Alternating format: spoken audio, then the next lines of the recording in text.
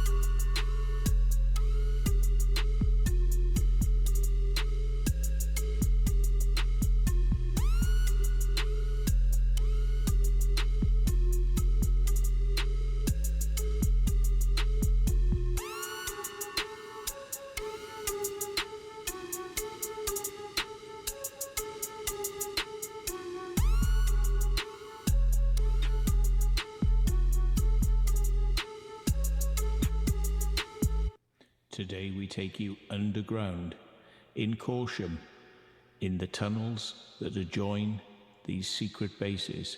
We get you closer than you have ever been before to some of the most secret places in the country. Join us on the Secret Vault.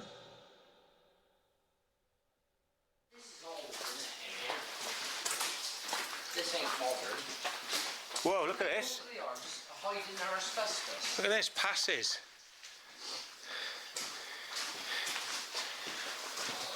Oh, it's an old one. Shit, those brick walls, man. Oh, there's a movement sensor. Oh, yeah. Oh, well. Too late now. It hasn't hasn't lit up. Nah, it's like... Mate, the amount of sensors and shit that's down here, mate, I'm telling you. What's all this Emergency evacuation pass rack. In an emergency evacuation, deposit your area pass here before proceeding any further. In an emergency evacuation, For what? evacuation for CCC. Right, that is dead. Yeah. But there could be other ones. Keep your eyes out. You know where the fuck we are. Where? MOD. There used to be a camera up there, look. Used to be a camera right there. Not anymore. Any sign MOD Navy? Oh man. No way. So it's 74 written out there. No way. We are so close to something really cool, yeah? There's no way anyone's going to be using this as an emergency exit unless they got a sledge on the other side, sledgehammer, and they tell you if in an emergency, knock through this wall. So, what was that way then?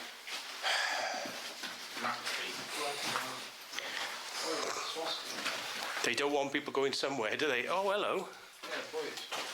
Yeah. Swastika up there. No way. Rudlow House, 1939. Yeah, because someone's gone through there for a reason.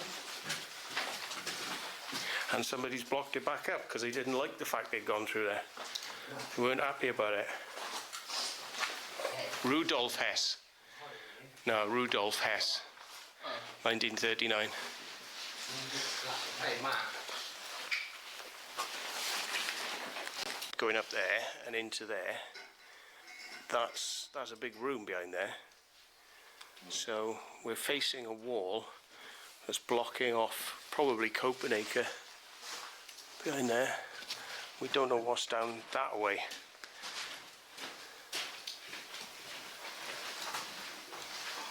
Because Copenhagen was close enough to CDCN to have a run through. Yeah. Little rat run.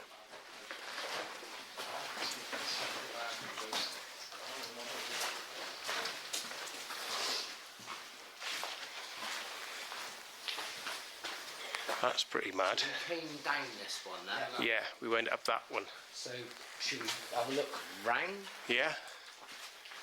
What's this? Trogthedon B. Trogthedon. 62. Yeah. They don't want you going down there.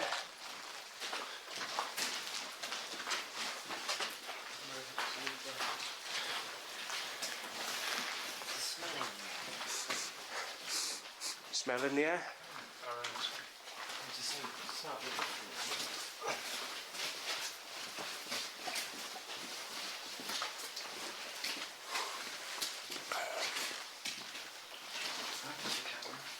So, we're definitely on the edge of parking.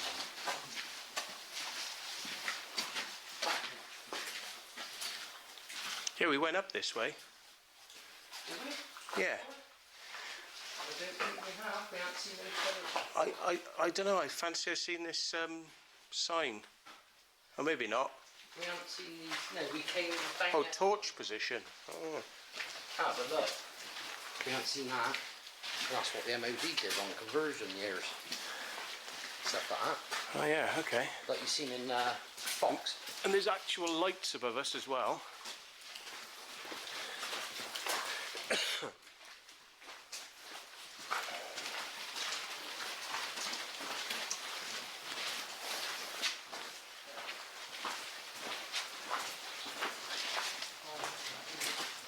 Oh, these hoops are like to tell you which way to go, isn't it?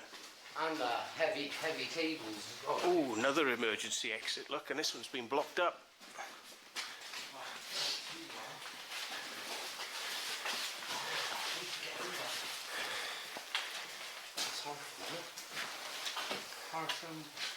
Sorry.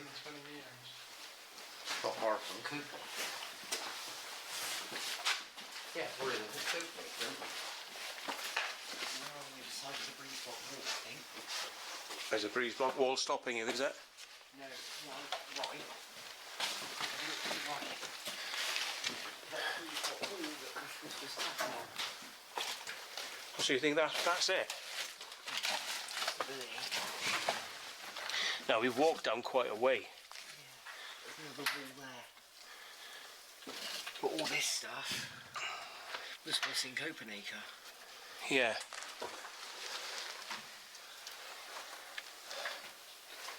So do you want to go along there and to the right and see if it... I'll have a nose.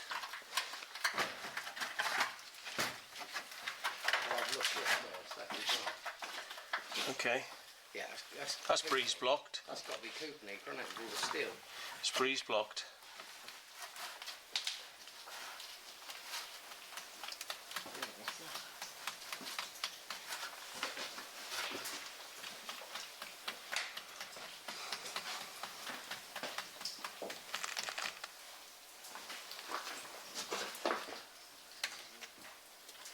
It's just all filled up in it. Yeah, I don't think they'll be making many mistakes like that.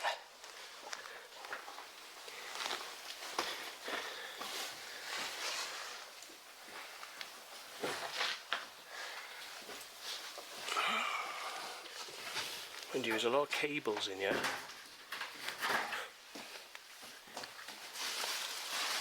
A lot of cables, so it's like something of interest down that way.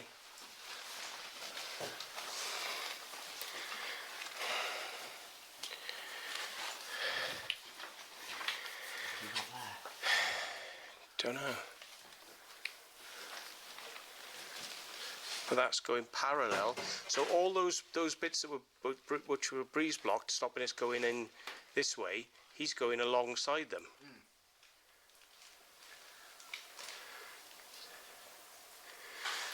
But there's more walls to the left, sealed up as well. They've sealed up.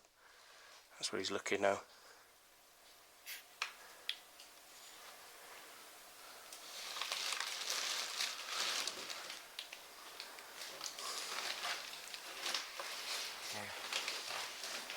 All sealed.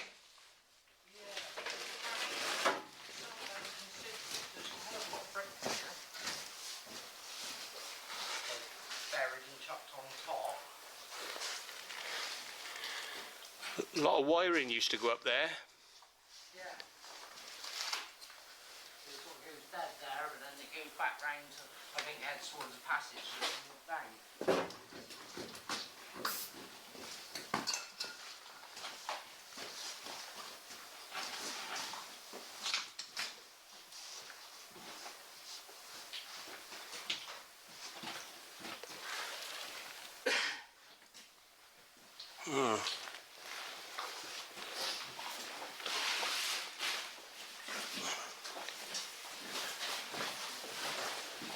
What's the deal with this then? Look on the door. Shut the door. Danger, no unauthorized entry, smoking prohibited. It's a fire door. There's crawl space up over there, but it'd be a bastard. Yeah, I can see. Okay. But it would be a master crawl.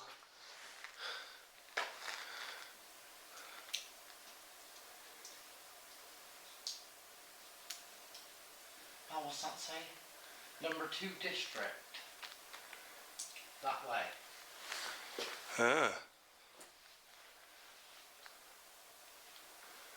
So what the fuck was there then? See that? That looks like an entrance. Yeah. But then also you look there, that's blocked up, and that's actually concrete blocked. So perhaps that takes you to one of the old slope shafts. Yeah. Hmm. Sorry, Copenhagen. Yep. Bloody hell.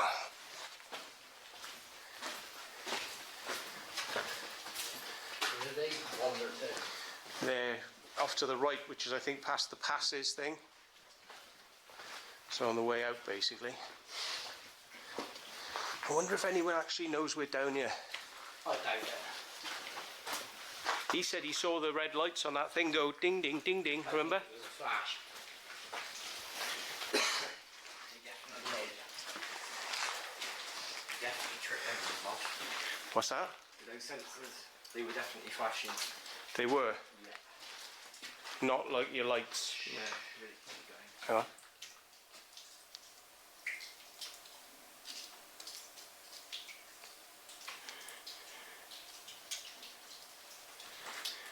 Got a piece of metal in it. No. What's... Nothing down there. I won't be wise to start thinking about making it. Getting out? Yeah, We can always come back. exactly. I might bring my little camera. I'm glad I filmed it in high quality with this, but... Oh.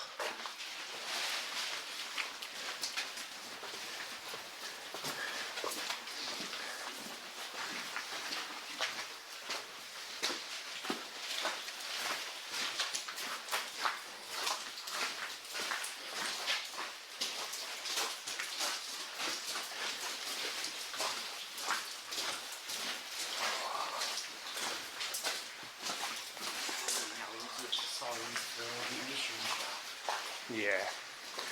Well, once we come out of this, we got to get down, haven't we? From here into the lower level, which is where the canteen was. That's where the canteen was, straight in it. Yeah. When we came up this way, I just found the passage. We shone the light down on it. We were higher up than it, but it said ignition shaft. So we just run our way back to that. We're not going to cut a lot of holes. Watch here, there might be a void there. What's that?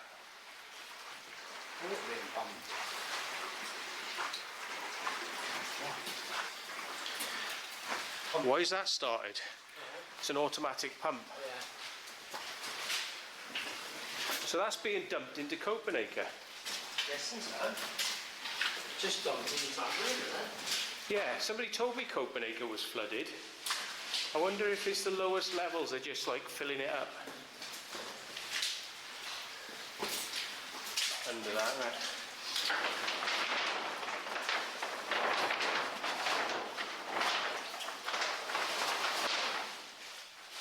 Cheers. Thank you.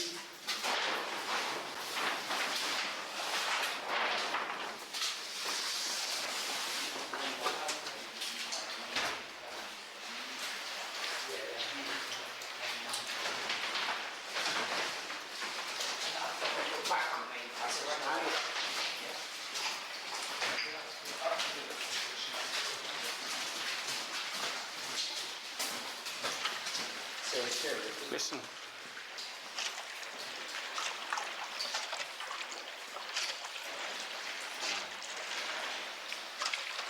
Isn't it? Right, can you hold that to the bottom? Cheers. Huh? That way. So you looking at that? Oh, shit. There you go, watch out for the khaki poo poo. Cheers. Whoa, that's going. Whoa, whoa. Folks, it's quagmire time. Right. Oh, it's not too bad when you stepped on this bit, it's alright. Ah! You alright, do you want me to? No, you got it. But where we come from, that way, wasn't it? Yeah, we need to go that way. We went up here and left then, wasn't it? Come up by the canteen.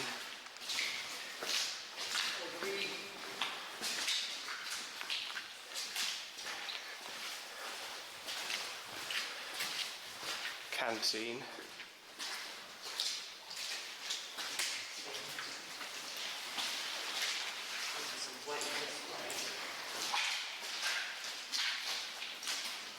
Pickwick, Pollard, incline. That's the incline. Up there, wasn't it? I don't remember seeing these lights earlier.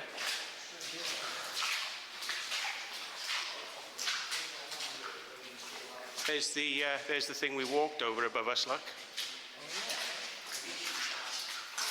We walked over that.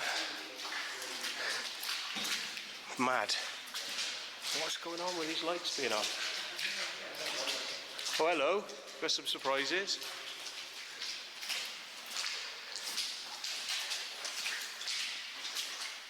Yeah, somebody's just left the lights on in here. Good lights as well. Yes, folks. I think this is where they're working.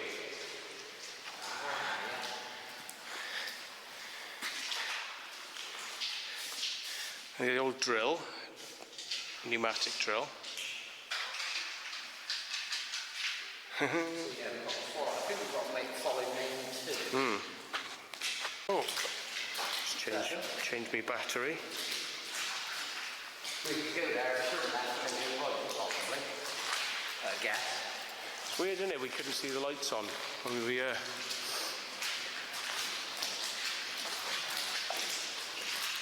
Whoa. Well, that's a different. That's got to be. So we need to go the opposite way on the wrong way.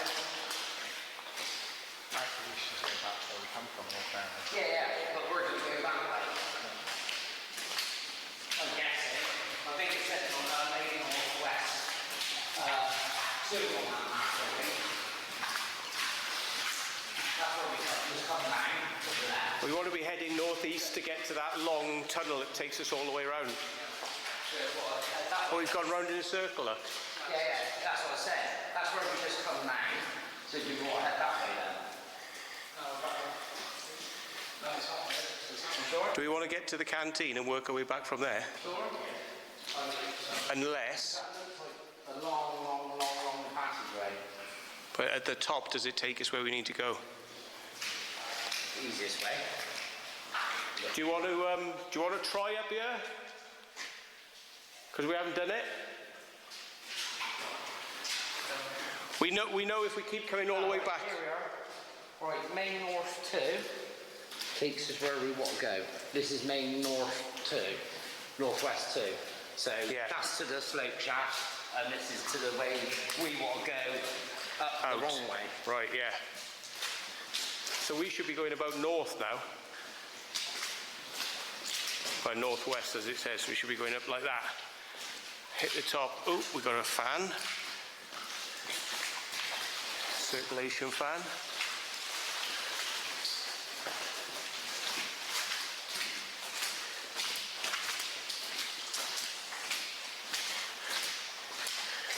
It's quite mad to think, like, you know, people live above here and they got no idea of, like, lorries and things going on underground and drilling, and they got no idea. No.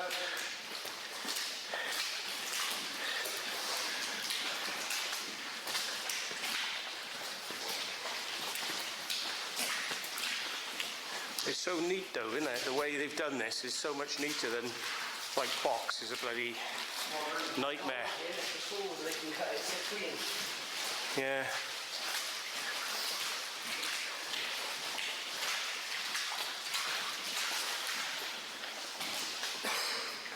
Oh, more fans.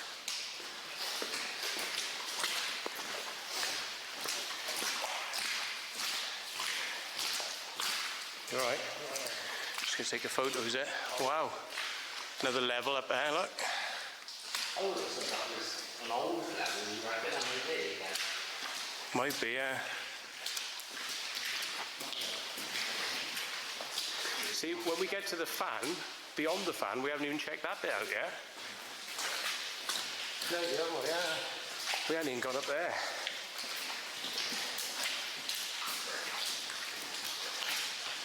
Fall protection. Big hole. Just drops down a bit.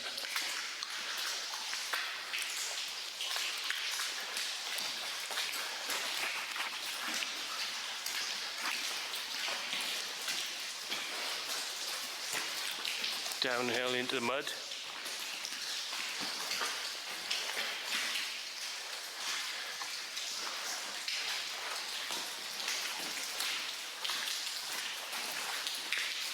Oh, drip, drip on my bloody face.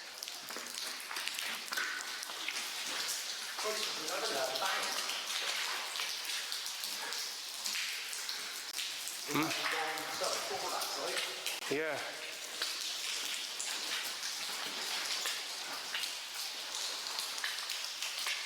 Oh, pumps. That's high voltage going into there. Yeah.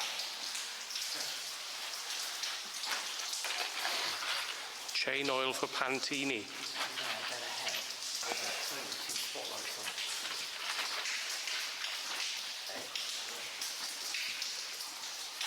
So are they connecting for their power? Yeah.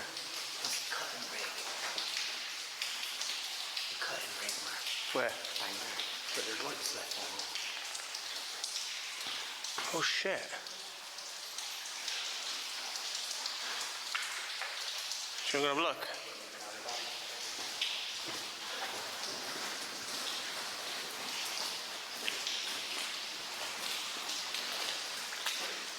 Wow, there's stuff down there as well.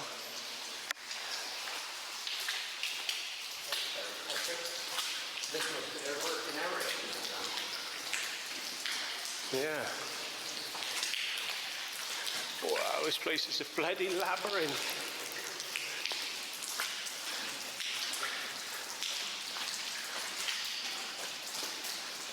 Look how it goes off.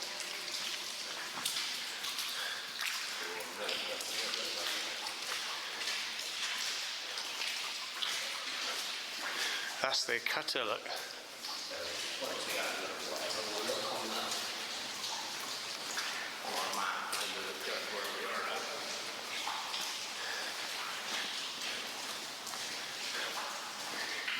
I think that's pneumatically driven, isn't it? That's why it's got that cable. It's all electric. Power electric. Wow. And its lights are still on. Oh, look at the chainsaw on it. Yeah, they've just walked away from it from the weekend, from Friday. No way. That's mental. Yeah. All the lights are on. Oh look, there's a screen, look.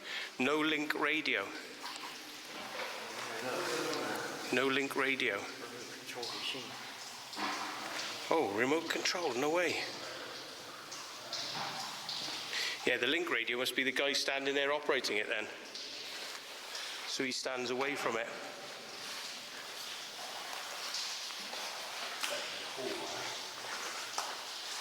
That's the remote control to operate it.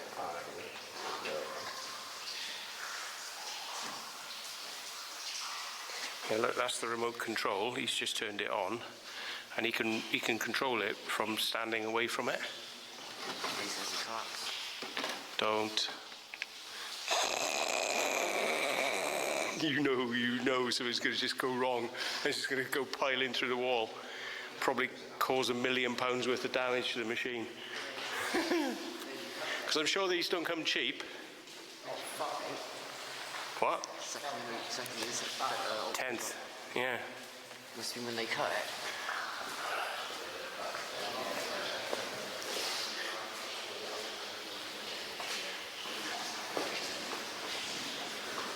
So they're working to the north then, really, aren't they?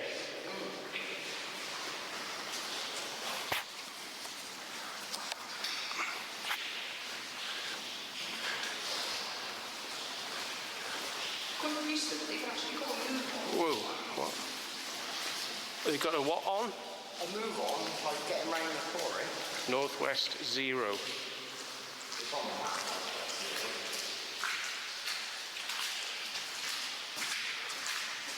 So this must be where we came in, I think. Somewhere not far away.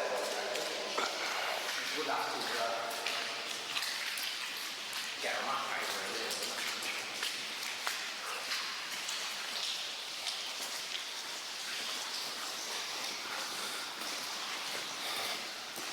Didn't see that. Cherry picker. Actually putting the roof box in. Didn't see that.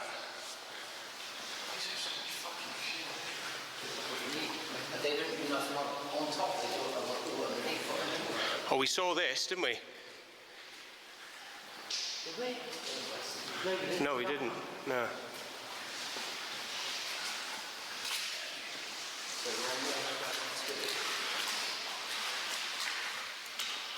I think we've lucked out now. So we walk back down and go up that little side passage then, by the canteen. Yeah. So all these are just on the map. It's just where they're working, isn't it?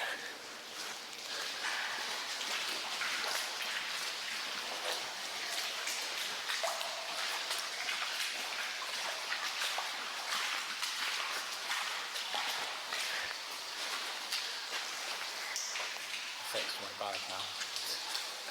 Is there any way through from that map? Let's have a look. Northwest 2.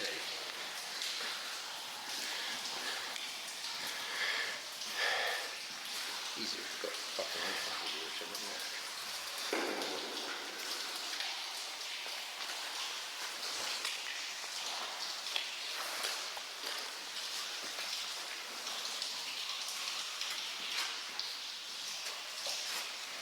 North 2. Yeah. That's where we've been all around this. So you'd have to go to the right, really. we've been moving to the left in these sections, but up there was a way to go to the right. Can you see it? The red route, that pink route. That's what we've got to follow. We've got to go to...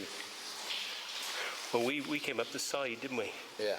So what they're saying then is it's basically all the way up there and over to the right. And what we're looking at on some of that map is some of the old stuff. So what have we got from the office? What have we got on that one? Northwest, main north 2. Main north 2. It goes off the top of the map. So That's that section. main north 1 was that one. Yeah. But also they've added a main 0.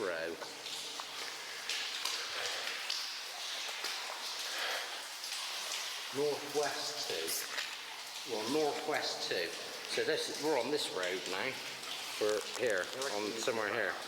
Back the way we came. So if we head for the canteen and we would follow our route back then. Yeah. That's easier. We're in the side section of it. It's quite fruity. Yeah.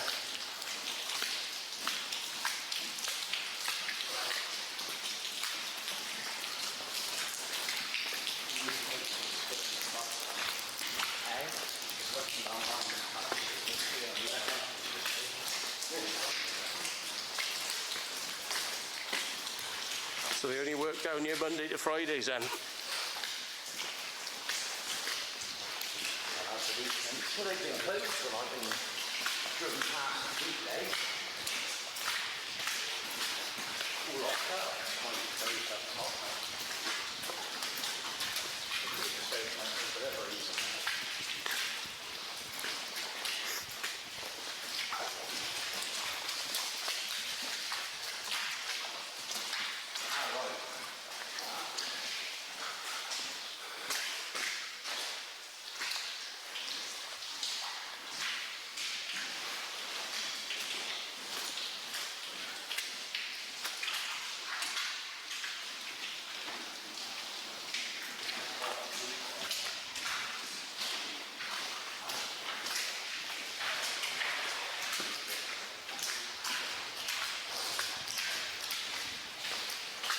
I wonder what they're going to do here.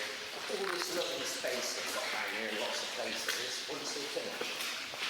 God knows.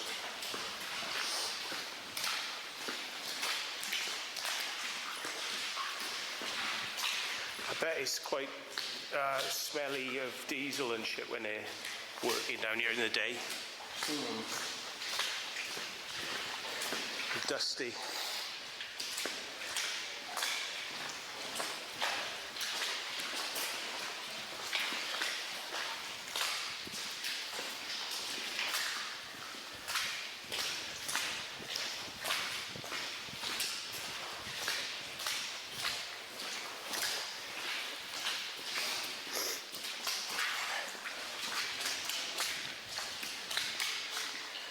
No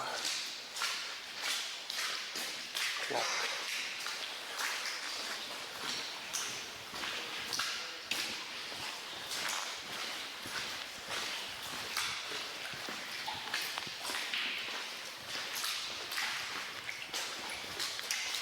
That's funny, isn't it? Yeah.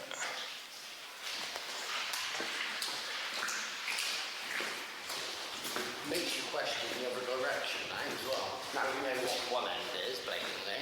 Yeah.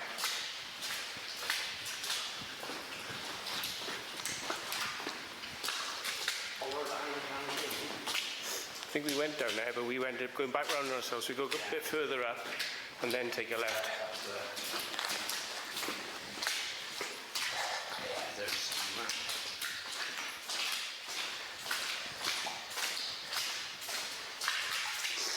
And we walked down the side of the canteen, didn't we?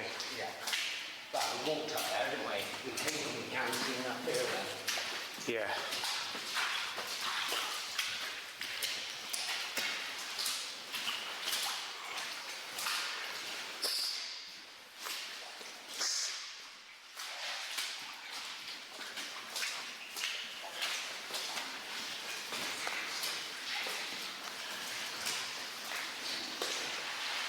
think they went left.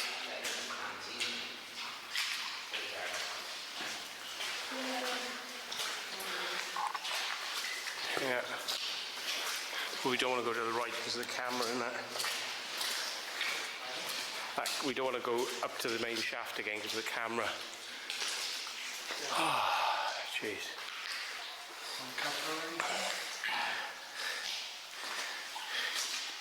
Right, let's try and trace our footsteps and look. I'm going to have a quick hit. Jordan's just dropped one. Oof. Chatting shit. Jesus. Did you eat the fish or did you make love to it? Let's roll in, Jordan. Whoa. Fish.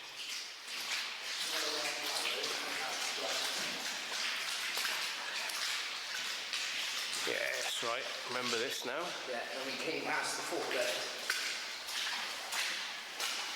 That's the one. Sneaky mine. Sneaky tunnel.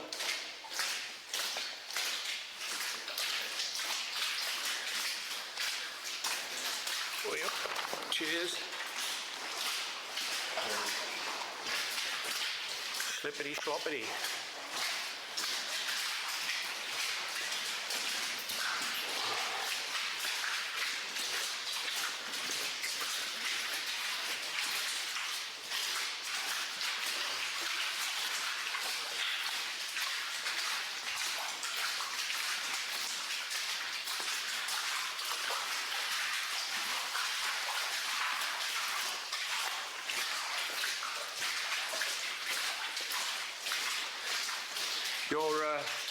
Your car might look quite good later on with all these boots.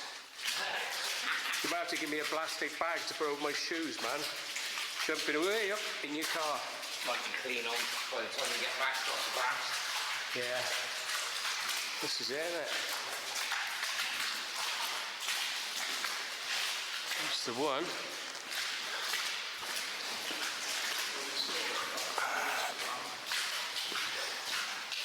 Whoa. Gareth's keen to get out here, isn't he? We've stayed past our welcome.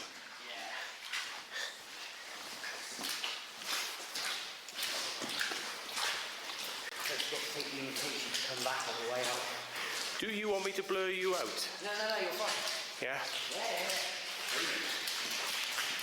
I was just wondering about the mask. I've been on the live stream now. Oh, that's right, yeah. Oh yeah, that's where we were. Came down the big blocks.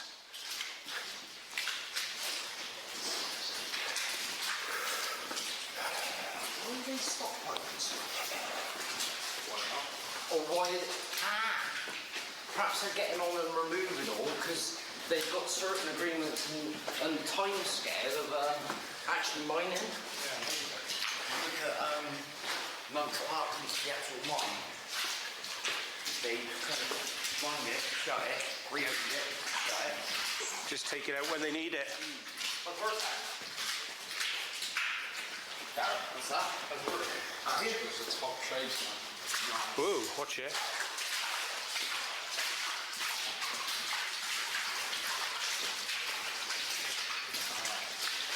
Yeah, all the metal stuff we were talking about earlier on.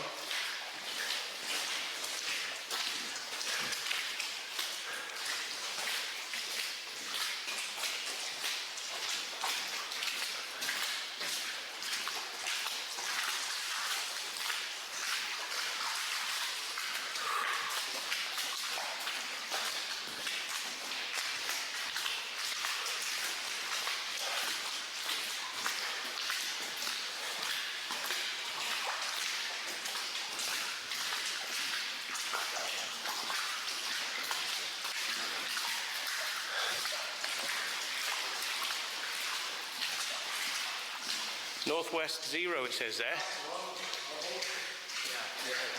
No, we've been, yeah. No, it is, look, it's hollowed shaft, both faces that way. I think I did actually take a picture of those two when I walked back up. But we've been in Northwest 0.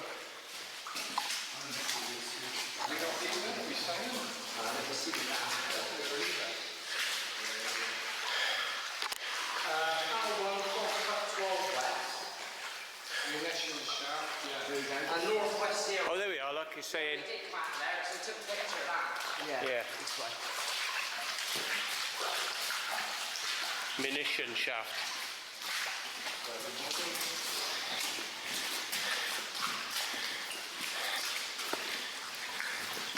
So, in theory then, all the talk you've ever heard about Pickwick or anywhere else is bollocks on the size of it. It's fucking Huge. a lot bigger.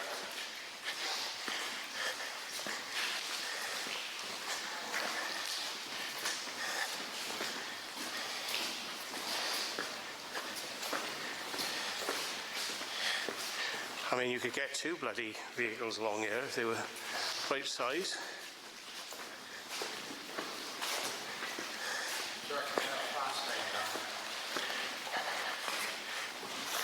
You have a what? Yeah. That's that thing where you had to look at it, whether the keys were working on it, wasn't it? Yeah, keys don't work.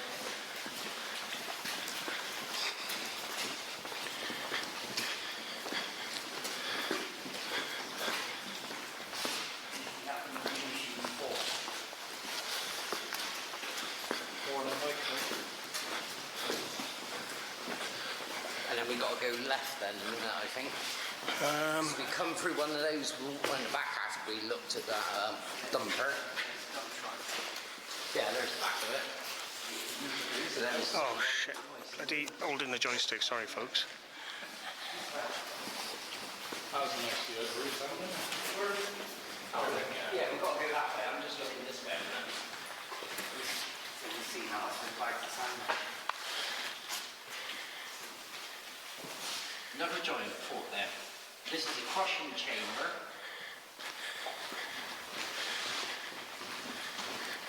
A full-size crusher.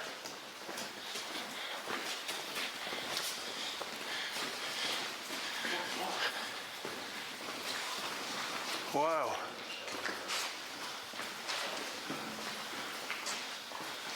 They're crushing the stone up to like small building stone and shit.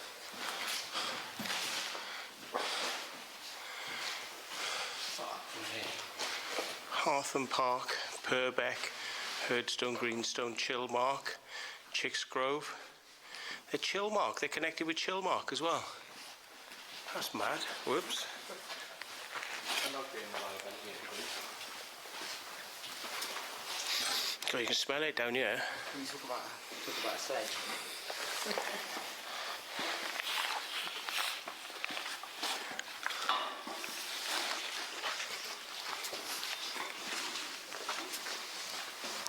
Multi-purpose EP2 grease. Oh. Bloody hell. This was on 2 levels. Jesus.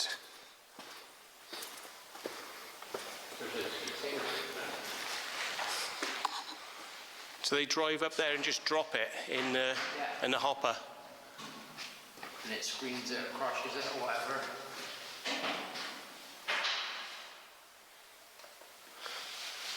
Mad. Oh yeah.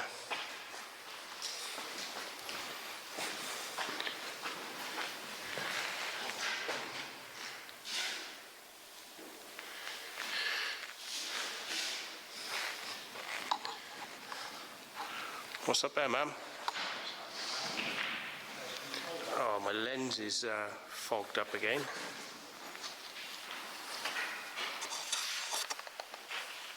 Seems like it's certain sections.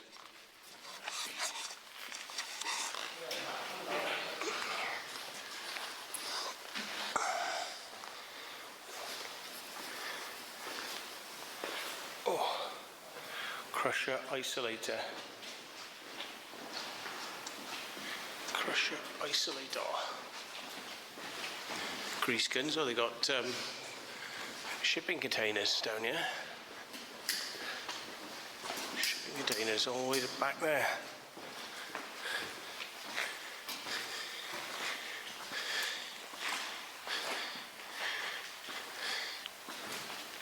Ah, fans. Yeah, Pickwick shaft, 3 weeks. Better wait for Jordan because he don't know where we're going.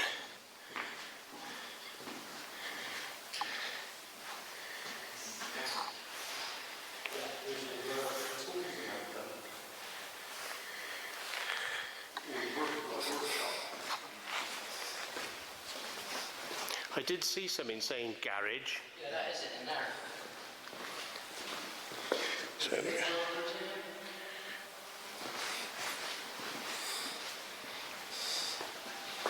it's the garage, look.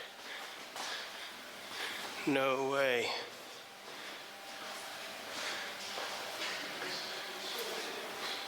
Wow, oxyacetylene.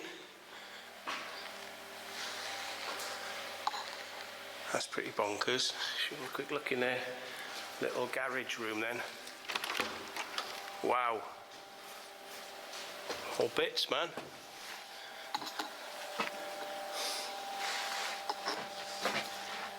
Drying, yeah. Yeah. Trying to keep it dry in here, I think. There's one of those remote controllers for the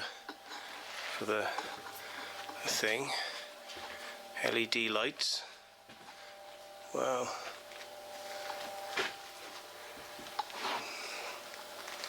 Making your little shop famous, yeah, whoever you are. We won't touch because we're good like that. Well, apart from trying to turn on your remote control.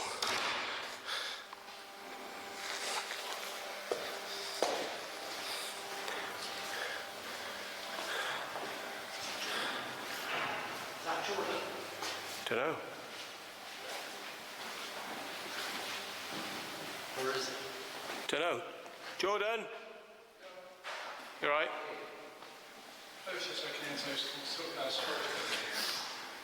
We could hear some banging.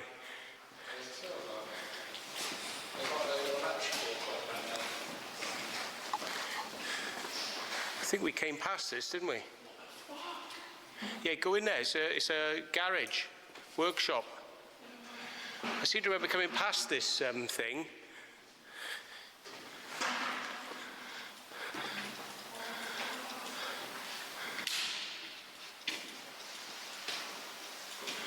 There's an isolator here on the wall.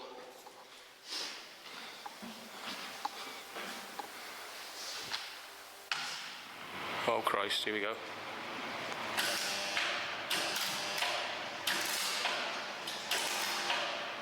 Yeah. Tested it for you. Turn that isolator off.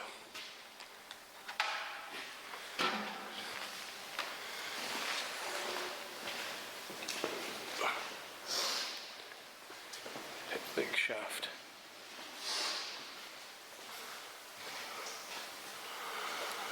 Bloody hell, folks.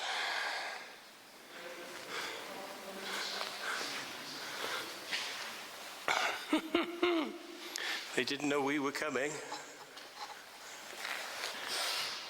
A couple of months' time, when we put this out, they're going to be a bit sore. It'll soon be Christmas. Yeah. And Jesus is coming. He's wanking through the hole in his house. Jesus is coming and the pink boys are bumming. Brings the Christmas special. Hey? Mate, it's fucking awesome, man. Well, it's the maintenance section. Yeah, they got a full workshop. That's class. Yeah, he's got a speaker there. Look, he's probably got music playing as well. Where's the speaker, man? There's a speaker by her, look. 6 by 9. Car speaker. And wires on it. Nice. Is it going anywhere? No wires? Oh, no. You get fucking pizza shit. There's another speaker down there. Junk. Well, you must, when you're working, some of the stuff will work. What does that do? What's that do? It's a punch of some description. You punch it and it probably turns. You whack it and it goes. Wait, he's got loads of chisels there, and all like, fuck me. Chisel. One for Chisel Central. Yeah. That's a Sprag clutch, isn't it? Oh no, it's not. It's just Yeah, he's got exhaust covers all over the lot. welding sticks. Oh, welding sticks, are they? Welding sticks, yeah. Got all sockets. Oh, it's the drawing room and storeroom now. Yeah, he's got an angle grinder. Circular saw.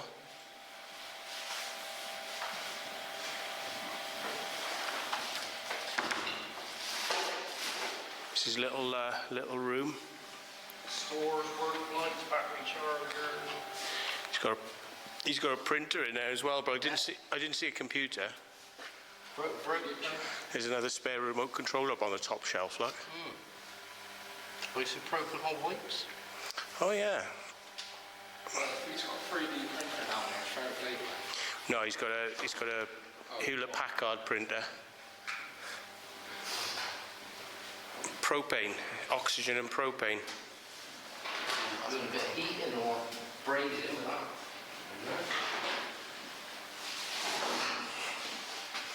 Oh yeah, 240 transformers, 110 transformers.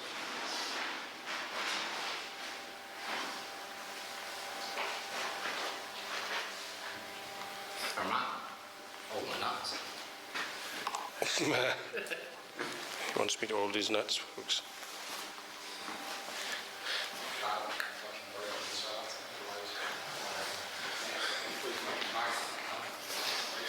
Oh, should we head the other way then?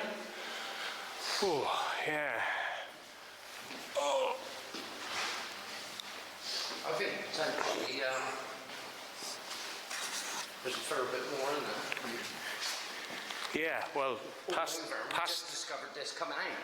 yeah, past that fan, unless that fan only goes a little bit further and goes up to an exhaust shaft or something. Jordan? He's still back there. Checking out the garage. Laminate flooring? Here he comes. I had to get another bag because my one can't break it. Okay.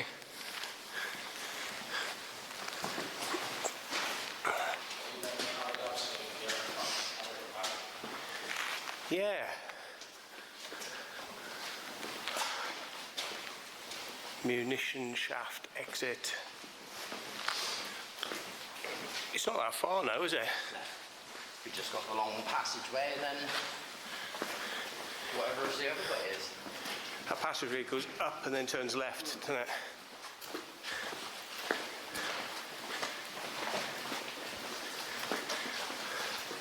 At least we didn't do no climbing today. Right? So at least we didn't do no climbing, although we could be up for that. The night show, we've still got plenty of time. Tell you what, this camera, it's nearly killed me taking this camera around bloody... Taking out this and killed me off, broke a massive sweat out in the middle of bloody go. Oh, well, imagine Paris catacombs, 4 hours, and having to crawl on your hands and knees with a camera in your hand like that. Fucking... Mate, I was so it was painful, that's all I'm going to say. You must be gone. It was pain. I had to break through the pain threshold, like, you know. Oh, it's horrible.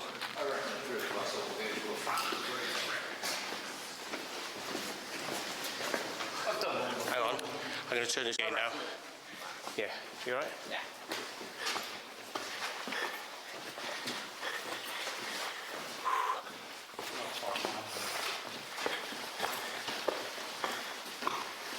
That's fucking awesome, man. Oh, yes. And there's still more to go, I reckon. Oh yeah. We just need to do a bit of homework. Yeah.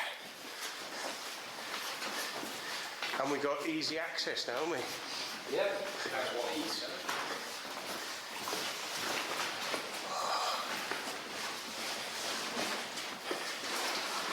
Oh, my shoulders are hurting. Oh, camera.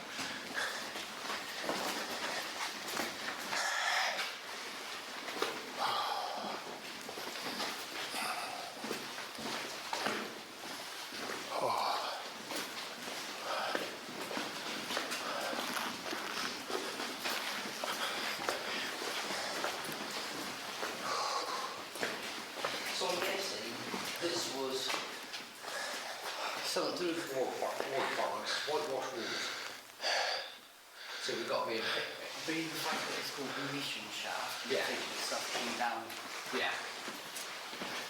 But so say, from what I think I read, officially Pickwick wasn't used for munitions. what they say and what... Yeah, it just went bang, electric shock line. Oh, shit. Yeah. Right. Oh, George, can you hold on to that a sec? I can. Yeah, sorry. I might as well be a personal cameraman, innit? Trousers coming down. Personal cameraman. Yeah. Trousers coming down. Can you hold on to it? I like trousers, yeah. Yeah, my trousers coming down. Can you hold on to it?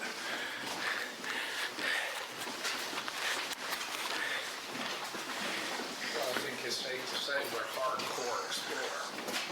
Oh, yeah. Oh. But it's a lot easier with these people who come down and take photos. Oh dear, that's where I ran out of memory card, and I didn't have any spares with me. I'd used them all up. So basically the walk along this tunnel is the walk back to the steps that we came in on, so you're not missing too much by seeing the last little bit. We're only a few minutes away from it. So anyway, hopefully that has excited the imaginations of everybody who's watching, and hopefully the people who are down there don't mind the fact that we'd have a little tour around, because ultimately these things will never get seen. So thank you very much for watching, and catch you on the next one. Oh yeah, just a final point as well. Isn't it funny that we got into the famed MOD tunnel, which went all the way over the top of Pickwick and Hartham Quarry and headed towards the CCC?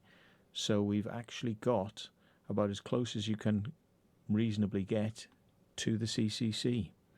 And yeah, any further and we'd probably be meeting guys with semi-automatic machine guns. So yeah, but thanks for watching.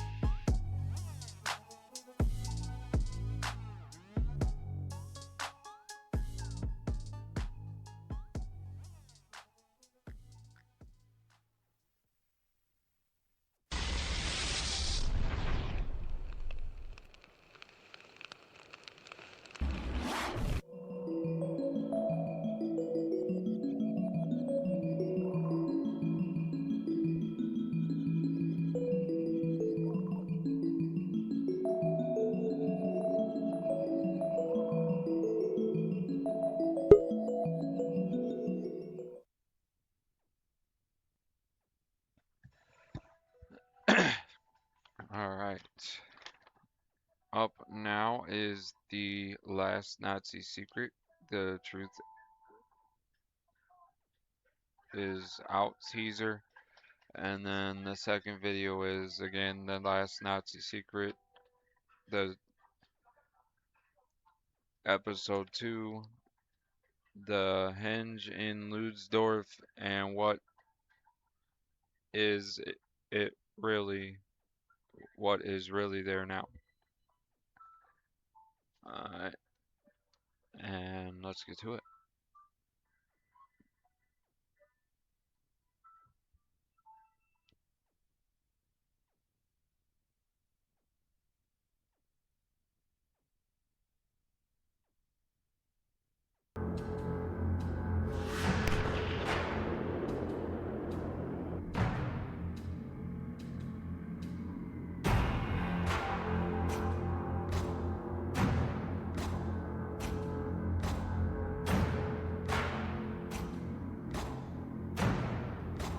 The radiation level in there is higher.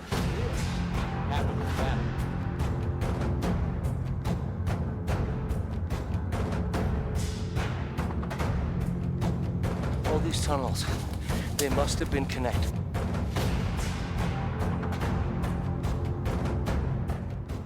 This place was made for Hitler.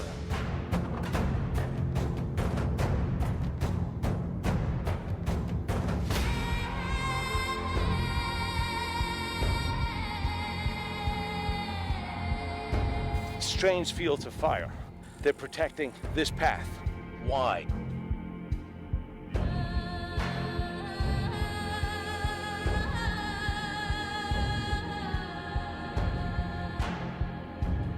He was an SS.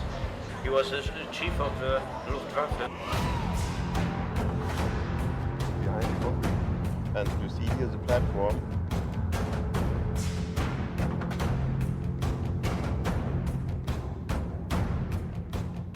Radioactive materials from here to Russia. And the result was the first analog computer in the world. Was meinst du das, Brandt?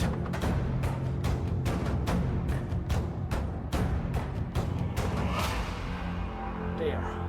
Very heavy-duty electrical cabling ran from the power plant into the mountain.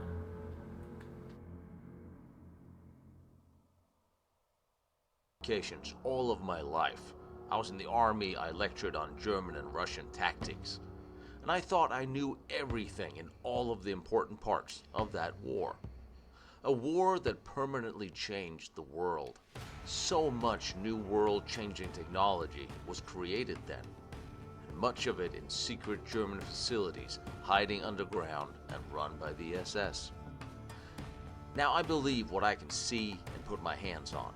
And of course, I understand propaganda, disinformation, black projects, and the need to classify certain missions and documents. I don't subscribe to what mainstream classified as conspiracy theories. So it'll be a hard sell for someone to convince me of Nazi UFOs and hovering bells. But the more documents that have come out, the more I keep seeing words like nuclear bomb, hydrogen bomb, cyclotron, particle accelerator, remote control. Documents of secret labs in far-flung parts of Europe, and all of SS General Kammler's secret research that went missing. Now, it is quite clear that something exceptional was being done, and everyone knowing have actively tried to cover it up since. Now that got my attention. People are still covering up these secrets today, and thousands of people died for them. So in this series, we are going to all of General Kammler's secret research facilities. We're going to follow the declassified documents and the trails of the SS General and the German weapons scientists and their facilities. I say, let's go take a look at all these locations above and underground and see what is actually there. It will make it much easier to gauge what would and could have been there, so I'm bringing a shovel and a Geiger counter with me. We are going to the German secret side of World War II, and together we can explore what's there. I will show you everything I find, and I will share all my documentation. I will interview experts and those researchers who've gone there before me. And I will keep looking until we get some answers. Because if just half of what I have so far seen and heard of is true, the world will change when the truth comes out.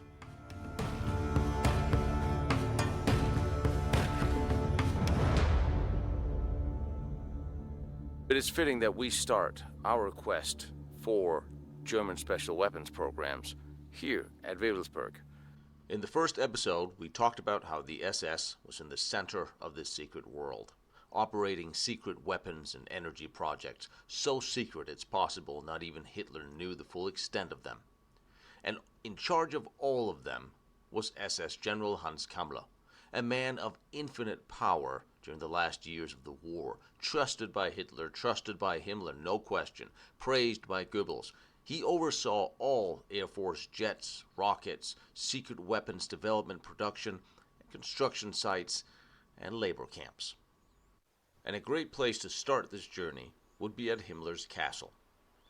Wewelsburg was Himmler's castle, an SS school and research center for the Ahnenerbe. Ahnenerbe, Himmler's dedicated historians and archaeologists. But also high-ranking SS members would meet regularly here at the castle. Now, I always did suspect that the Ahnenerbe was doing more than just looking for a German Aryan past and measuring skulls in Peru or going to Antarctica. Their research was also the study of the real, Thule, and ancient societies, esoteric ancient texts, Sumerian and Hindi. And of course the study of the occult, which was fascinating Himmler. But it seems that General Kammler had a greater contact and involvement with the Ahnenerbe that I thought before, looking for secret locations for them, as was specified in his letter to Dr. Brandt. Now, Kammler was a pragmatic man. He was efficient and driven. And somehow I don't see him attending occult ceremonies. He was too busy for that. He was too busy for anything that did not directly pertain to his job, his SS duties, and his scientists, and his weapons manufacturing, production, and development. Kammler was tasked with developing and putting into production the second, third, fourth generation future weapon systems, to think outside the mainstream science box and use any resources available to him. He had the support of enormous companies like IG Farben and AEG, had all the slave labor he needed. He built rockets and nuclear bombs, so how the Ahnenerbe fit is something we really need to look at more. Recently, historians have been saying that Sumerian texts contain descriptions of ancient superweapon systems and technologies. Now, I don't read Sumerian or Hindu, so I don't know. But it seems to me that besides his esoteric interest, Himmler was determined to search everywhere for anything that he believed could help Germany win the war. And just saying that, I can hear the late Jim Mars whispering in my ear that the Baghdad Museum, which was raided during the Gulf War, and all those Sumerian tablets that disappeared, that had been catalogued by German archaeologists just before they disappeared. But that's sure that is a coincidence, and I digress. Now, Heinrich Himmler took over Wewelsburg in 1933 and rebuilt it, full of ruins, large black sun inlay in stone on the Knight's Tower floor. Wewelsburg was originally an ancient castle that was owned by the King of Prussia. At the end of the war, Himmler sent an SS detachment to blow it up. They couldn't quite accomplish the task, but certainly destroyed some of it and set the rest on fire. Here at Wewelsburg, Himmler would host meetings with the highest-ranking SS generals for strategy and planning. After one such meeting, General Kammler sent a letter to Dr. Brandt, wherein he mentioned specifically the Riese project in Lower Silesia had to be completed before other projects could be begun. This is one of the first official mentions of the Riese project. The Riese and another project named Lothar, same place, same location, and another SS castle, was also mentioned in a ministry letter from Dr. Albert Speer wherein he specifies the details of the construction in a briefing to Hitler. This makes Lower Silesia one of the most important SS manufacturing locations out of 4 mentioned in letters to Hitler and from Albert Speer, who took over after Dr. Todt in constructing for the Reich, working with the SS. So now we have to go and look at what it was that happened in Lower Silesia and der Riese, because this is where Igor had mentioned projects such as the Glocke had originated. Here I meet up with one of the local historians, Christoph, who grew up here and used to work at the Riese complex. Ludwigsdorf is the place where the Glocke was supposed to have been created. Let me make it clear, I'm not here looking for aliens, Nazi UFOs, or even the bell in the modernized configuration it's been portrayed. I am here because we know that Kammler and his group were building something very, very specific here. Thus, we are looking for infrastructure that would support a massive secret military weapons program or other nuclear. We still need power. And coming into the valley of Ludwigsdorf, coming up towards the Henge, is a massive power plant that has been here for 40 years before the war, and that's a good place to start. From the mid-19th century, there's been a huge coal mine here. The whole area and underground is full of coal mining tunnels. By 1928, there was 4,600 people employed here. It was the biggest employer in the county. And of course, for the coal mine and the thousands of employees that worked and lived in the area, they needed to install a huge power plant to supply power for all of them. And as the mine produced up to 500,000 tons of coal a year, they needed massive rail infrastructure to transport them to consumers. In 1930, there was an accident underground where 151 workers died, and the mine had to close for a time. In 1940, Dynamite Nobel took over the Moltke mine and some of the administration buildings and set up ammunition manufacturing. The power plant and infrastructure remained, thus this is a perfect place in a valley, secluded, to produce or develop anything. In 1942, Kammler's team moved in the valley and set up shop as well. The power plant ran until several decades after the war, but it's now dilapidated. On the road into the electricity plant, you get this. Overhead is a rail bridge. Administration, regular administration, work halls, but it looks like a maintenance building that's been here for a long time. And inside again we find these roofing tiles that I seem to come across everywhere I go. The implication being that the Germans are using the same material wherever they went to build. These buildings are certainly old enough, predates World War II. So did the SS come in here? Did they place a weapon manufacturing plant because there was power? Did they expand the power because they needed it for more research? Or did they do it because there was a lot of coal and uranium mines in the underground with large cavities where you can hide things? There was rail links to here, what looks like old rail buildings down here. But this was a very large, clearly a power plant. No one's arguing that. Wide open space leading up to the power plant, on the other side of which is the fly trap and the weapons manufacturing plant. Foundation I'm standing on, it's hard to tell what was here. These anchors,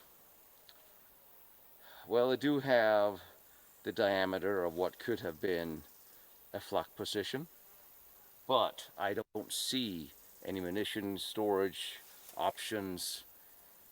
I'm more inclined to think this would have been a pillar leading to some sort of tubing. Today it's hard to gauge the military infrastructure, but still from pictures from already the 70s, you can still see some of the German guard towers and positions that were strewn throughout the complex.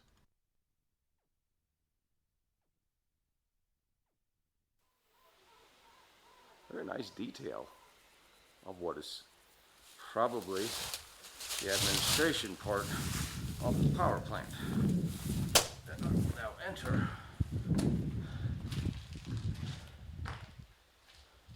Another hole in the ground. Are you sensing themes here?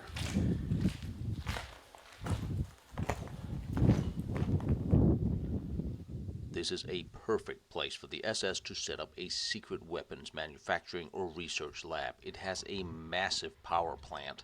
It has massive rail links to and from. It is deep inside German territory, far away from any kind of Allied bombing. It already has a security aspect to it. And before the war, there was a munitions development production facility here already that we will see. Also, there are buildings littering all the roads to and from the what is now famous henge that would looks like guard buildings to me. Indeed, this is the old main Axis guard house, and you can still see the mounting for the heavy steel gate.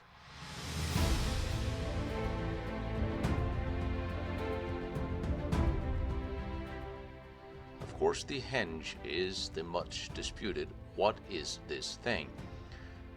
The Glocke, or the bell, has been claimed to be a special German research program that had been tethered within here, and witnesses have testified to seeing it hover within the henge. Others claim that it is a water tower.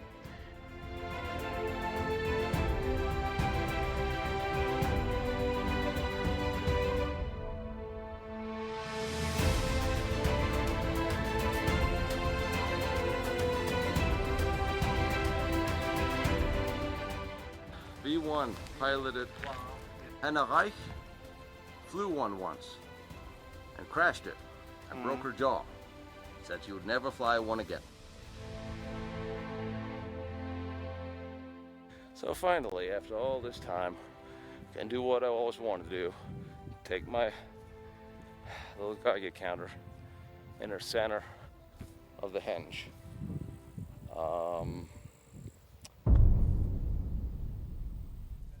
There's a slightly higher level of radiation right here in the center of the henge than on the mountain and further away. I was prepared to just tell you this was a water tower, and now I see where all the speculations came from.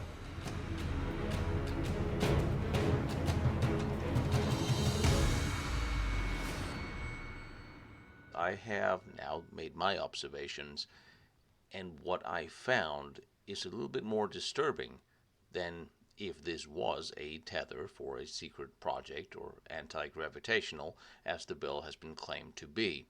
They have described a research project that they evacuated.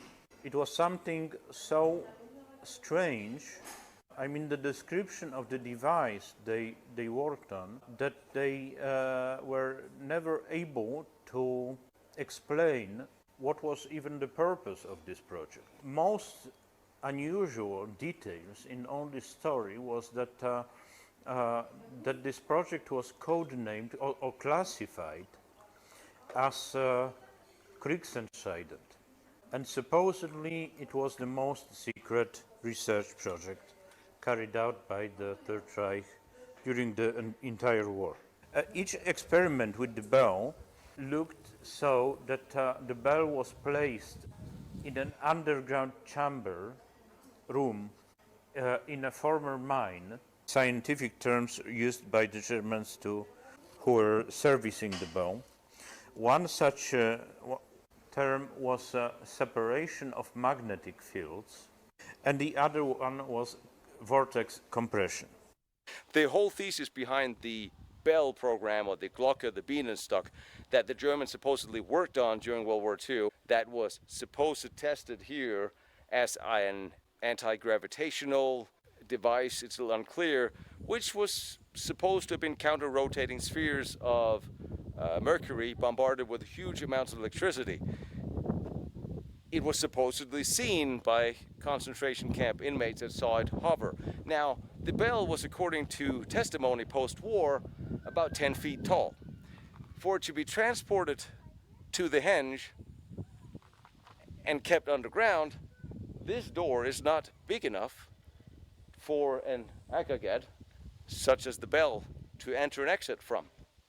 I don't take sides, I'm a historian. And these hallways, I could see a small ammunition train on tracks, but nothing very large and cumbersome is going to go in and out of this tunnel. The bell was 10 feet tall. It weighed several tons. It must have done. This is not where it came from. This is impossible to get something that big here. Tons of dispatchers and engineers. Those we're going to take pictures of as we go. So,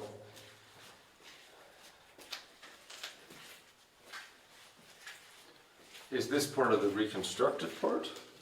Do we know? Is this new, or is that? Some parts can be new. And then they look like the original part.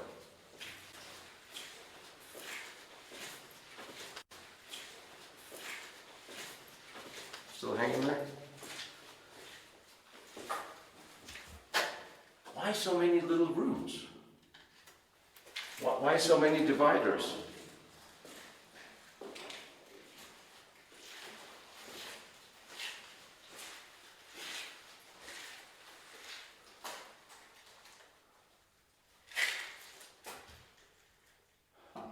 Down. This one down? Go down. Were these original coal mines before World War II? Yeah. So these were tunnels that existed before the war that the Germans... Yeah, maybe some of these tunnels exist before the Second War. This and here was for a heavy door. Here's a heavy double door. And then we have a staircase going up to... Okay, so this is ventilation. Shaft. Okay, yeah. Okay, so I hope you all forgive me for not crawling up these rushy stairs. I would, but this is really just a ventilation shaft. And of course the access to the ventilation would have been a very heavy door, so nobody could drop anything explosive or gas-like in here. But this is where we have to start paying attention. Take a look at the bricks on the right side coming to the end of this tunnel. I'm doubting this is original, and I think maybe something has been covered up here. Now I can't help but notice if we're walking around in a circle, we're circling a building? This is a circle somehow. Is the whole complex round, or? No. On this corridor is something round. Now, true to tradition, I'm going down.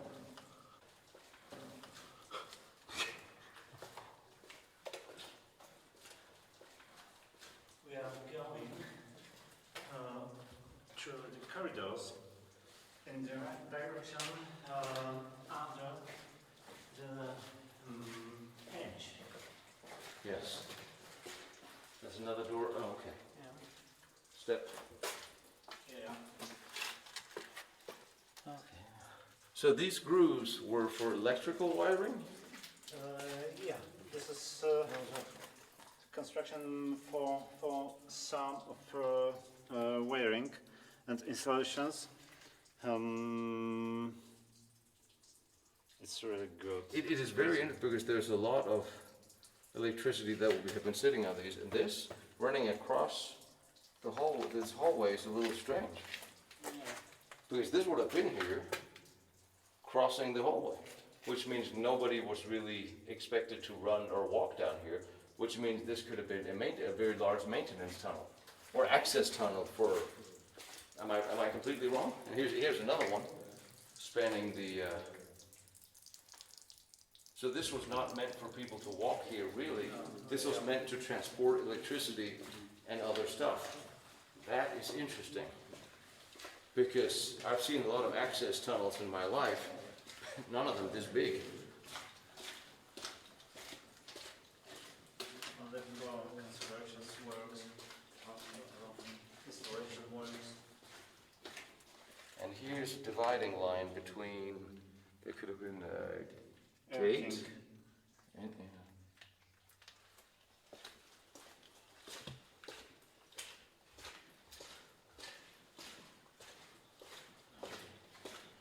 Now this is, without a doubt, a heavy utility tunnel holding a lot of large electrical cables running in underneath the henge. I'm not sure what that means. Great. He walked me into a wall. All right, young man, go get me a hammer. What's behind the wall? The tunnel is going under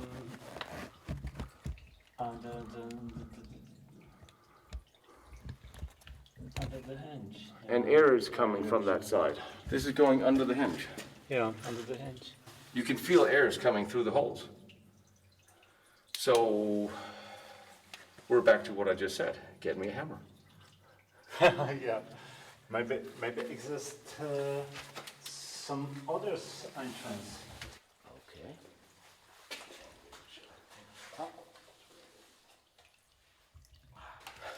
This is what I knew was going to happen that was going to frustrate me. Is I would come at another end of another tunnel that is closed. The radiation level in there is higher. Why is it exactly I want to go into a place where the radiation is higher than the upstairs? What the hell is wrong with me? Anyway, good time to start thinking about those children while I still can. I want to know what's in there so bad. It's driving me crazy.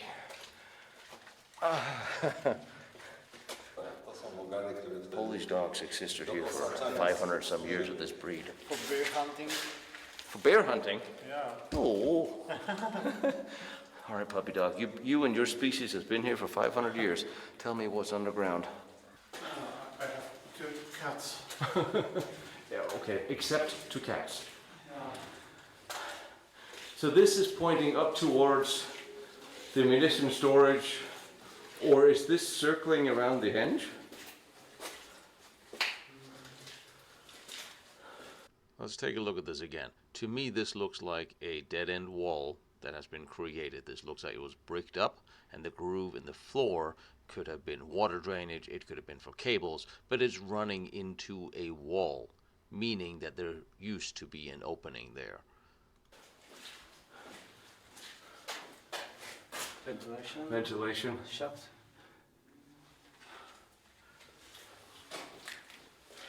And all these are ventilation, or Yeah. that's all water. That could be water drainage. Well, if water in the groundwater is assembling, but you wouldn't. Yeah. You wouldn't guide water.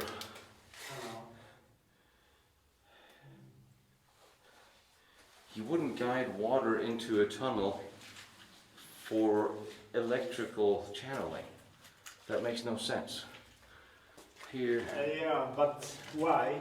Yeah, I'm saying that. Why this drainage is going down? Not up. Not go up, not goes, but it's going down. I don't know that. I don't understand that. What it does tell me is that there is something behind the wall. I mean, I get you have the water drainage tunnels on the floor that would drag water out. I get that, but Going down. It's going down. And some of these bricks and mortar look real new. so now we're tunneling away from the henge because the henge is to the right. Henge is that way. Another access panel. Yeah, this is definitely a utility tunnel. All that electricity from the power plant nearby would have to be transported here somehow. And guess what I'm seeing? I'm seeing a hole, and I'm seeing the outside. Here is the outside. This tunnel could be opened. And here's the other end. So, if there's... That means the other end of the tunnel that's closed we might be able to find. Because this is, of course, temporary where brick that's put up. That is outside. And that is to the left of the henge. The henge is generally behind us right now, isn't it? The henge would be pretty much that way. Yeah. This is... Here was more entrance. Yeah. And here's another question for you. If it was a water tower, that we all think it was, except not really anymore. Okay, this was a heavy, there was a heavy door here too. It could have been post-war, it's hard to say. But these tunnels, full of electrical cables, are leading back under the henge. If the henge was a water tower, that could theoretically be broken or destroyed by attack. Why would you put an electrical cable that important underneath it? Rails on the walls. And something went on here. This was definitely not just small bullets they were making in this place. There's more to it. All right, we just left the tunnels. And this is where I'm going to try to piece it together in my head. Underneath, a lot of access tunnels for cabling, water, power. Main power plant was down there. One of the tunnels leads under the henge. 2 access tunnels.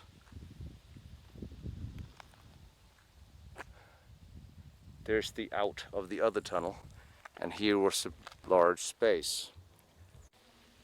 And this is where my problems begin.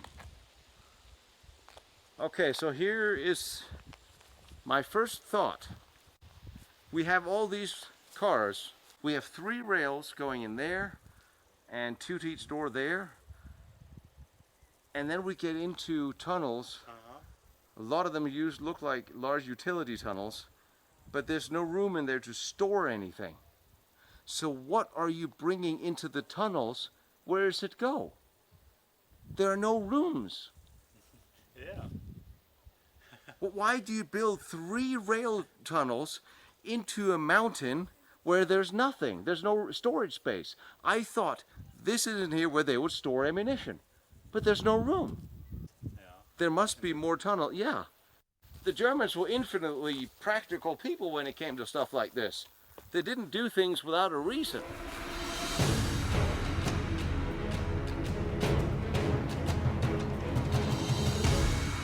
And something was protected down here.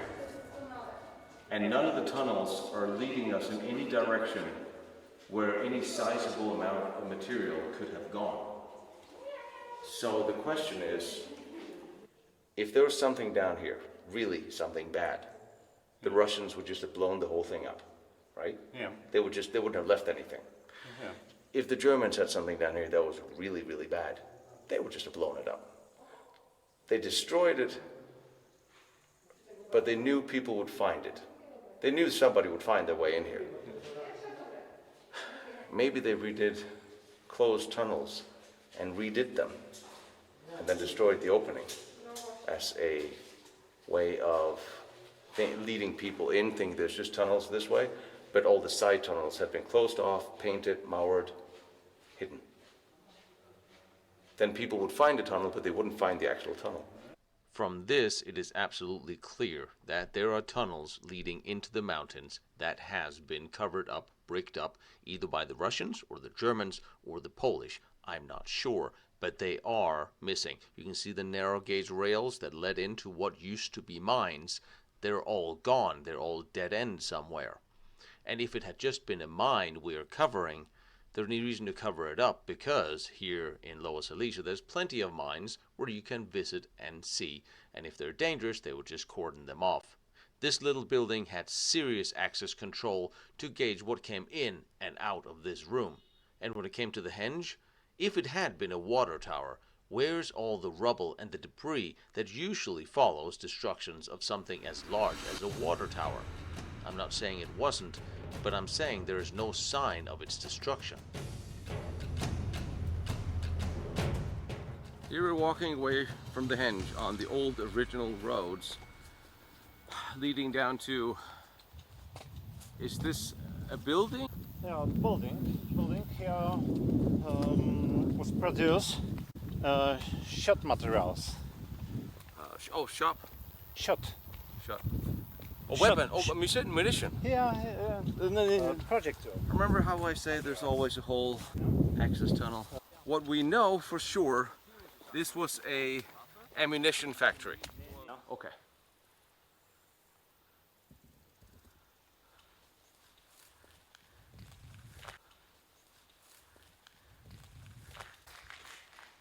This is a heavy reinforced building. Would trains come in? No. There was tracks coming and from here to magazines. Yeah. So there were tracks from here to the other shops, or? Yeah. And are going next to magazines. Yeah.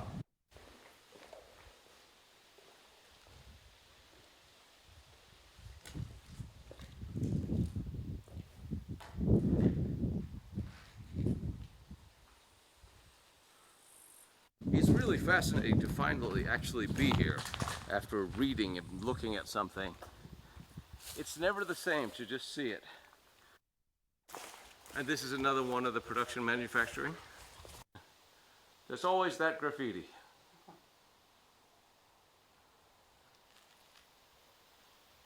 And the first one leading down to the henge is down there. We can see the part of this building, but it was really risky to produce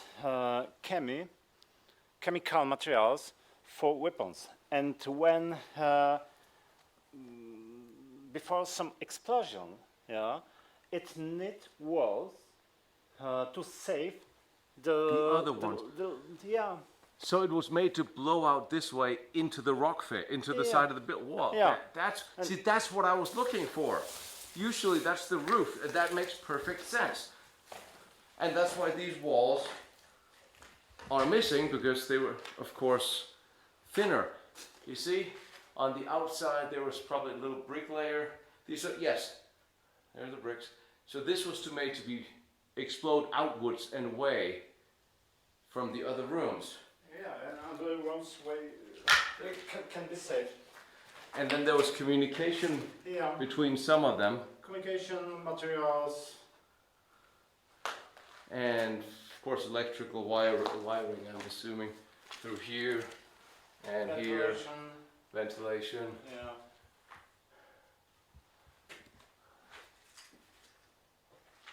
And of course heavy rebar up there that you don't see in the exploding wall. On the roof are here in the war time too, yeah? Camouflage. It's Now we're finally going in the woods.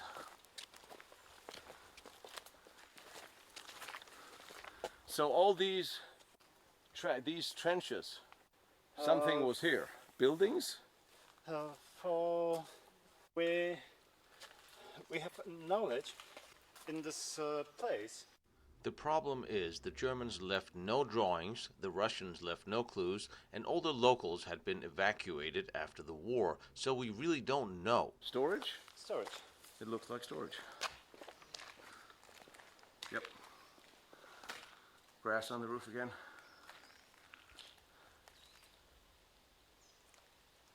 Storage. And we're going up, I guess. I've noticed one thing about history. It's always a walk uphill. I said, there's always a hole in the ground. And here's another hole in the ground. There's the other bunker and the access road.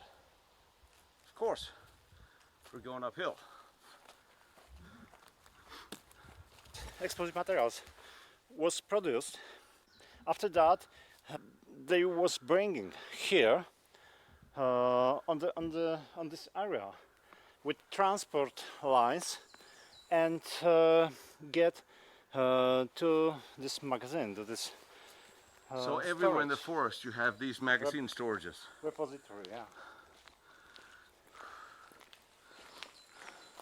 And you see that the corridors is turned right, yeah? Yeah.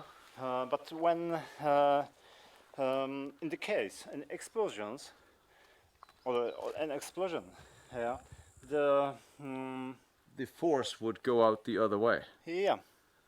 Now what we're seeing up here is signs of the original munition production facility and the bunkers for munition storage. This all makes perfect sense and lines up with what a munition production facility should be. It's a great place for the SS to move in and do their work.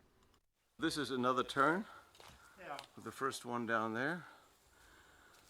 And you see how thin the entrance here was. This is very thin, and there was a very small door for the explosion to easily go up in directions away from where people was. That makes absolutely perfect sense.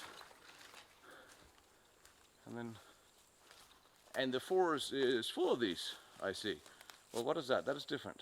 Now you have all clearly noticed that we went uphill and we are coming up on the side of a mountain, underneath which the tunnels were running into, or must have done so.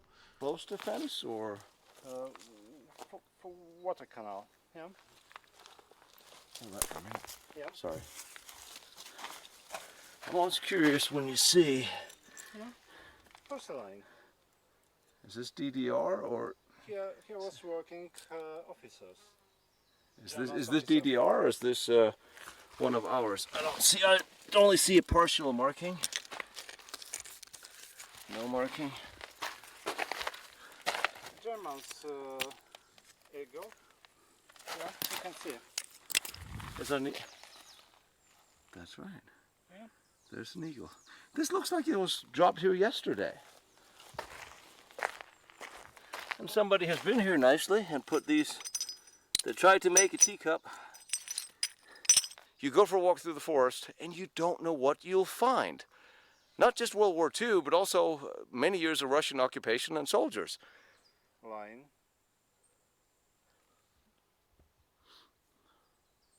Just Canal. Water canal. Just a reminder that there's always a hole in the ground when you go exploring.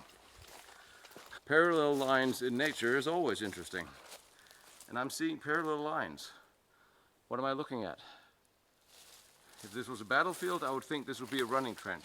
But it really isn't, because this is deeper. What is it? What is this? Yeah. Conveyor belt. The belt. Conveyor line. But lower, we can see storage. Yes, Yeah, we can. storages for these materials. Is this the building we walked by when we walked up? No. And from here, the materials was sent to another place of research project. So was this a rail or was this a belt? Small train, or no, I think conveyors. conveyor belt? Yeah. Well, obviously the Russians took it, but obviously something was here. In their construction, the Germans often use heavy conveyor belts for materials to and from, and there was also a drawing as seen here of a cable car running from up here down to the rail station by the power plant. The cars come from one side and go to the second side. Was this trucks or again Trucks. Trucks. Yeah. This is tile. That's a piece of roof tile.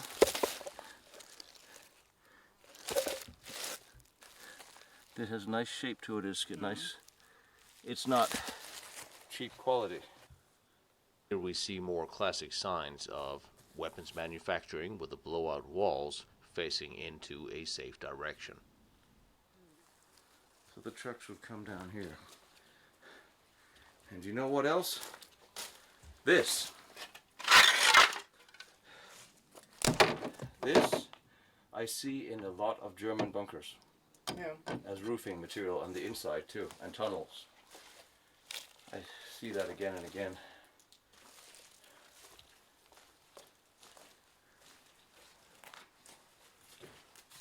So there would have been a crane. Some container. Yeah. At the end of the war, when the Germans and SS had evacuated the area, and the Russians moved in and eventually handed over the area to the Polish population, all the Germans were kicked out, leaving absolutely no witnesses in the area to what actually took place here, and the Russians still had to figure it out on their own. And there was what could have been... Was it power? Power? Materials? Power. Oh, so this is where the generator would... Or...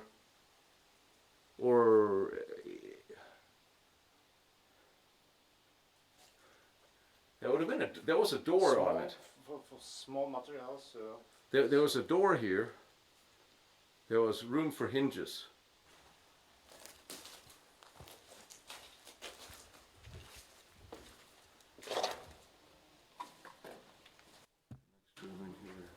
No, Connecting it to... looked like room for dangerous materials. Danger materials, yeah? Yeah.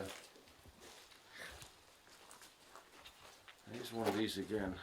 Yeah. With hole and access. This is very interesting. This is not, well, I guess it makes it easier when there's a gap between the buildings. And for security, there would be gaps between the buildings.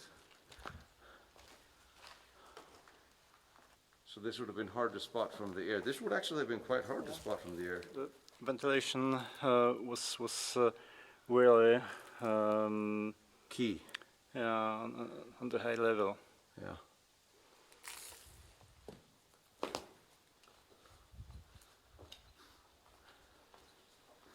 It actually,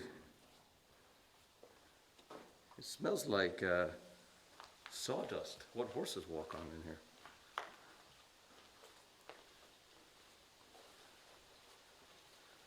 I mean, at the time there would have been a cement floor. I was just saying, this is interesting. Is the dirt is From the brick? no from the Bricks dirt. material? It's just there's not. Bricks and wood material. Yeah, it is. Which would not have been here at the time of the war because that would have been very flammable. Now, I would find it very hard to believe that if the SS moved a special project in here in these mountains, what we know they did, and underneath inside the mountains, they would leave all these wonderful secure buildings up here unused. Of course, the Russians took everything they could and removed whatever they found, but still, I'm wondering what part these buildings could have played in the special projects that were going on underneath. This was definitely a building built for a purpose. One of the things I've noticed about Poland, there's not a lot of signs in other languages than Polish. Some of them look like they might say trespassing. Some of them look like they might say, I shouldn't go here, there, or don't eat this, don't play ball on the grass. But I don't read Polish.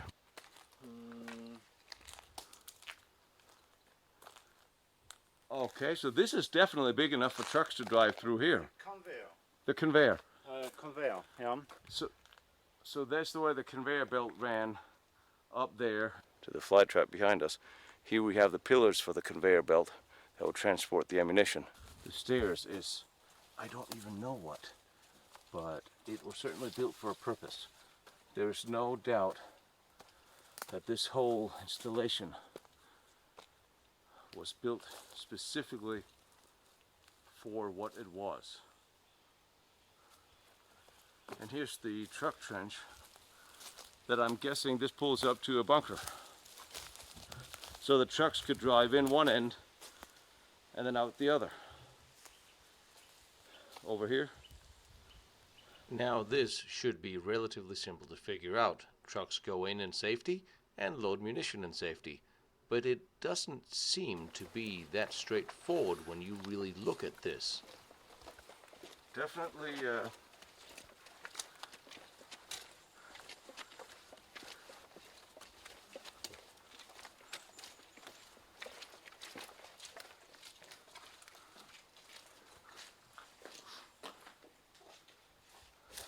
and can ask why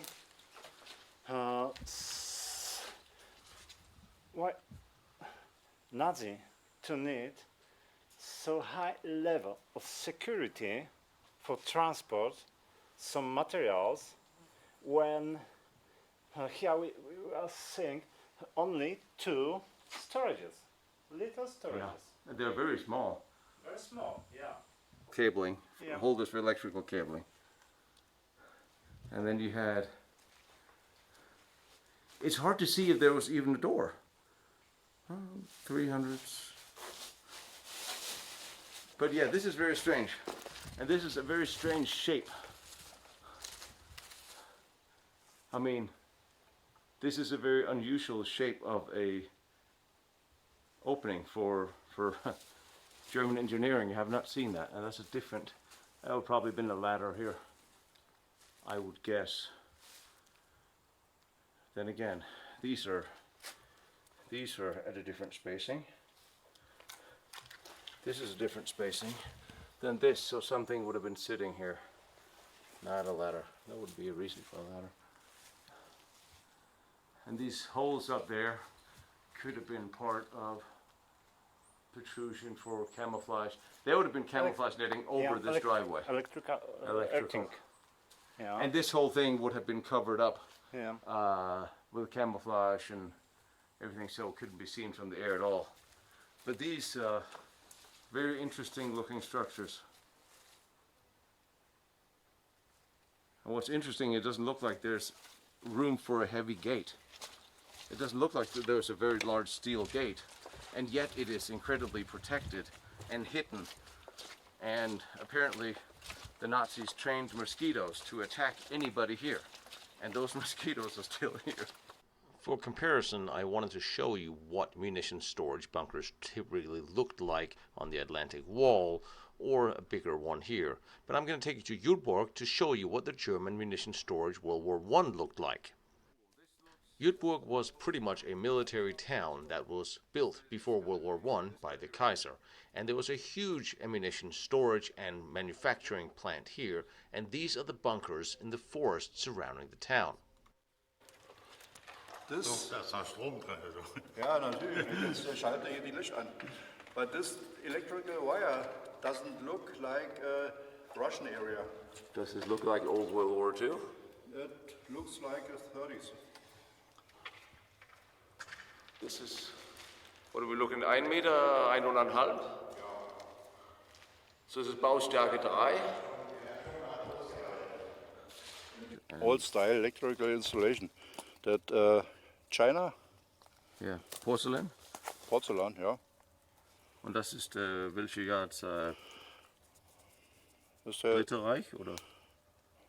Third Reich? Or?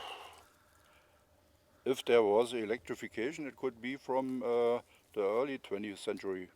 Be 1910, it could be 1930. But I would guess 1910 before World War I. One door here, the second door here, and the third door covered the whole entrance. Okay, so this was more important than just dry storage. Also I assume it was for explosives. Yeah. And I assume also the roof could be weak and the walls are strong. In case of an explosion, the power, the pressure goes up, and the areas left and right of this are protected. Yeah. In this box, I think there was an electrical installation, and this it was for the cable, and there you can see some remains of an electrical installation. I think it is like tear, and it was sticked over there. The reason why I wanted you to see this is because the munition plant built here in Ludwigsdorf was built after World War I, before World War II. And if this is the technology and the storage facilities used in Germany during the time of World War I and World War II, what we're looking at in Ludwigsdorf, these small ones, are very strange. That's from the stand from the conveyor belt. Yeah, yeah, yeah. And then come up there. Hmm.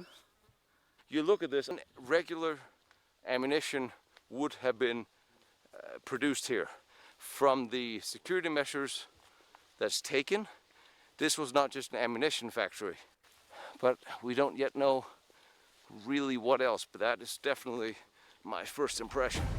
But all excavation and research is forbidden by the Polish government. Just like Andreas in Switzerland is not allowed to dig in the bunkers he's found, or in Germany, or the archives are closed. This comes down to one very simple fact. If you have nothing to hide, you would show your cards. If you have something to hide, you will not let historians look. So what is it you are hiding? What is it the governments, the archives, the militaries are keeping secret so many years later?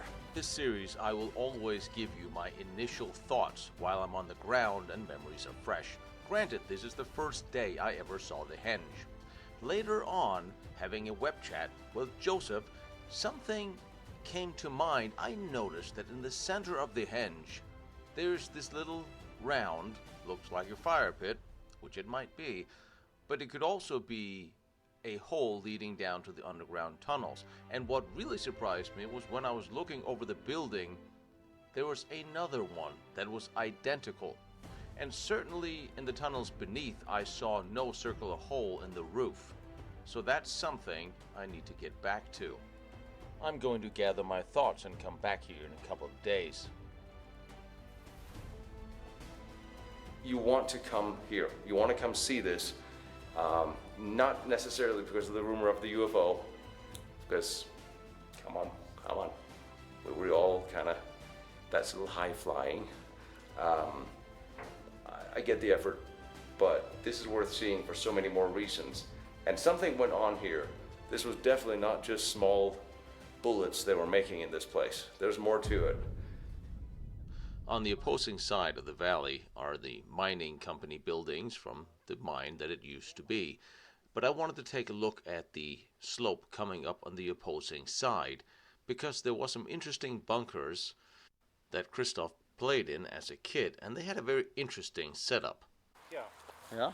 Here under the ground is a bunker room. So we have a little two-man bunker, little firing position. Possible. Which there is was an entrance. I don't see it now. Must be an entrance down here. Yeah. As we all know, there's always a hole behind you and a spider in my hair. Yeah, so this is defending. Okay, I was wrong. So here we have still defensive firing, very, very rudimentary. No double access interlocking fields of fire, just access control for this room.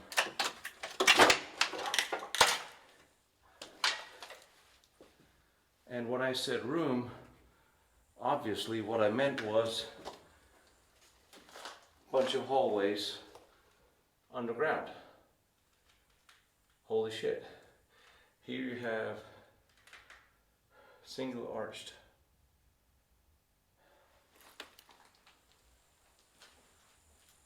What was this?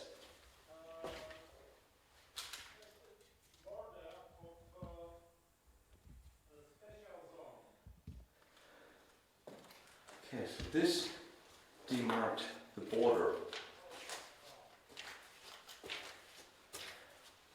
Just for a defensive position, and here comes up to air. That's what I thought. Two of them? Why is there two of them? What the hell is this? No, wait.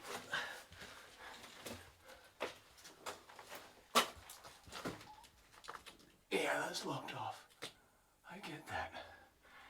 But why is there two?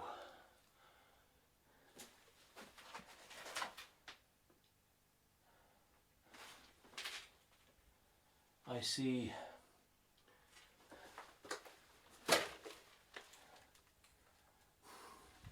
I don't see the bed hangers I'm used to.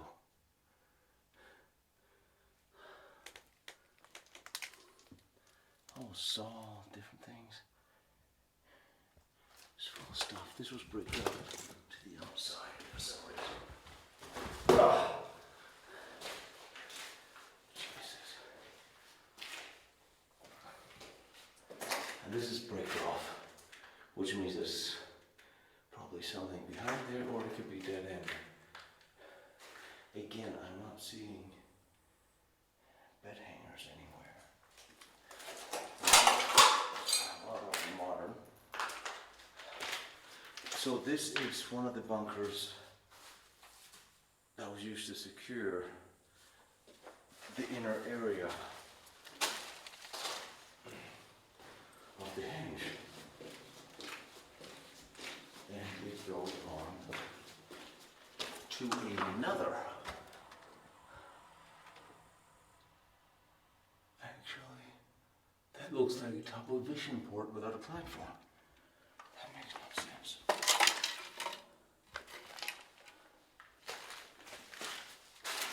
And here's another one. This makes no sense.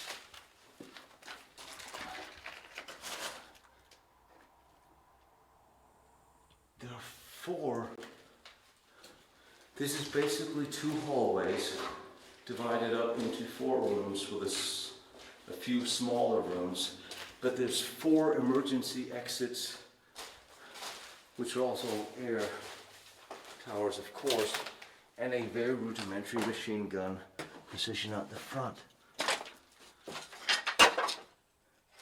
This makes no sense. This makes no sense.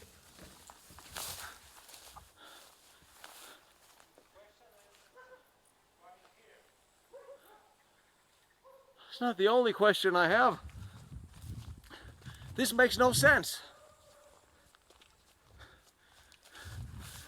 Maybe this way was really important. But what I don't understand, there's 4 emergency exits for this small little bunker. 4. Yeah. I don't see that on the Atlantic wall. And that's another air tower for another one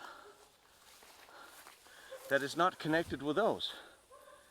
Yeah, from this bunker you see only this You area, do. yeah.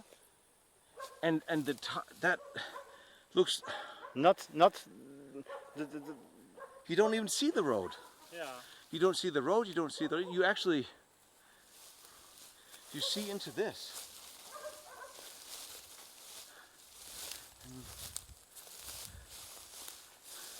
I mean, the hill we're on is probably hollow.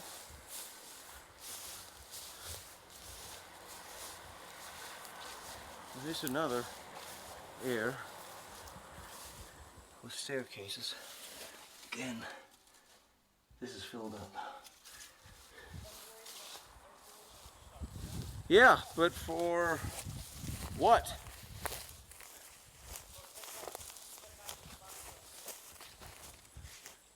And which is underneath here, but what the entrance? Yeah. There's no entrance. I'm clearly standing on it, unless it's back here. Okay, it's here. Yeah. Here's the entrance to this one, but this is not an. This is just an entrance with no.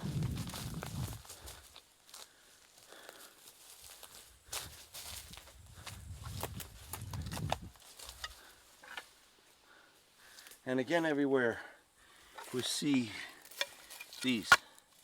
See them? I'm getting to be very familiar with those. Oh, yeah. Oh, what's this?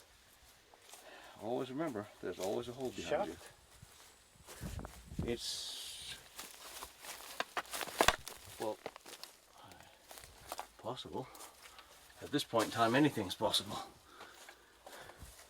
So this was a door with very, very simple firing positions for self-defense. You got a semi-arch, and you go, this is just a tunnel to an emergency exit. This is just so strange that there are these tunnels. This could have been a firing position. This could be firing towards the road, but there's only one. Shot window. No, no. No, that's what I keep thinking. There's something. There must be something else here, except that. Nope. This is the air. This is the emergency exit with the air. And then a lot of crap's been thrown down here. I get that, but there's nothing else to this tunnel. There's no reason for this to be here. You have two tiny, small, not well protected firing positions. So at least it was not, it was, I mean, for security duty maybe, you know, for local police, I mean security, but for fighting, actual attack, no. But what would you do? Why? Why you build a little room like this with the other hallways in the other one? You have 4 of these. There's no hangers or installed for beds. This could very well have been an installation for a periscope. This could have been a periscope, and this could have been a firing position. Although it's, and you look at the cement. This cement and fiber, this is not the typical German cement. There's a lot of, it used to be a little finer in between the grains. This looks to me. But there's rebar in it, so it is what it is. But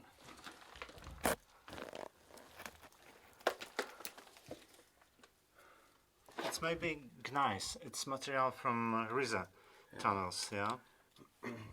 Well, that makes sense. You build with what you have. But what is the function of this place, though?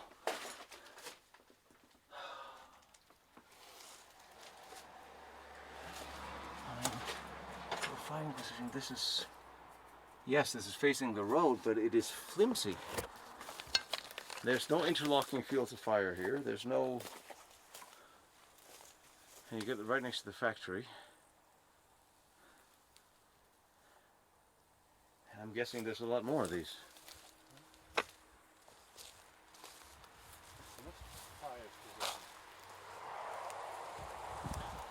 No, it's not. Maybe a guard post. Maybe a guard post. Yeah, yeah. A checkpoint, like a regular checkpoint. Yeah, checkpoint. It's possible. Yeah. So if there's a checkpoint for the people going that way, yeah, that means there's something that way. For power plants. But this well, yes, yeah, it could be a checkpoint for either way, coming in here or going that way. Yeah. There's a lot of secrets in these mountains. There's the power plant or the factory. Fly trap behind it. There are bunkers with strange fields of fire. And my only thought tactically is they're protecting this path. Exits. A relatively small bunker, firing protective 2 exits, a very strange field of fire. Which makes me want to know what's up here. What is this position protecting? A long time ago, there used to be a road here. You can tell all this rubble, roughly the same size. Now, what makes the most sense to me, being a munitions plant, would be a road leading away from that large bomb magnet that is the power plant, where you put more bunkers for ammunition storage. That's what I would expect to find here, leading away from the fly trap. And here's what looks like part of a foundation. Could have been another access control reclaimed by nature.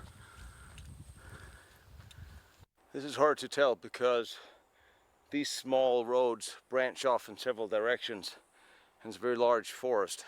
However, there are some very familiar footprints in the floor. Again, nature's reclaiming a lot of things, but that hill here, but here I'm walking out on, okay, I know what this is. All right, I don't know if you can tell. Here's one outcropping, here's one entrance, here's one outcropping that the tree has fallen onto. It's symmetric, it's parallel, has the right height. It is definitely not natural. So we're back to nature giving up a little bit. And I'm standing presumably on the roof. What I would imagine is probably munition storage. It's parallel. Young trees on top of it makes perfect sense. You can actually see how it rounds here down to the sides. This clearly man-made.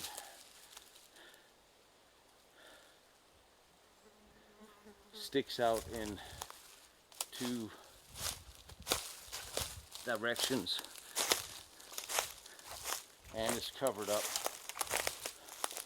on all sides by relatively young trees. One of the things they teach you in boot camp, one of the first things is when applying camouflage, remember in nature there are no straight vertical lines.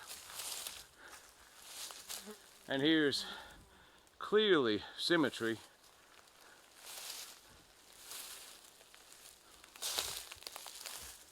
But without the proper ground penetrating equipment,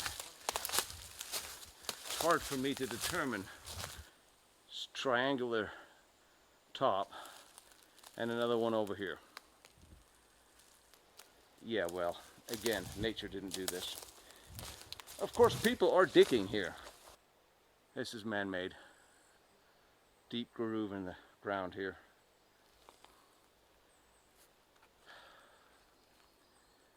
Could have been a protective trench. You were overlooking terrain. Here you never know. If it was a battlefield, I would know what to look for. This is a production manufacturing facility, and we don't really know what happened. It makes it very hard to guess. And this is what we always get here.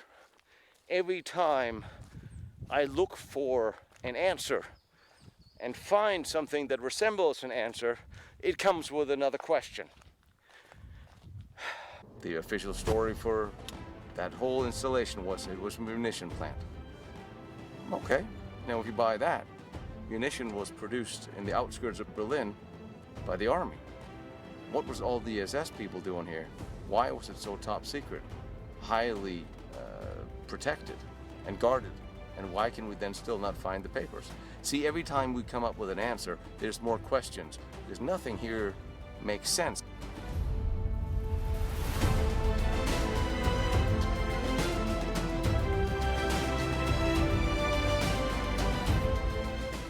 For now, I'm going back to the castle, and yes, I am staying at the Schloss Fürstenstein, and I'm going to have some of their lovely dinner. While we get ready for tomorrow, we're going to the Riese tunnels, and there's a few things I did not expect to see there.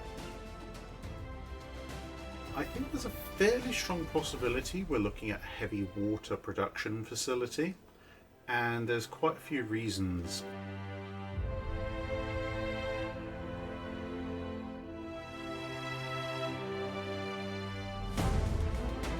Now we will go and I will show you a room for Hitler.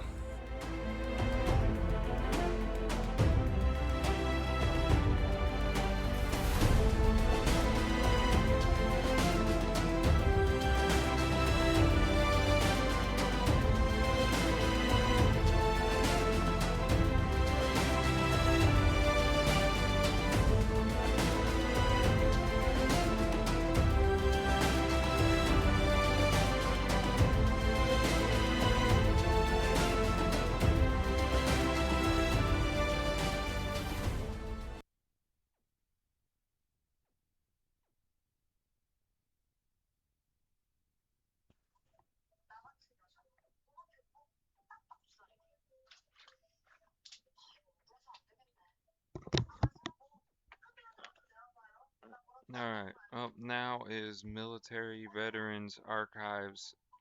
They threatened me after my Area 51 patrol. Here we go.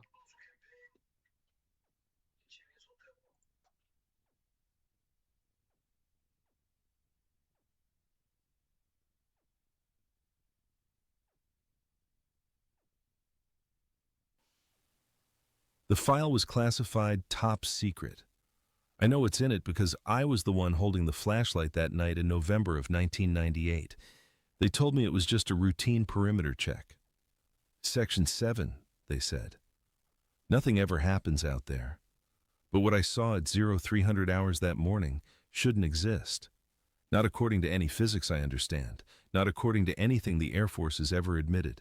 And for 27 years, I've kept my mouth shut. Until now. But before I tell you what happened that night, make sure to subscribe to Military and Veterans Archives.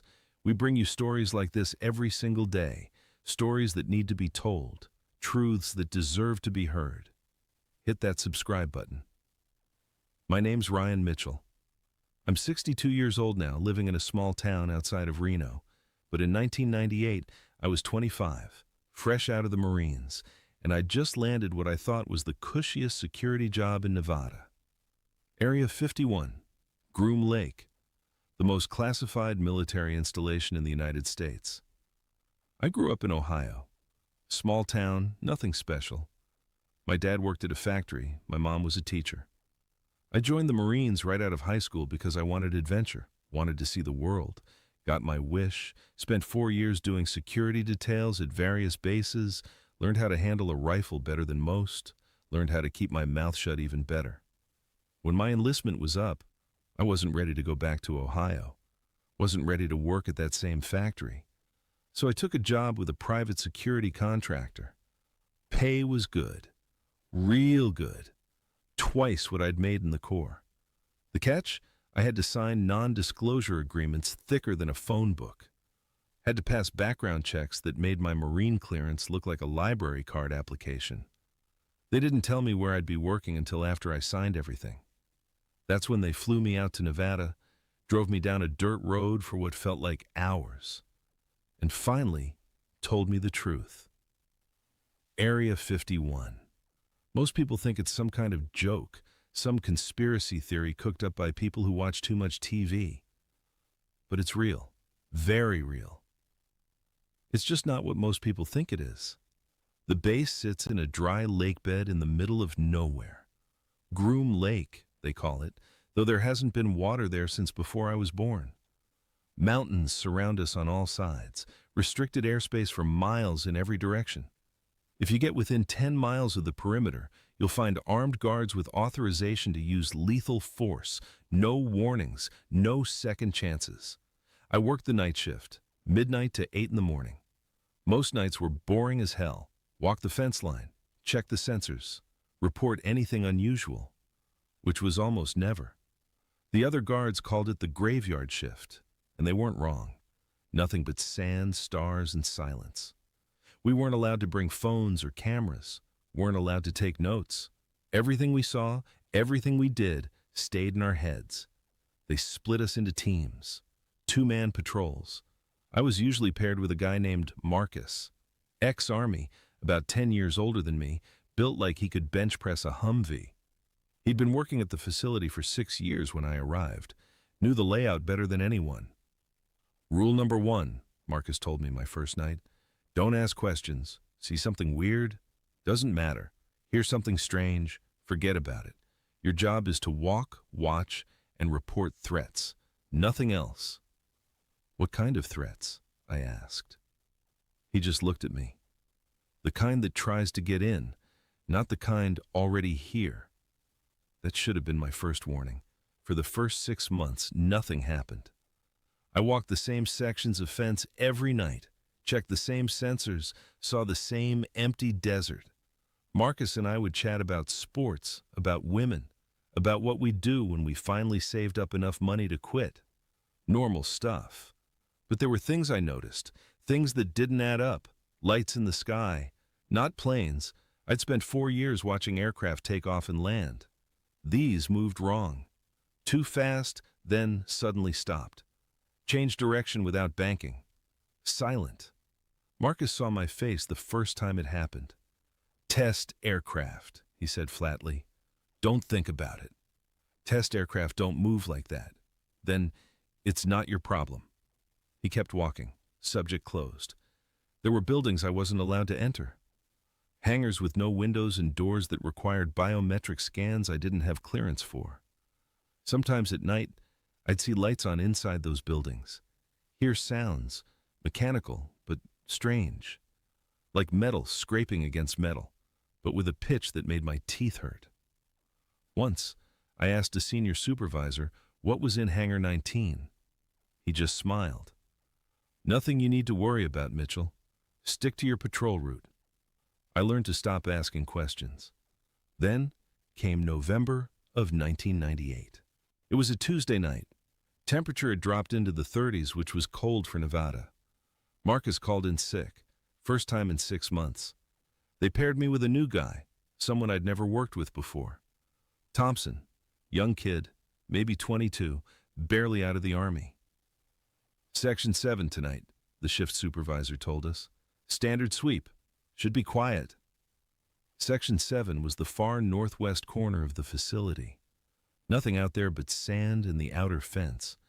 We rarely patrolled it because the sensors were state-of-the-art. If anything came within a mile of that section, we'd know. Thompson and I grabbed our gear, flashlights, radios, sidearms we were told to carry but never expected to use, and headed out in one of the patrol vehicles. A modified Humvee, nothing special. Took us about 20 minutes to reach Section 7. The desert was quiet that night. Too quiet. No wind, no insects, just silence so thick it pressed against my ears. We parked the Humvee and started our foot patrol along the fence line. Standard procedure. Walk half a mile north, then back. Check every sensor. Make sure the fence hadn't been cut or tampered with. The kind of thing that sounds important but never actually reveals anything. Thompson was nervous. I could tell by the way he kept checking his radio, the way his hand stayed near his sidearm. You ever see anything weird out here? He asked. Define weird, I said, keeping my voice light. I don't know, just weird. Stick around long enough, everything seems weird. Then, nothing does. Marcus's words coming out of my mouth. Just do your job. Don't think too much. We were about halfway through the patrol when my radio crackled. Static, then a voice I didn't recognize. All units, maintain current positions. Do not approach Hangar 19. Repeat, do not approach Hangar 19. Thompson and I stopped walking, looked at each other. Hangar 19 was on the opposite side of the facility from us, miles away. Whatever was happening there wasn't our problem. Then I saw the light. Not in the sky, on the ground. About 200 yards past the fence line, out in the desert. Blue-white, pulsing like a heartbeat. Too bright to look at directly. Thompson saw it too. What the hell is that? No idea. I pulled out my radio. Control, this is Patrol 7. We have an unidentified light source approximately 200 yards northwest of our position. Over. Static. Then, stand by, Patrol 7. The light got brighter, then dimmed, then brighter again. Rhythmic, deliberate. Control, requesting instructions. Over. More static. Then a different voice, sharper. Patrol 7, maintain your position. Do not investigate. A response team is en route. Thompson looked at me. Response team? For a light? I didn't answer, because the light was moving now, getting closer, not fast, but steady, coming toward the fence. Control, the light source is approaching our position. Over. Acknowledged, Patrol 7. Do not engage. Maintain visual contact only. The light cleared the ridge about 100 yards from the fence. That's when I saw it wasn't just light. There was something in the middle of it, something solid. It looked like, I don't even know how to describe it. The shape was wrong. Like someone had taken a perfectly normal aircraft and twisted it. The fuselage was triangular, but the edges weren't straight. They curved in ways that shouldn't be possible. No wings, no tail, no visible propulsion system. And it was silent. Completely silent. Thompson's hand was shaking. Mitchell, what the hell is that? I don't know. Is it ours? I wanted to say yes. Wanted to believe it was some experimental aircraft being tested. But I'd seen test aircraft before. I'd seen prototypes. This wasn't that. This was something else entirely. The object stopped about 50 yards from the fence, just hovered there, 3 feet off the ground, bathed in that blue-white light. I could feel it. Not heat, but something else. A pressure. Like the air itself was vibrating. My radio squawked again. Patrol 7, move to secondary position. Immediate evacuation. Now. Control, we can still see. Move now, Patrol 7. That's an order. I grabbed Thompson's shoulder. Come on, we're leaving. But Thompson wasn't moving. He was staring at the object, his face pale in the reflected light. There's something inside it, he whispered. What? Look, there's something inside. I followed his gaze. For a moment, I couldn't see what he was talking about. Then the light shifted, and I saw it, a silhouette. Humanoid, but wrong. Too tall, limbs too long, standing perfectly still inside the object, watching us. Or at least, that's what it felt like. Like it was studying us. My heart was hammering. Every instinct I had from 4 years in the Marines was screaming at me to run. But I couldn't move, couldn't look away.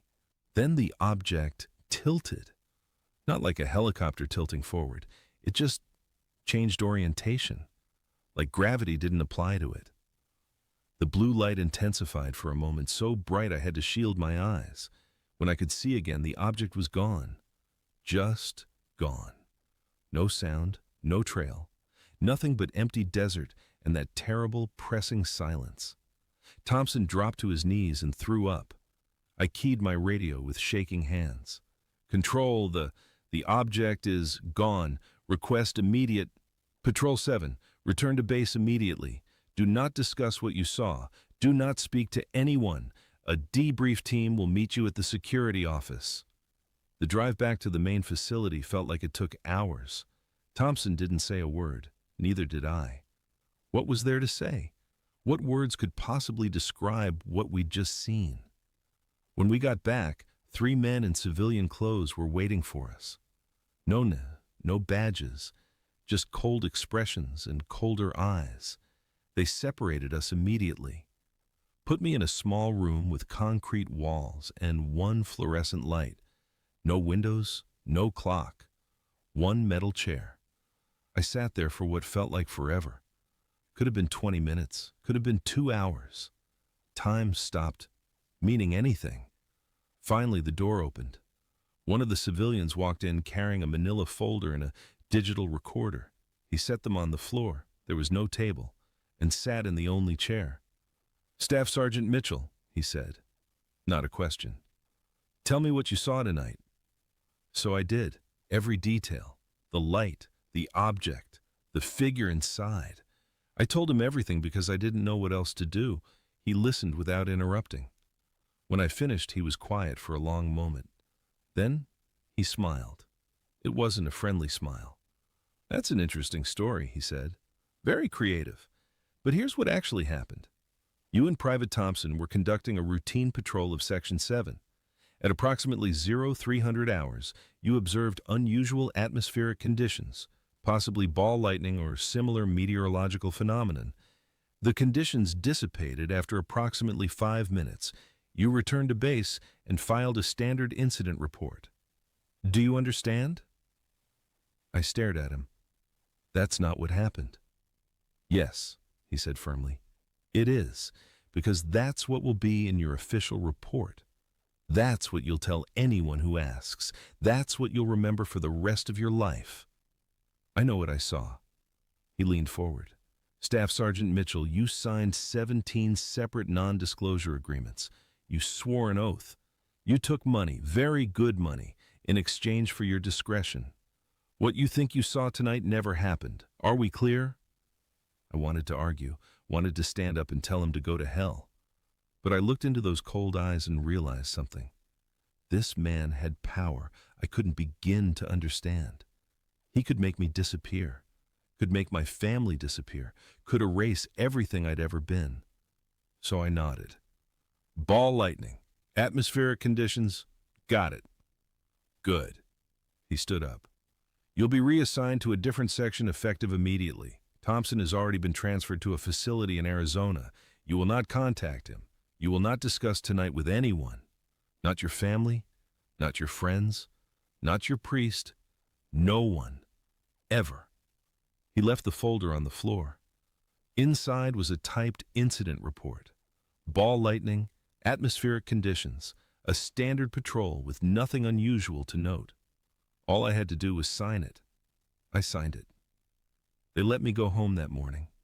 Told me to take a few days off, get some rest, come back refreshed. I sat in my apartment for 3 days straight, barely eating, barely sleeping. Every time I closed my eyes, I saw that blue light, that object, that figure inside watching me. On the 4th day, Marcus called. Hey man, heard you had some excitement out in Section 7. How did you... Word gets around, you okay? I wasn't okay, but I couldn't tell him that. Yeah, I'm fine. Just saw some weird weather, ball lightning or something. There was a long pause. Then Marcus said, Ball lightning, right. That's good. That's what you tell people. What do you mean? Mitchell, I've been here 6 years. You think you're the first person to see something you can't explain? You think you're special? His voice was sad, not angry, just sad. You saw something. It scared you. Now you move on. You do your job. You cash your checks. And you never, ever talk about it. That's how you survive this place. But what was it? Doesn't matter, because it never happened. Get some rest. Come back Monday. Forget about Section 7. He hung up. I tried to forget. God knows I tried. I showed up for work every Monday through Friday, walked my patrol routes, checked my sensors, did exactly what I was told, never asked questions, never looked too closely at the strange lights in the sky or the sounds coming from the sealed hangars. But I couldn't forget. The memory lived in my head like a splinter I couldn't pull out. What was that object? Where did it come from? Who or what was inside it? 3 months later, I put in my notice. Told them I was moving back to Ohio to take care of my sick mother. That was a lie. My mother was fine. But I couldn't stay there anymore. Couldn't walk those empty desert nights knowing what was out there. Knowing what I'd seen. Knowing that no one would ever believe me. They let me go without argument. Made me sign more papers, more NDAs, more promises that I'd take what I knew to my grave. I signed everything. Took my final paycheck. Drove away from Area 51 and never looked back. For 27 years, I kept that promise. I never told anyone. Not my wife, not my kids, not my closest friends. I carried that secret like a stone in my chest, getting heavier with every passing year. But then something changed. In June of 2025, the Pentagon released a report. They admitted, finally, publicly admitted, that they'd been spreading disinformation about UFOs for decades, that they'd encouraged conspiracy theories, that they'd fabricated evidence to hide classified weapons programs. I watched the news coverage with my hands shaking. All those years, all those secrets, they'd been lying. Not just to the public, to us, to the people who worked there, to the guards who signed those NDAs and promised to stay quiet. And I realized something. The non-disclosure agreements I signed, they were designed to protect classified programs. But if the Pentagon admitted they were lying about those programs, if they admitted they were spreading false information, what was I protecting? So, I'm telling you now. What I saw that night in November of 1998 at Area 51 was real. It wasn't ball lightning. It wasn't atmospheric conditions. It was an object that defied physics, that moved in ways nothing built by human hands could move. And there was something inside it, something that looked human, but wasn't. Was it alien? I don't know. Was it some experimental craft that's still classified? Maybe. Was it technology we reverse engineered from something we found? I can't say. All I know is what I saw. And I know that the people in charge lied to me, lied to Thompson, lied to every guard and worker who ever set foot on that base and saw something they couldn't explain. They wanted us to forget, to move on, to cash our checks and keep our mouths shut. But I can't forget, and I won't stay quiet anymore. Because if they lied about this, what else have they lied about? The thing that haunts me most isn't what I saw that night. It's what I didn't see. Let me explain. After I left Area 51, I tried to track down Thompson, the kid who'd been with me that night, the only other person who saw what I saw. I figured if anyone would understand, if anyone could help me make sense of it, it would be him. I spent months searching, called old contacts, looked through social media, asked around in veteran circles. Nothing. It was like Thompson had vanished from the face of the earth. Finally, almost a year after I left, I got a lead. Someone who knew someone who'd worked with Thompson at that facility in Arizona they'd supposedly transferred him to. I called the number. The guy who answered sounded nervous the moment I mentioned Thompson's name. "Who is this?" he asked. "An old friend. I worked with him at a previous posting. I'm trying to get in touch." Long pause. "Thompson's dead." My stomach dropped. "What?" "Car accident. About 8 months ago. Lost control on a desert highway. Went off a cliff. They said he was driving too fast. Said maybe he'd been drinking." "Was he?" Another pause. "I don't know, but Thompson didn't drink. Not once in the 6 months I knew him. Not even beer." I thanked him and hung up. Sat there staring at the phone for an hour. Thompson was dead. The only other person who could corroborate my story. Gone. Was it really an accident? I'll never know. But I think about it sometimes. Think about how convenient it was. How clean. One less person who knew the truth. Living with this secret changed me. Changed how I saw the world. I started noticing things I'd never paid attention to before. Government press releases that didn't quite add up. News stories that got buried too quickly. Whistleblowers who mysteriously recanted their statements or disappeared from public view. I became paranoid. Started looking over my shoulder, stopped talking on the phone about anything important. Covered my laptop camera with tape. My wife thought I was losing it. Maybe I was. We divorced in 2005. She said I'd become distant, cold, that I never told her anything about myself anymore. She was right. How could I tell her the truth when I'd spent 7 years hiding it? How could I explain that I'd seen something that proved we weren't alone, that our government knew and was lying about it? I couldn't. So I said nothing, and she left. My kids don't talk to me much anymore. They think I'm a conspiracy theorist, some crazy old man who spends too much time on the internet. They're not entirely wrong. But they don't understand. They weren't there that night. They didn't see what I saw. For years, I thought maybe I had imagined it, that the stress of the job, the isolation of the desert, the strangeness of working at a classified facility, maybe all of that had gotten to me. Maybe I'd hallucinated the whole thing. But then, I'd remember the details, the way the light pulsed, the geometry of that object, the silhouette inside. Details so vivid, so sharp, that they couldn't be fake. couldn't be my imagination. And I'd remember Thompson's face, the way he went pale, the way he threw up. You can't fake that.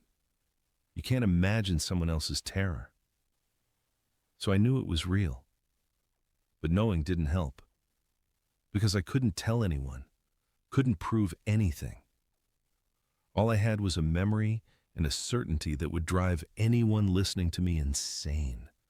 I moved from place to place over the years, never stayed anywhere too long, took jobs that didn't require much thought, security guard at a mall, night watchman at a warehouse. Simple work that let me stay in the shadows. I told myself I was being careful, smart, protecting myself from whoever might be watching, but really, I was just hiding from the truth, from the memory, from myself. Then came the hearings. Starting in 2023, Congress began holding public hearings about UFOs. Excuse me, UAPs, Unidentified Aerial Phenomena. New name, same thing. Military personnel testified under oath, pilots, intelligence officers, people with security clearances and credibility. They described objects that moved like nothing we'd built, that appeared on radar but defied explanation. That seemed to respond to human aircraft with intelligence. I watched every hearing, read every transcript, and for the first time in 25 years, I didn't feel crazy. Other people had seen what I'd seen. Other people knew the truth, and they were finally talking about it. But something was off about those hearings. The witnesses were credible, their stories compelling. But there was something missing. Some piece of the puzzle they weren't allowed to share. You could see it in their faces when they got certain questions. The way they'd pause. The way they'd carefully say, "I can't discuss that in an open hearing." They knew more, way more, but they were still protecting secrets. That's when I realized the truth. The hearings weren't about disclosure. They were about control, about getting ahead of the story before it spiraled out of hand, about admitting just enough to seem transparent while still keeping the really important information classified. In March of 2025, I saw something that made me decide to come forward. There was a documentary on streaming, low budget, independently funded. It interviewed a dozen former Area 51 workers under the condition of anonymity. They described the same things I'd seen: strange lights, impossible aircraft, objects that defied physics. One of them, an older man, his face digitally obscured, voice distorted, described a patrol in Section 7 of the facility. November, 1998.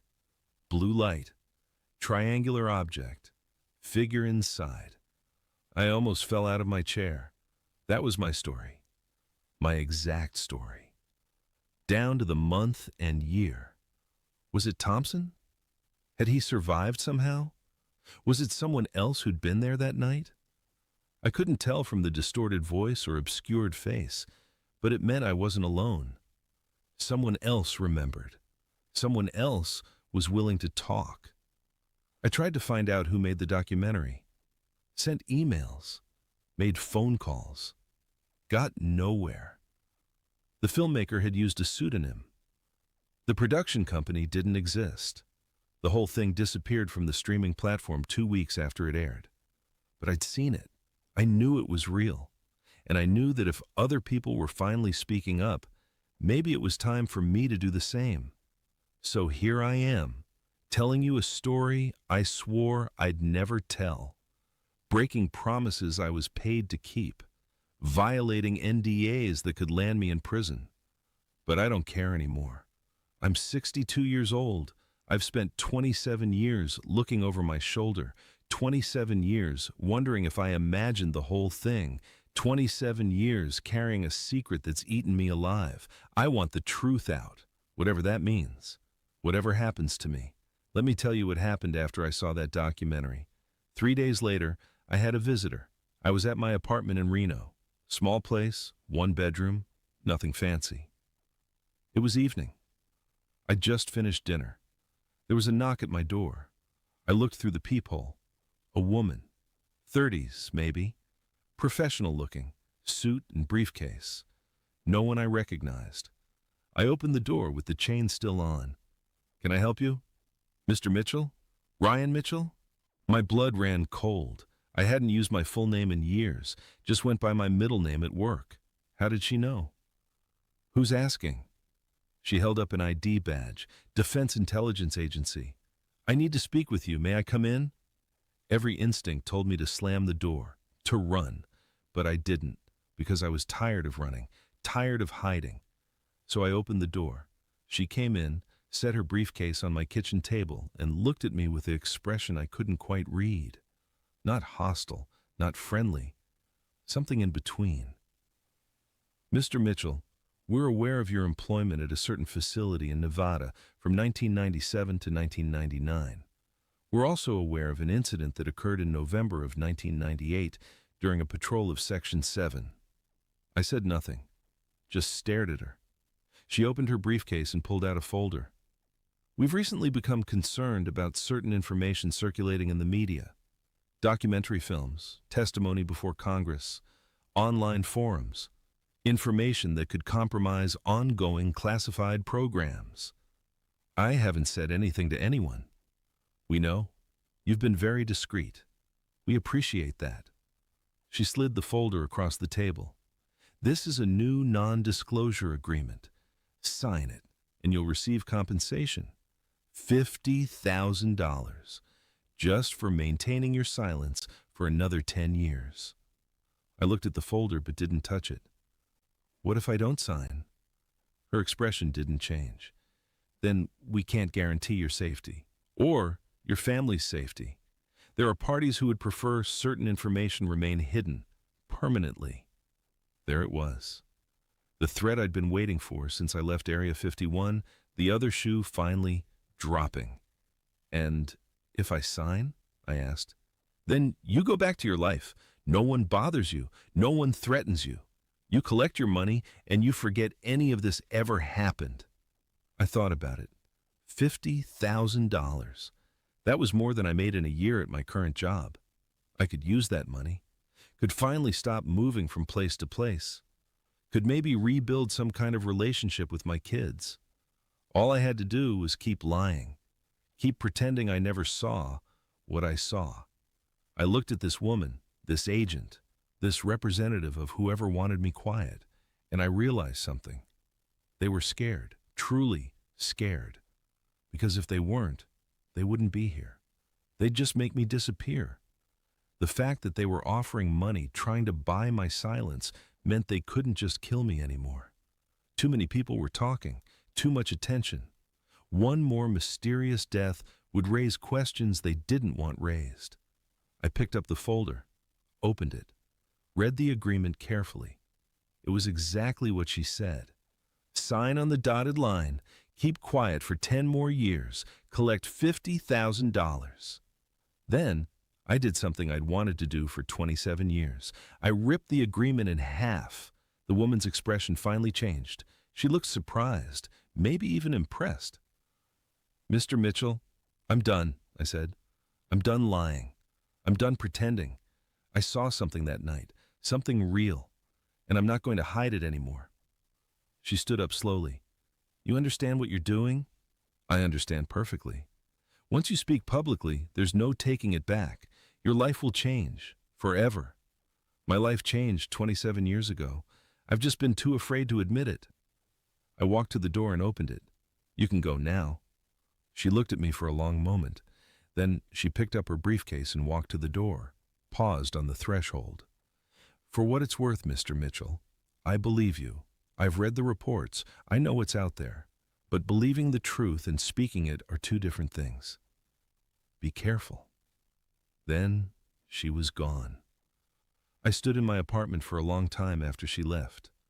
Part of me wanted to call her back, to sign that agreement, to take the money and go back to hiding. But I didn't, because I was tired of being afraid, tired of looking over my shoulder, tired of carrying a secret that had poisoned my entire adult life. So I'm telling you this story, right here, right now, knowing full well what it might cost me. What did I see that night at Area 51? I saw an object that defied known physics, that moved without wings, without propulsion, without sound. I saw something inside that object, something that looked human but wasn't, something that was watching me just as intently as I was watching it. Was it extraterrestrial? I don't know. Honestly, I don't. It could have been. It could have been some experimental craft we built using technology we don't fully understand. It could have been something from another dimension, another time, another reality entirely. All I know is what I saw. And I know that the people in charge, the military, the intelligence agencies, whoever really runs that facility, they know the truth. They've known for decades. And they've spent those decades lying to the American people, spreading disinformation, ruining the credibility of anyone who dares to speak up. You want to know the scariest part of all this? It's not the object I saw. It's not the figure inside. It's not even the threat that woman made when she visited my apartment. The scariest part is how normal it all became. Let me explain. After that night in Section 7, I worked at Area 51 for another 3 months before I quit. During those 3 months, I kept waiting for something else to happen. For another encounter, another object, another impossible thing in the desert night. But nothing happened. Everything went back to normal. Routine patrols, empty desert, boring reports about nothing. It was like that night never happened, like reality had just glitched for 5 minutes and then snapped back to normal. And that's what terrified me. Not the strangeness of what I saw, but how quickly everything returned to business as usual. How easily the system absorbed the impossible and kept functioning. I talked to other guards, asked casual questions. You ever see anything weird out there? They'd shrug. Weird lights sometimes. Test aircraft, nothing major. Test aircraft. That's what everyone called it. The official explanation for everything. Anything that couldn't be explained away as weather or natural phenomena was a test aircraft, top secret, classified. Don't ask questions. And people accepted it, because accepting that explanation was easier than accepting the truth.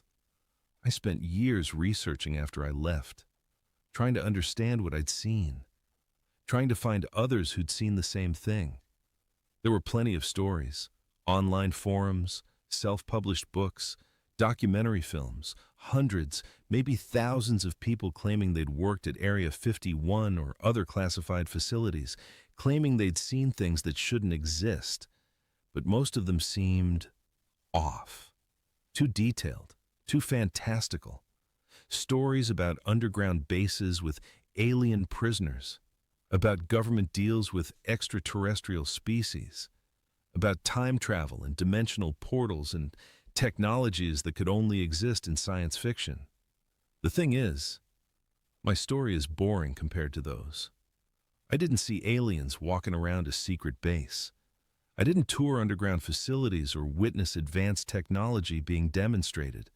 I just saw one object for about 5 minutes from 100 yards away. That's it. That's my whole story. And maybe that's why I believe it really happened. Because it wasn't elaborate. It wasn't convenient.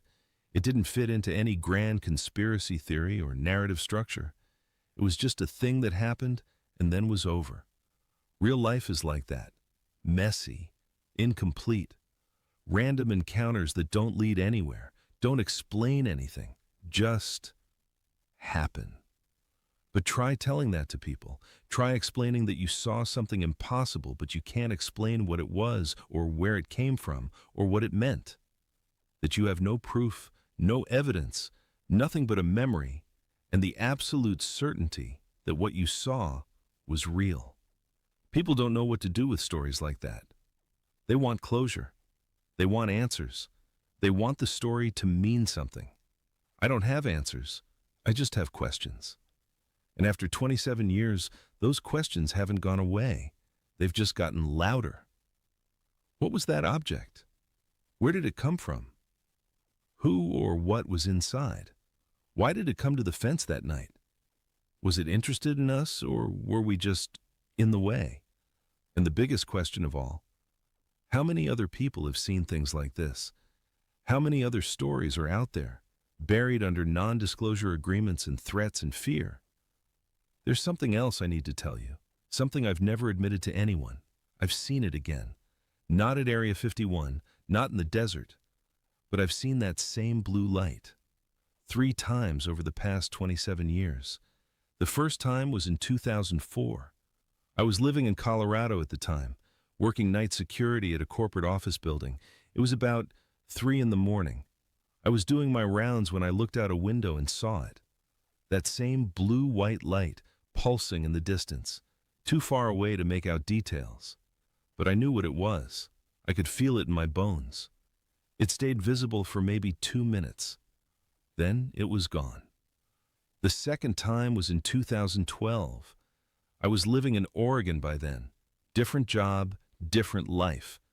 I was driving home from work early morning when I saw the light in my rearview mirror, following me. Same pulsing rhythm, same impossible brightness. I pulled over, got out of my car, stood on the side of the highway and watched it. It hovered maybe half a mile behind me for what felt like forever. Then it suddenly shot straight up and vanished. The third time was last year, 2024. I was in Reno. I just moved into my current apartment. I woke up in the middle of the night with that same feeling I'd had at Area 51. That pressure, that sense of being watched. I went to my window, looked out at the desert in the distance, and there it was. The blue light. Closer this time, much closer. Maybe a mile away, pulsing steadily, like a heartbeat. I watched it for almost an hour. It didn't move, didn't get closer or farther away. Just existed there, in the desert. Impossible and real at the same time. Then, as the sun started to rise, it faded. Didn't shoot away or disappear suddenly. It just slowly dimmed until it was gone. I know how this sounds. Trust me. I know. The guy claims he saw a UFO once, and then coincidentally keeps seeing it over and over for almost 30 years. It sounds like a delusion, a fantasy, the kind of story crazy people tell. But I'm not crazy. I'm just a man who saw something he can't explain. And that something either followed me or keeps appearing near me. I don't know which is true. I don't know if there's a connection or if it's all just coincidence. All I know is what I've seen and what I feel every time I see that light. It's not fear anymore. It's something else. Recognition, maybe. Like running into an old acquaintance you never expected to see again. Does that sound insane? Probably. But it's the truth. I've thought about reporting these sightings, filing official reports with MUFON or other UFO organizations. But what would I say? I saw a light in the distance that might have been the same thing I saw 27 years ago. There's no proof, no evidence. Just my word. And my word isn't worth much. Not anymore. Not after I violated my NDAs. Not after I became exactly what the government warned me not to become. A witness who talks. But here's what I believe. I believe that what I saw at Area 51 was real. I believe it was intelligent. I believe it was technology that shouldn't exist according to our current understanding of physics. I believe that our government knows about it, has known about it for a long time, decades at minimum, possibly longer. I believe they've studied it, tested it, maybe even tried to reverse engineer it. That's what all those secret programs are really about. Not aliens, necessarily, but technology we don't understand, Technology that challenges everything we think we know about how the universe works, and I believe they've lied about it, systematically, deliberately, to protect classified programs, yes, but also because the truth is too big, too scary, too incomprehensible for most people to handle. Because if we're not alone, if there's something else out there, something more advanced than us, then everything changes. Our place in the universe, our understanding of reality, our entire world view. That's a lot to process, a lot to accept. And maybe that's why the government keeps lying. Because the truth isn't just hard to believe, it's hard to survive believing. I'm going to tell you one more thing. Then I'm done. This is the last story I have to share. 6 months ago, I got an email. No return address, no name, just a message. 18 others saw what you saw. We remember. We're coming forward. Join us. At first, I thought it was a joke or a trap, the government trying to draw me out so they could silence me permanently. But something about it felt genuine, felt real. I responded, asked for proof, for names, for something concrete. A week later, I got another email. This one contained a video file. I almost didn't open it, but curiosity won. The video showed a man, mid-40s maybe, standing in a dark room, face partially visible in the shadows. He spoke directly to the camera. My name is Tom Richards. I worked at Groom Lake from 1996 to 2002. In April of 1999, I was part of a 3-man patrol that encountered an unknown object near the northwest perimeter fence. The object was triangular, approximately 30 feet on each side, and surrounded by blue-white light. We observed a figure inside, humanoid in shape, but not human. The encounter lasted approximately 7 minutes. We were debriefed, threatened, and transferred to different facilities within 48 hours. I'm 61 years old now. I'm done keeping secrets. The video ended. No other information, no contact details, just his testimony. I sat staring at my computer screen for an hour. Tom Richards had seen the same thing I had. Different year, but the same object, the same light, the same figure. I wasn't alone. I'd never been alone. Over the next few weeks, I received 6 more videos. Different people, different years, but the same story. Always near that northwest fence. Always the blue light. Always the figure inside. 7 of us.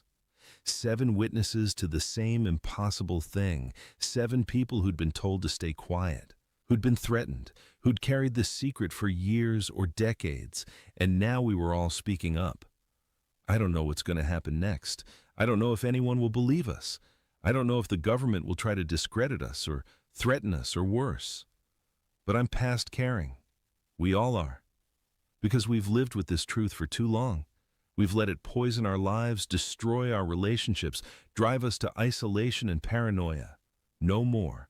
We're done being silent. Done protecting secrets that aren't ours to keep. Done letting fear control us.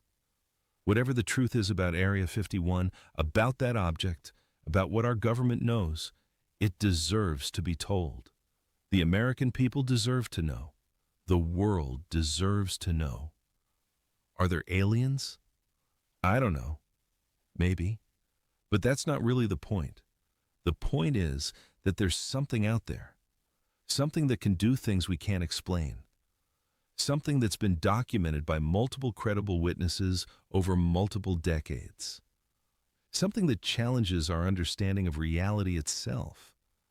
And instead of studying it openly, instead of sharing what we know, we're hiding it. We're lying about it. We're threatening anyone who dares to speak the truth. That's not national security. That's not protecting classified programs. That's hiding the most important discovery in human history because we're too afraid to admit we don't understand it. Well, I'm not afraid anymore. None of us are. We saw something real. We're telling the truth, and whatever happens next, at least we'll face it honestly. No more lies, no more secrets, no more fear. So that's my story. That's what I saw on a cold November night at Area 51 in 1998. An object that shouldn't exist, a figure that couldn't be human, a moment that changed my life forever. I can't prove any of it. I have no physical evidence, no photographs, no documentation. Just my memory and the memories of 6 other people who saw the same thing in different years at the same location. But I know what I saw was real. I know that our government has been lying about it. And I know that the truth, whatever it is, deserves to be told. Looking back now, I understand something I didn't understand then. That night in the desert changed me. Not because of what I saw, but because of what I learned about truth and fear and the cost of keeping secrets. I spent 27 years being afraid. Afraid of the government, afraid of what people would think, afraid of my own memory. And that fear poisoned everything. My marriage, my relationship with my children, my ability to trust anyone or anything. But the fear was the lie, not what I saw. The fear was what they used to control me, to keep me quiet, to make me complicit in hiding the truth. I'm 62 years old now. I've wasted most of my adult life carrying a secret that wasn't mine to keep. But I'm done wasting time. Done being afraid. Done living a half-life built on lies. Whatever the truth is about that object, about Area 51, about what our government knows, it's bigger than me, bigger than my fear, bigger than any of us. And maybe that's what scares them the most. Not that the truth will come out, but that when it does, everything will change. Our understanding of the universe, our place in it, our certainty about who we are and what's possible. That's a lot to lose, but maybe it's time we lost it. Maybe it's time we faced the truth, whatever it is, and dealt with it honestly. Because living in fear is no way to live, and hiding from the truth is no way to seek it. What would you have done in my situation? Would you have kept quiet? Would you have spoken up years ago? Or would you have spent 27 years carrying a secret that ate you alive? Let me know in the comments, because I'm genuinely curious. How would you handle knowing something that no one believes, that everyone wants hidden? That could cost you everything if you speak about it. If this story moved you, if it made you think, if it made you question what you've been told about the world we live in, hit that like button and subscribe to Military and Veterans Archives. We bring you stories like this every single day. True stories, difficult stories, stories that need to be told. Until then, stay curious, stay skeptical, and never stop asking questions.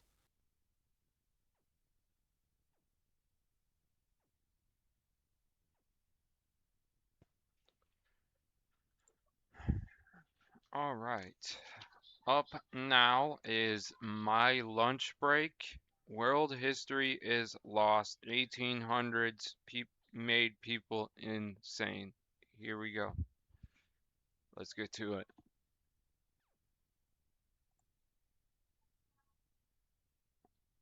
If you're new, welcome. I hope you're all having a great day. And was this guy real?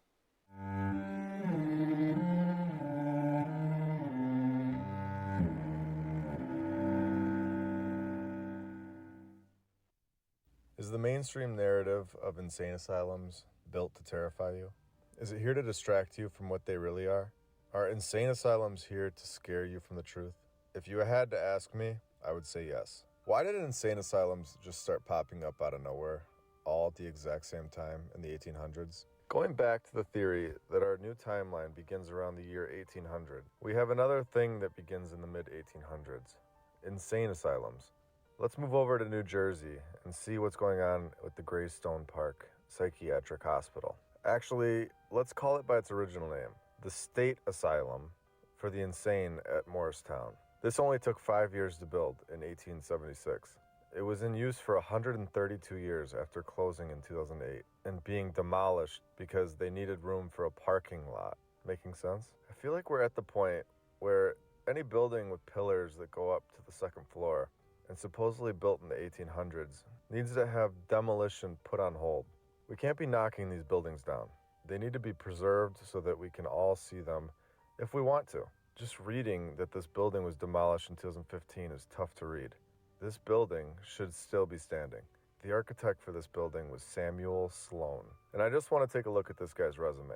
He was supposedly the architect for Delaware County Courthouse and Jail in Pennsylvania. I find that they normally give away other old world buildings when you see the architect's work, because they can't just say Samuel Sloan drew up one insane asylum and that was it. It's not believable.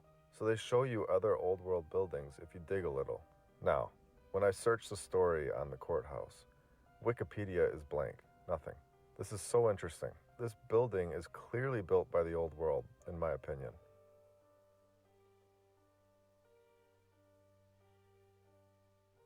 Okay, let's see what else this guy has supposedly designed. The Eastern State Penitentiary. So he's in the business of designing castles as well. Is this a joke? This is literally a castle. It's not a jail, it's a castle, 100%. This thing is massive. It's literally a fortress. Samuel Sloan was born in 1815. This castle was built in 1829. So he was 14 designing castles?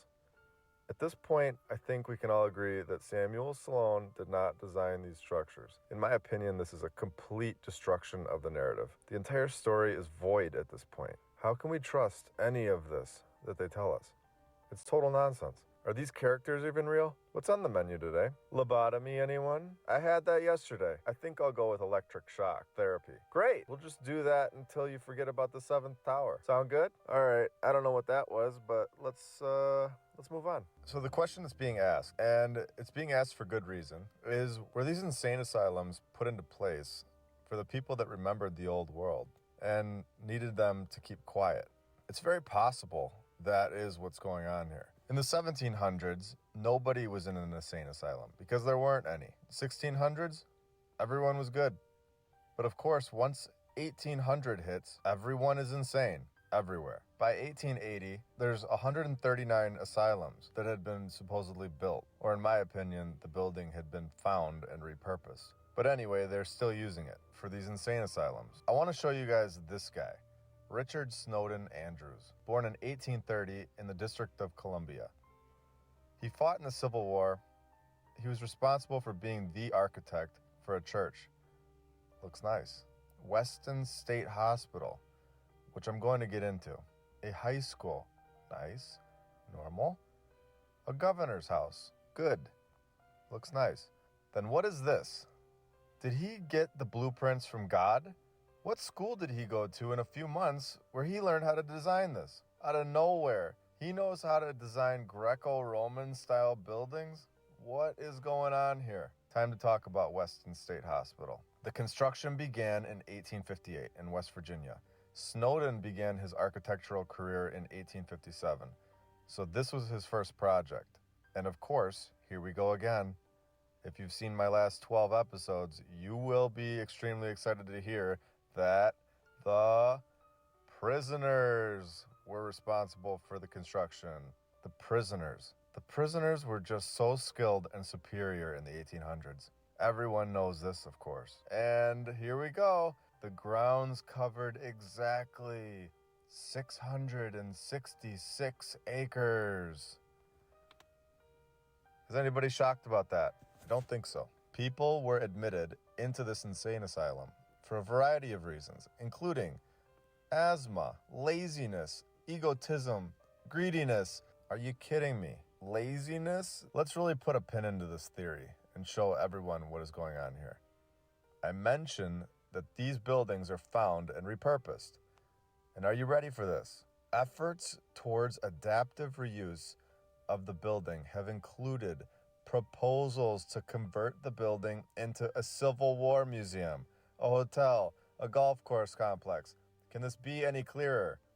From this point on, when we say that they find these buildings and repurpose them, this will be referenced as undeniable proof. Denying this would be simply ignoring what's just been seen. Here we go into Elgin, Illinois, and the Northern Illinois Hospital and Asylum for the Insane. The construction of this building is very weird. They began building it in 1870. The building wasn't completed until 1874, so it took 4 years. They just couldn't wait and opened it up in 1872, 2 years before it was even completed. Apparently, there were just so many insane people in 1872 in Elgin, Illinois, that they needed to get them off the streets and into this building. And they needed to get it done fast. The city of Elgin promised to provide free freight to the site for building materials. Is this because all of the materials were already there? Imagine the conversation. We just need this insane asylum so bad. We will provide free shipping on all material. And remember, this isn't a little house either. This thing was massive, covering 207 acres of land.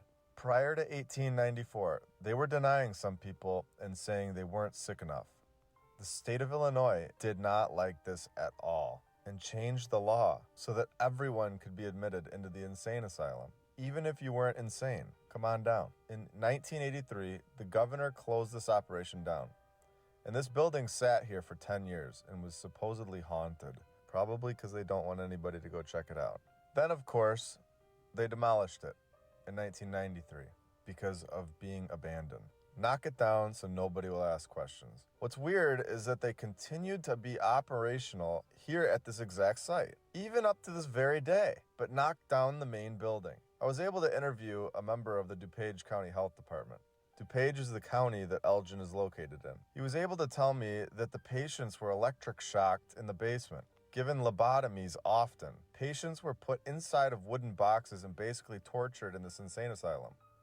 This place was basically a torture house. He said, when you stood outside this building, it had an aura about it. In my personal opinion, I think that we have an additional sense, possibly more than one, that we aren't told about. But I think we can tell that these buildings are special. We know that they have a deeper meaning than what we're told. And once you know that, it explains the aura feeling you get when you look at them. Please comment below if you have something you'd like me to cover in the future. We have a lot of new videos on the way. Also, I want to say I have a trip coming up to California in a few weeks, a place called Huntington Beach. If there's anything around that area that you guys think I should look at and document and get some boots on the ground footage, let me know in the comments below. I will have some extra time to just explore. I hope you all have a great rest of your day, and thank you for joining me today. And I'll talk to you guys later. See ya.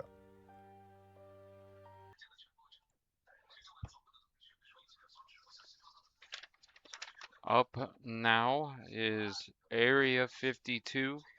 The gateway process changed me. There we go.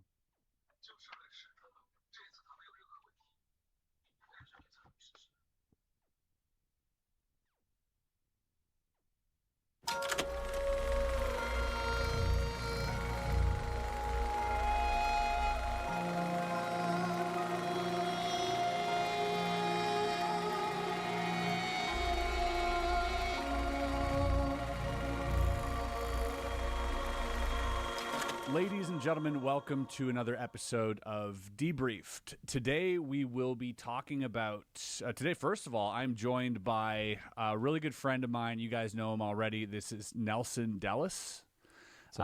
Nelson and I both did the retreat for the Gateway Experience at the Monroe Institute, and this is really our first time talking about it on camera and in real life. Like we saved this conversation. We held back.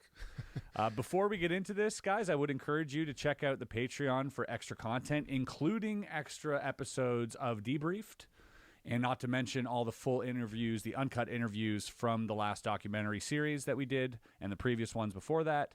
Also, it gives you access to the Discord, and we have a top secret sort of section at the Discord, which is a lot of fun. We get into fun things like movie night, Q&As, and basically just have a good time there investigating the newest sort of cases that we're looking into. So check it out. I'll leave the link to all that below. And don't forget to rate us on your favorite audio app, whether it's Spotify or iTunes or whatever that is. Do us a favor, leave us a rating there. It goes a long way. All right, without any further ado, welcome, Nelson. What's up? How you doing? What's up? I'm good, man. Good to see you. Good to see you. I feel like we're different people now. Yeah, Right? that couldn't be more true. Jesus. Absolutely. It's been, I mean, there's been so many synchronicities and changes since I've gotten back, and I'm sure the same for you. Oh yeah. At this point, when we're talking, I've only uploaded one episode of the sort of the Gateway program to my channel, but this will be coming out after the whole thing's done. Okay. So they'll be up to speed on everything.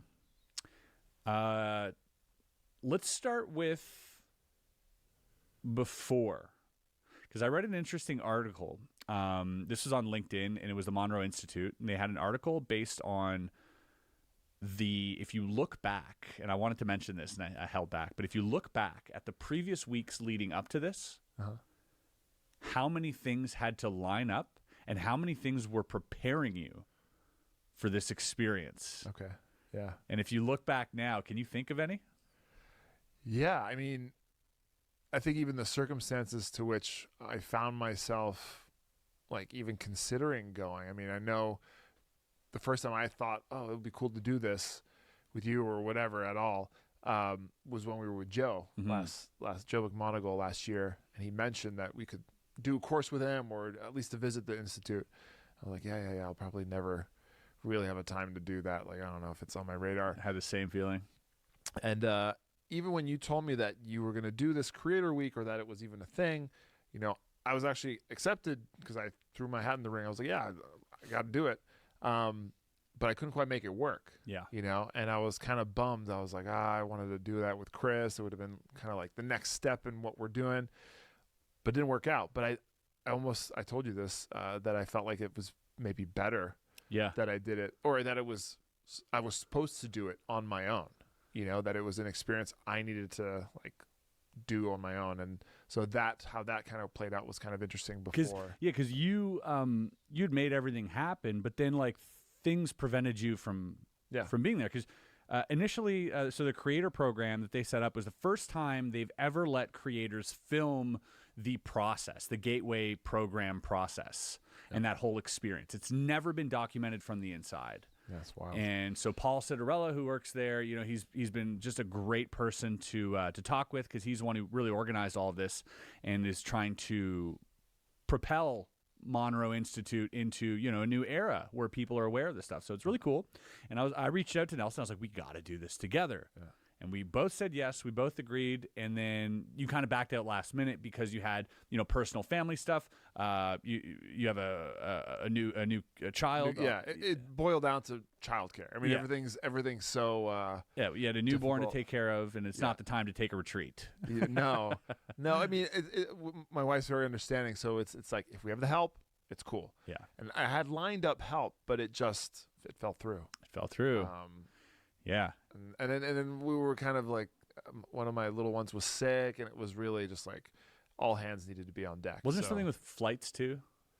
Oh yeah, well, no, that was something else. Okay. But that I tried to organize after, and a flight got canceled, but not to do with the actual thing. But yeah, even just like where I was at, I felt like mentally, you mean? Mentally, and I don't think I could have gone that week. I was just so backed up with work and so many things on my mind. Like, I was not ready for that. So with the extra 2-3 weeks that I had before I went, it was, get the glasses on here. I don't know. It just was, had a different vibe. It was like more the right time. And I think it worked out. I think so too, man. That way. You know, when I went there, it was interesting because there was 13 of us. There were supposed to be 19 of us. So you obviously weren't the only one who backed out last second. Okay. There was really supposed to be 19 of us. And but we also felt that like that was the perfect amount of people for what we went through. And it just had to work out like that. And I feel like if you were there with me, I had such a profound like spiritual experience, and I never thought I'd hear myself saying this, but it was a breakthrough. Yeah. And if you were there with me, I don't know if it would have happened the same way, because you and I both share a similar skepticism towards this topic, and perhaps if we both, you know, were in that experience together, we might have just, I don't know, isolated. Yeah, we might have isolated exactly, and we might have been afraid to show maybe a more vulnerable side of us. Yeah, you know what I mean? Yeah, even though we're close friends, like it's still we might have just not been as vulnerable for fear of something, and so I think you're right. I think it had to happen the way it did. Yeah. You know, that being said, I had a few weeks leading up to it as well that like I get these signs. Only thinking back, and it happened. Like there's one thing, and you know, a lot of people might not know this, but you know, we're in the process of literally downsizing the company and like letting go a whole bunch of people here, and it's been, this all happened before, you know, because I'm just feeling overwhelmed. I was at a breaking point in my career and in my personal mental state where I just took on too much, and I was wearing myself thin, and it wasn't fun anymore. And I was getting to this point where I've been before, where I burn out. Yep. And that was all leading up to this. And then I remember standing in line at the supermarket here, and this is where it really hit me when I look back on it. There was a lady in front of me. She was paying for her groceries, and there was like two ladies behind me who were waiting. And the lady who was paying, her card wouldn't work. And then she's trying another card, and it wouldn't work. And another one. And she's paying cash. And this whole ordeal lasted like 4 minutes, which is a long time standing in line holding, you know, items. Sure. 4 minutes is a long time. The ladies behind me, I felt their energy, and I heard them, you know, kind of like roll their eyes. Yeah, annoyed, right? Yeah. And this lady in front of me was so stressed because she was feeling that energy from them, and she was trying to, and it wasn't her fault the card was going through. Yeah. Lady at the cash register, she was like, ugh, come on, you know? And the thought occurred to me instantly, like, we're all just trying to get to the next thing, the next thing, the next thing, the next thing. Got to hurry up and get to the next thing. And then I realized in that moment, holy shit, this is the thing. Yep. This is the thing. This is what I've been trying to get to. Holy fuck. And it just dawned on me. And I was there holding these items. And I remember being in this moment, listening to the stupid pop music that was playing on the radio, and feeling like I could stay in this moment for hours. I was so happy to be in line at that moment and enjoying. Inconvenienced by this lady. Yeah, it was. Yeah. It wasn't even about it. It was like I was in the present moment for the first time in a long time, and it really started shifting everything for me after that. And it's after that that I sort of made the decision, you know, with the company, and that I've been drawing back from posting content on the main channel and just kind of taking care of my personal mental health. Yep. And then the retreat. Yeah. Which you know we'll get into. Yeah. No, there's been a lot of synchronicities happening to me in the last month and a half. I mean, I always, since getting into remote viewing and stuff like that, I've paid more attention, but I feel like they've ramped up like whoa. Oh yeah. In the last month and a half. I briefly told you, but the week before I was supposed to go was the opening to the Belmont races at the racetrack in my little town that I live. Yes. And I do this for fun sometimes. I'll just predict the winner of a race. With remote viewing. With remote viewing, yeah. Like a kind of a shorthand version of it, but I win 25% of the time. I get it right 25% of the time. And how many? And what are the odds of you winning 25% of the time? I think if you roughly calculate it, it's probably like 10%. So you should be winning 10% of the time. Yeah. Through guess. If you just guess randomly. Because there's 10 horses. More or less. Sometimes horses get scratched. Some have there's more horses in a race. Whatever. But on average, I'd say there's about 10 horses. And you're winning a quarter of the time, which is way above more average. Actually. Yeah. And so that day was the Belmont. There's many races that day, but the Belmont is the big one, right. With the biggest stakes and all that stuff and the hottest horses. Yeah. So I hadn't won that day, but that race, I actually had predicted it with my little horse group that we have going on. You have a group of horses? Well, people who make predictions on these random horse races, and we don't bet. We just kind of like gather data and see if it aligns. We're all doing the same kind of remote viewing thing. That's awesome. And I predicted Black, I think it was, which happened to be this horse named Doorknock. Underdog. Yeah, nobody was even talking about it, you know? Because before you predict a lot of, oftentimes, because you don't know who the colors are associated to prior. Exactly. Because then you'll be front loaded. Yeah, I know nothing about horses. I don't even know anything about horse racing, really. Right. So they all have colors, and those colors aren't the same saddle. colors every race. No, it's they're just switched randomly on assigned. horses, so there's no way that you can say that like green is always the good horse. Like, Right, yeah. So people who don't understand this, it's completely random, and to not get front loaded, you know the colors of what's going to be in the race, but you don't know which horses those are associated to. Right. But sometimes, and oftentimes, you end up choosing the color that's the favorite. Yep. Yeah. Most of the time. Well, because right, and then you win, and it's not so much, but it's fine. But you still predicted that, which is really cool. But now, so then it's exciting when you see a color that is an underdog, because you're like, this is right. I win a lot of money. How much do you put down? I don't. We're talking a lot of money. I put like $10 usually, because I'm trying to be responsible. Big spender. Yeah.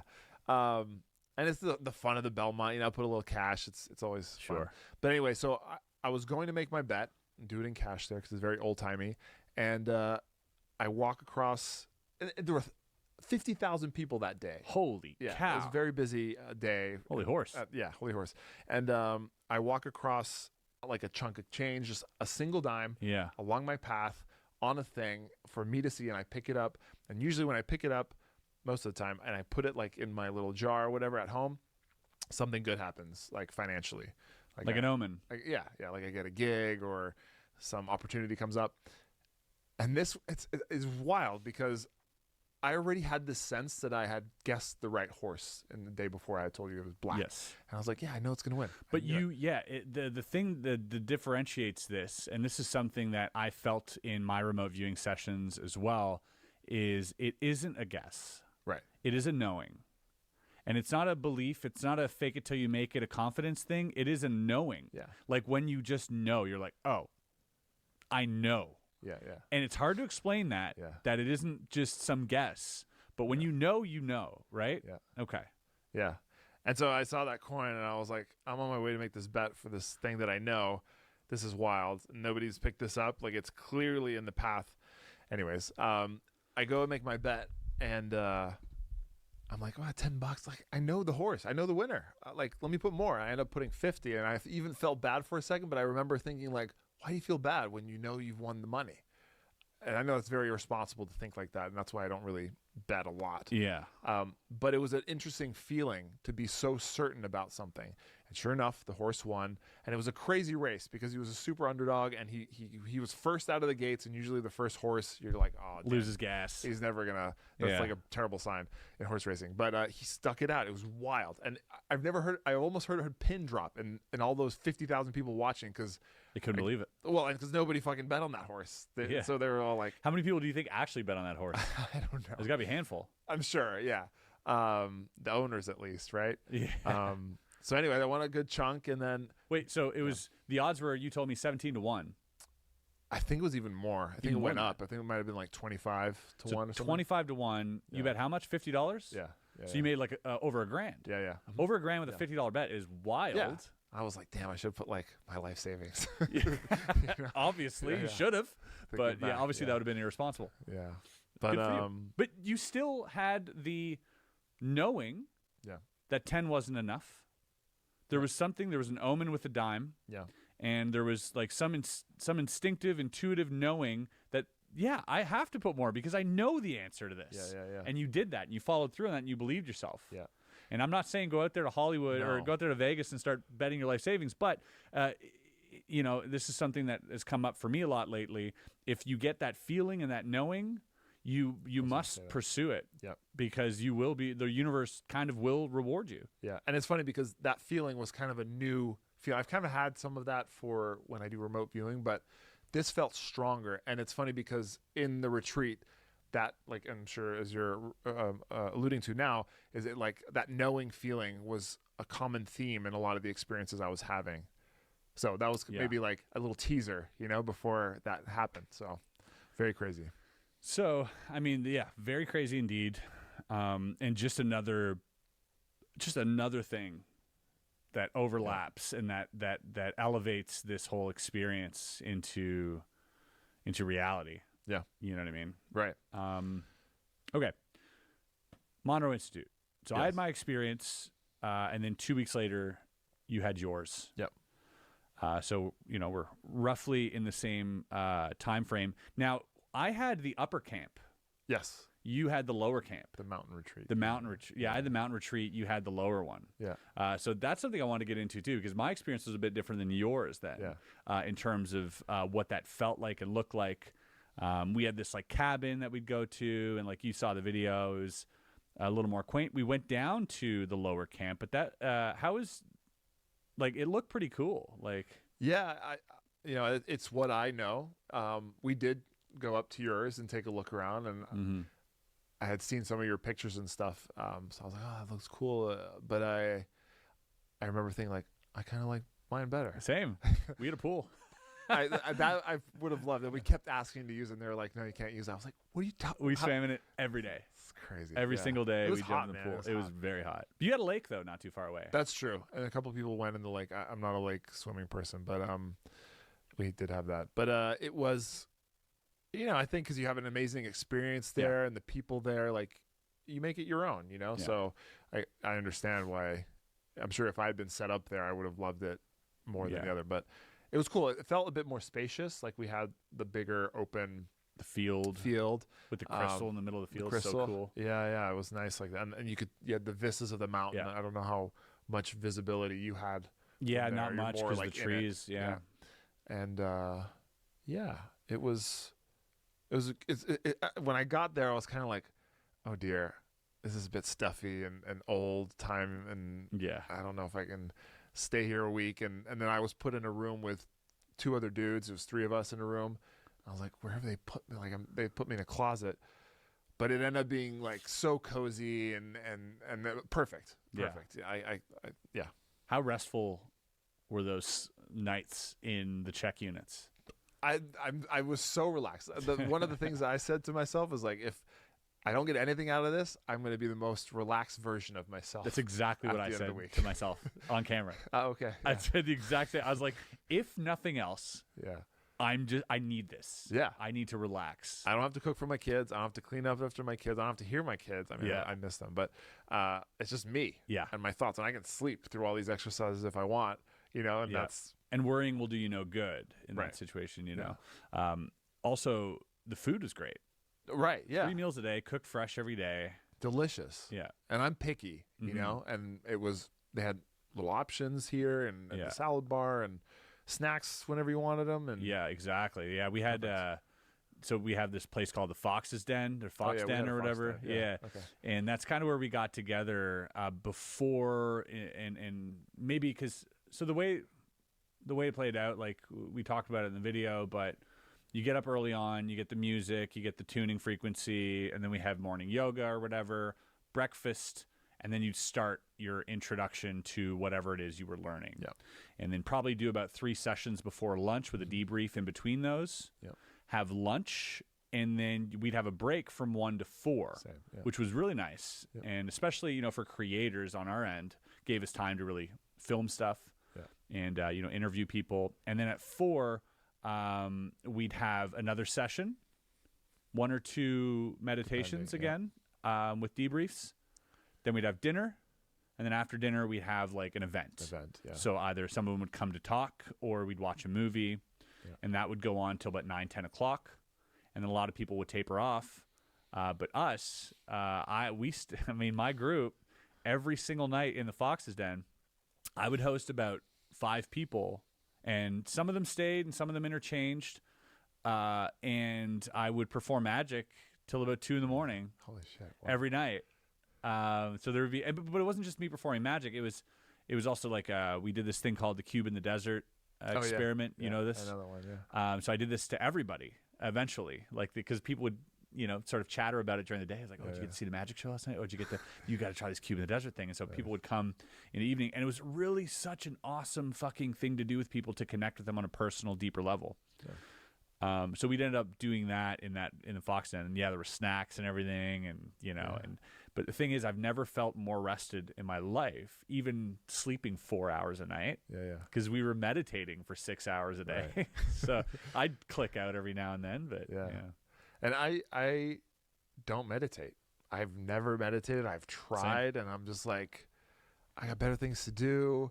You know, I always say when I memorize, that's my meditation, because it's like my focus on this one thing, and sure. But to be like with yourself like that, nah, I don't do that. Yeah, man. So that was new to me. And you know, the interesting thing to me is all the meditation I've ever been told how to do is like focus on your breath. You know, like try not to think about anything. And when you stray, go back to the breath, right? And sit this way and that way and breathe, whatever. But there was no instruction about that. And it really wasn't about that. It felt like kind of, I like to do this as I think about my memories and just kind of like live in them and visualize the things. And it was like a lot of that, just different exercises related to visualization. So it was interesting to me to hear about meditating, but you were like free to actually think freely. You know, not be so. They didn't discourage you. Like it wasn't so procedural where, because meditation sounds boring to me. Like when I heard about it the first time, I was like, this. Yeah, I don't know. Okay, I guess I'll do it for 10 minutes. And I got other shit to do. You know, but you're right. There was, you know, they would encourage a thought. Like if a thought comes in and you kind of can't let it go, well, maybe you're supposed to sit with it. Yeah. And maybe you're supposed to figure out why you're getting this thought and then move on. And like, so yeah, there was this sort of like free flowing energy to these meditations that felt more natural and less forced. Yeah. And I remember more so at the beginning, every little thought that I'd have, I'd be like, what does this mean? Why is it being shown to me? I got to remember this. And then I'd never remember it because I'd be like half asleep or in between sleep. Yeah. And then people would say like, well, if you're supposed to remember it, it will come back, you know? And I was like, okay, that's kind of freeing, less pressure to like remember everything. If it was important enough as a message, then it will stick. Yeah. And being left-brained majority of the time, I find myself, I find I have a healthy balance, but for a lot of this stuff, I'm usually left-brained. Yeah. I'm usually very analytical. Yeah. And sort of like, how can I figure this out? What is what does this mean? What is this? Am I supposed to be feeling this right now? What am I feeling? Why am I feeling this? Is this normal? Yeah. And as the week progressed for me, I slowly let go. And a lot of that happened in the debriefs where I would hear people and their experiences, and then in comparison to mine, and I was just kind of like, oh, I guess you're just supposed to like go with it and let go. And that was the real big lesson that I learned for the meditations to work, is the notion of letting go, and for out of body to work as well. Yeah. Is you have to just completely release. Yeah. Physically, mentally, emotionally. Yeah. Like I felt like you, it started all up here, and slowly it went to here. Mm-hmm. Like it was less about my mind and more my heart. And as cheesy as that sounds. Yeah. But there's something to it, you know, where it was more feeling and an immersive opening than like an analytical like problem to solve. Yeah, right. You know, every time. The first experience that I had with this, that I guess I'll run through my first out of body, because I really didn't talk about it in the video much. I dramatized it for the video and made a sort of a skit out of it. But that actually happened to me. So I had a question about that, because you said, before you tell it again, but that was in October? This was October last year. Okay. Yeah. Because remember I came here and Wes was here, and we had dinner. You told me about an OB, and I swear that it was like something you were recalling from a long time ago. Oh, no, it had just happened. Oh, shoot. Okay. Yeah, it had just happened. And looking back at the timeline was really interesting, because it was just when we got back from seeing Joe. Yes. When you think about it. Yeah. Right? So it was so amidst weird. all of this OBE talk. I had one. I didn't even realize it at the time. And didn't you have two, though? I had two back-to-back, yeah. Oh, they were back-to-back. Back-to-back 2 nights in a row. Wow. Okay. So got it. The way this happened is I had stopped smoking weed for like a week, because at this point I had quit vaping. I was vaping all the time, and I was like, ugh, I got to get rid of this stuff. So to quit vaping, I also stopped smoking weed because any sort of inhalation vice like would just trigger, and I would want to vape again. So I just quit everything. And about a week later, I didn't know this, but there's something called REM rebound. And when REM rebound happens, it's basically this floodgate of REM sleep that you naturally seek, that your mind naturally needs. And it builds up. So it stores itself. And then when you have this REM rebound of this release, after, all these inhibitors are gone, it comes pouring out. I didn't know this. But at the same time, I was having a hard time sleeping because I wasn't doing my nightly, weed smoking routine where I'd fall asleep. And so I was like, maybe I'll take a melatonin. So I took a little melatonin. And in Canada, and this is something I found out in the comments, it's not legal everywhere. I guess you have to have it prescribed in some places. Here it's over the counter. So I popped a melatonin. Melatonin is also known to increase, it helps something get secreted from the pineal gland, and it helps increase REM sleep, basically. Again, so I'm just like creating the perfect storm right now. I go to sleep. In my sleep, I have... Now, it's to be noted, as a child, I've always had vivid dreams, and a lot of times they'd turn lucid since I was a kid. I'd have lucid dreams. I'd be able to control my dreams. And a lot of times, this is weird to say, but a lot of times the way that those dreams would be controlled is through like a sex dream. I would get aroused in my dream, and then I would say, "Oh, this is a dream. I can just have sex here," and it would turn lucid. Like it any 13-year-old's like exactly. Mind. It still happens to me as an adult, right? But not so much when I was smoking weed. And so now I'm having all these strange dreams throughout this week. After about day 3, day 4, I'm starting to have vivid dreams, and they're starting to turn lucid. Now, at the last day, like day 7 or day 8, I'm having this nightmare. I do not recall the nightmare, but it wasn't like a catastrophe, and it wasn't a monster or anything like that. It was more like a figure that I was afraid of, and I couldn't, it was just like gave me a real fright. And I was like, no, I don't want to be here, don't want to be here. And I forced my eyes to open. Like I could feel me forcing my eyes to open. And this is a trick when I was a kid to get out of dreams. I was like, ugh, and open them up. Now I'm in my bed. I'm in my bed. The room is gray and fuzzy. I'm vibrating, like there's a hum. There's like a like, and I feel my whole body humming like a tuning fork. And I hear this loud whoosh right at the beginning, and everything's like grainy, like high, like ISO on a camera, like when you ramp up the ISO. And I'm in my bed, and I have this feeling, much like I do in lucid dreams, where I can just fly. And I haven't done that since a long time. I haven't flown in a very long time in my dreams. I used to fly all the time. But I'm in my bed, right? So I'm like, I have the same feeling. So I just start lifting off. And I'm lifting. I'm maybe 3 feet out of my bed when it dawns on me that I'm flying in my fucking room. And the terror that I felt, you have to understand. People are like, why were you afraid? Imagine you started flying right now, not when you're asleep, right now. So the important thing is that it's a difference between, you're not dreaming. I woke up from a nightmare to be in my bed. Now, I know that there's the whole Inception thing where you wake up into a dream. This did not feel like that. It did not feel like that to this day. Anyways, I get scared. I'm like, no. And I slam back into my body. I then come to. I'm in my room. It's darker now. I can't see anything. Very strange. I could see a second ago. I can't see anything now. Crazy. I get up. My heart's beating, pounding. I drink some water. I was very shaken. I was like, what a wild dream. But I'm so affected by it because I'm like, normally when you come out of a dream, you're like, oh, that was just a dream. This didn't feel like that. I was like, God, that's so strange. So the next day, I'm like, let me try this again. See if this goes anywhere. Because I talked to some people about it, and I was like, it's really fucking bizarre happened to me. They're like, it goes to a dream. I was like, yeah, okay. Popped another melatonin. Went to bed. Woke up. Same thing. Familiar, gray buzzing, everything. Yeah. And I'm like, here we go again. I'm in my bed. This time I lift out.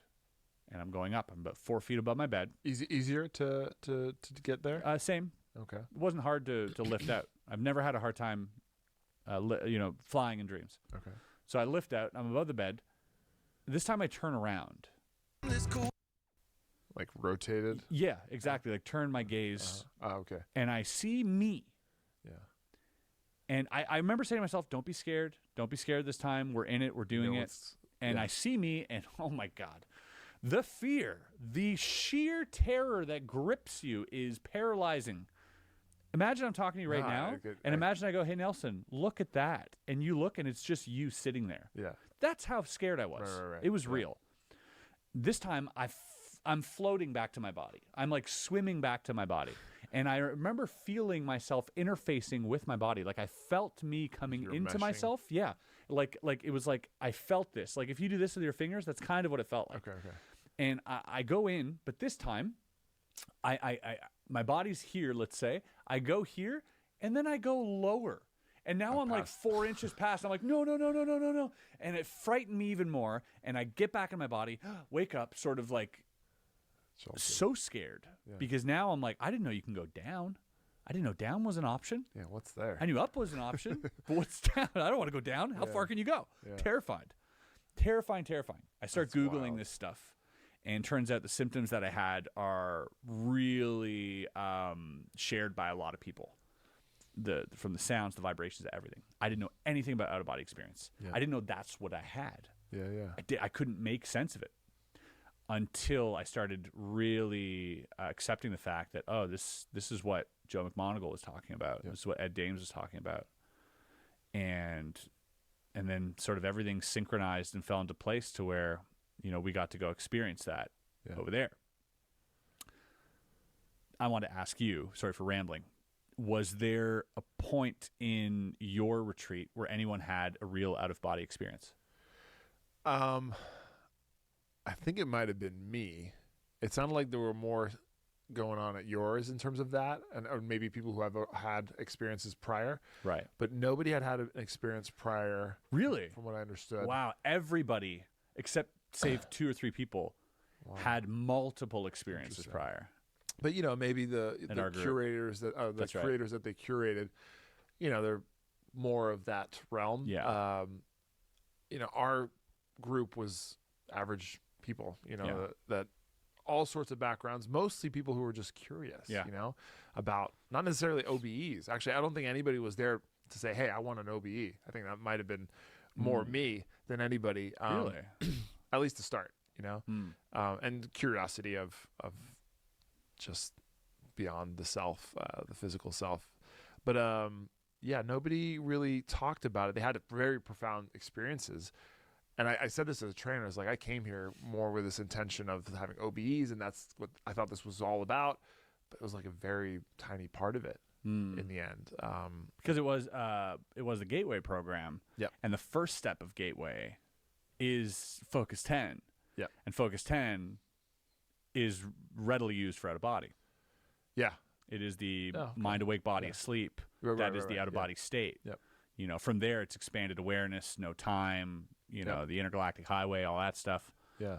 But, that's interesting. But I had a few experiences. It wasn't what I expected fully, but I did have some. I would categorize them as OBEs for sure.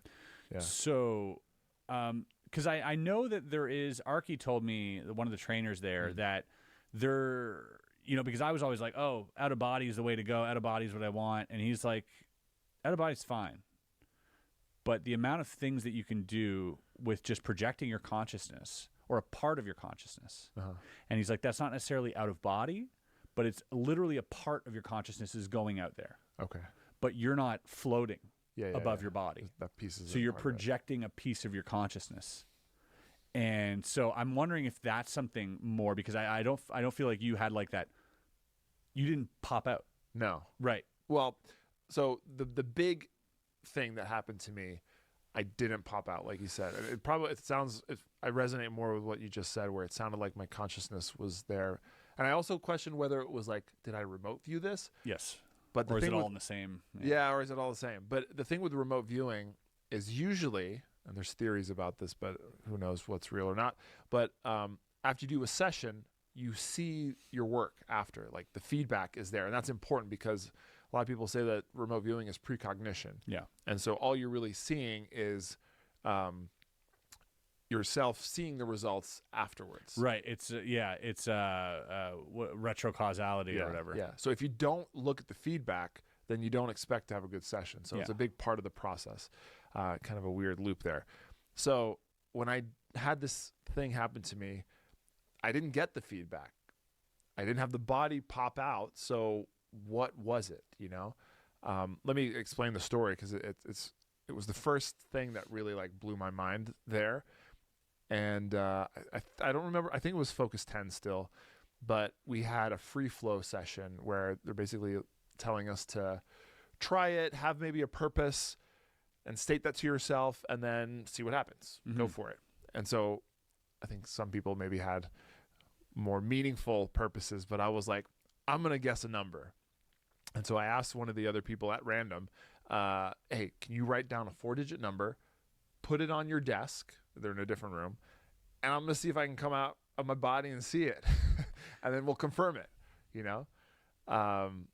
Not really expecting to. But take us through what happened. Yeah. Take us through the feeling and everything. I want to know everything. Yeah. So let's see. So I don't know this person. I don't know what they're going to guess. I don't know anything about them. This is literally day 1 after the orientation when we all landed. The free flow Focus 10 on day 1. Yeah. Okay. Thanks, in the afternoon. Yeah, 3rd session. Right? Yeah, something like that. And so I go to my little cubby, my check unit. You know, we're going through these guided steps with Bob in our ears and the soundscapes. And I'm trying so hard, like, to pop out as if it's like, you know, like a physical activity. Like I'm trying to take a shit or something. You know what I mean? Like, it's like, come on. You know, spiritual crap. And I've heard things like pull the rope or climb out, you know, or roll climb out. Yeah, the rollout we did later. I didn't know about that one as a technique, but nothing's happening. And then I just relax and I'm just like, you know what? I see what I see, you know? And I started to get these splotches. And again, this is on the border of being kind of asleep/awake. So I'm sure I clicked out, they call it, when you kind of sleep for a second and you're back. But I started to get these splotches, and the way I described it to the people there is it felt like I was in a dark room, black, and I had a lantern, like candlelit lantern, and in a dark cave, right? And I could light certain things up, and it was kind of, you know, lit like this a little bit, and then it would close off, and it was black again. And the first splotch of look closely. Things I could see was kind of like a wall, a textured wall. And I remember kind of running my hand across it, and then it disappeared. Okay. Then it showed kind of the floor. And, you know, the check units have like a little opening. Yeah. Like a wooden frame around the opening that you get into your bed. And so I saw the bottom corner of that if I was like looking at the floor, and there was a bunch of like bags/clothes there. And I was like, okay, you know, this looks like a side of a bed kind of thing. And then it closed off. And then the next was an angular, like, imagine this is the desk. It was a little smaller, but I had an angle of it like this. So kind of a shallow angle, not above. And there were papers, not as many as this, but a few papers on there, and one/card, small paper with numbers on it. And I read clearly 173. And then I couldn't quite make out the last digit. It was a bit fuzzy, maybe because of the angle. I don't know. And I was like, that is so clear to me. That is a number. And then I realized to myself, like, this is the person's room. This is the table. This is, I don't know why there's other stuff on the table. That felt weird to me. Like, if this person was going to do this, I'd imagine they'd clear the table and make it very pronounced and easy to see. But whatever, there's a number. So I write it down. And it's funny because before, I was like just getting into the session, I had a gut feeling of a number, and I said, oh, maybe that's the number, like kind of a remote viewing thing. I was like, but then I had the table number, the one I actually saw. So I actually wrote down 2 numbers, and I wrote next to it, I said 1022. That was the other one. I said, that's a gut feeling. And I'm going to ignore that one because AOL, and I wanted to go with the one that I saw. Yeah. If I saw any. And I saw that 17. Well, so I saw 173, and I put a 6. At the end, so 1736. So I'm all excited. I've written in my journal, and I go out into our fox's den, and the girl is coming down the stairs with the paper, and it says 1734. Right? and my hairs on my It's a arm. 1 in 10,000 chance right there. Yeah, I mean, it's not the same number, right? The last digit was off, but I knew that I was not sure about the last digit, dude. And even still, like, to get those first 3 digits in the correct positions too, the 1, the 7, the 3, yeah, is hard. And the trainers were even like, if you know remote viewing or anything where you see numbers, numerics, yeah, it's really difficult. Absolutely, you can see shapes, ideas of things, but actual alphanumerics is really hard to discern. So that was crazy. And then later in the day, I asked the girl, I was like, do you have, me too. Do you have a picture of that, by the way? I don't. Okay. She might have. Okay. I have to ask her. I should have taken a picture. But I was like, can I see your room? There were some pieces to my vision that I just want to like confirm. And sure enough, she had her bags and clothes all over the floor. On the table, she had a bunch of papers. She's a mother, so she was also pumping. So she had paraphernalia for that, and that was all over the table too. And I was like, I didn't make those out, and I couldn't have told you it was breast pump stuff, but it was clearly other things on the table. And it's funny because she made a note and she said, like, yeah, when I travel, I'm such a mess. And her roommate, had her own desk and it was in the same room. It was all clean. Clean as could be. Like my desk was clean as can be. We just got there, you know? But she happened to have all this crap all over the floor and all over the desk. And it's like, that's what I saw. So that is so freaking wild, dude. First of all, like you projected your conscience. You were there. Yeah. And you got these like small glimmers of like, so you were like, you had like part of your consciousness, if not all of it, be in this place. Yeah.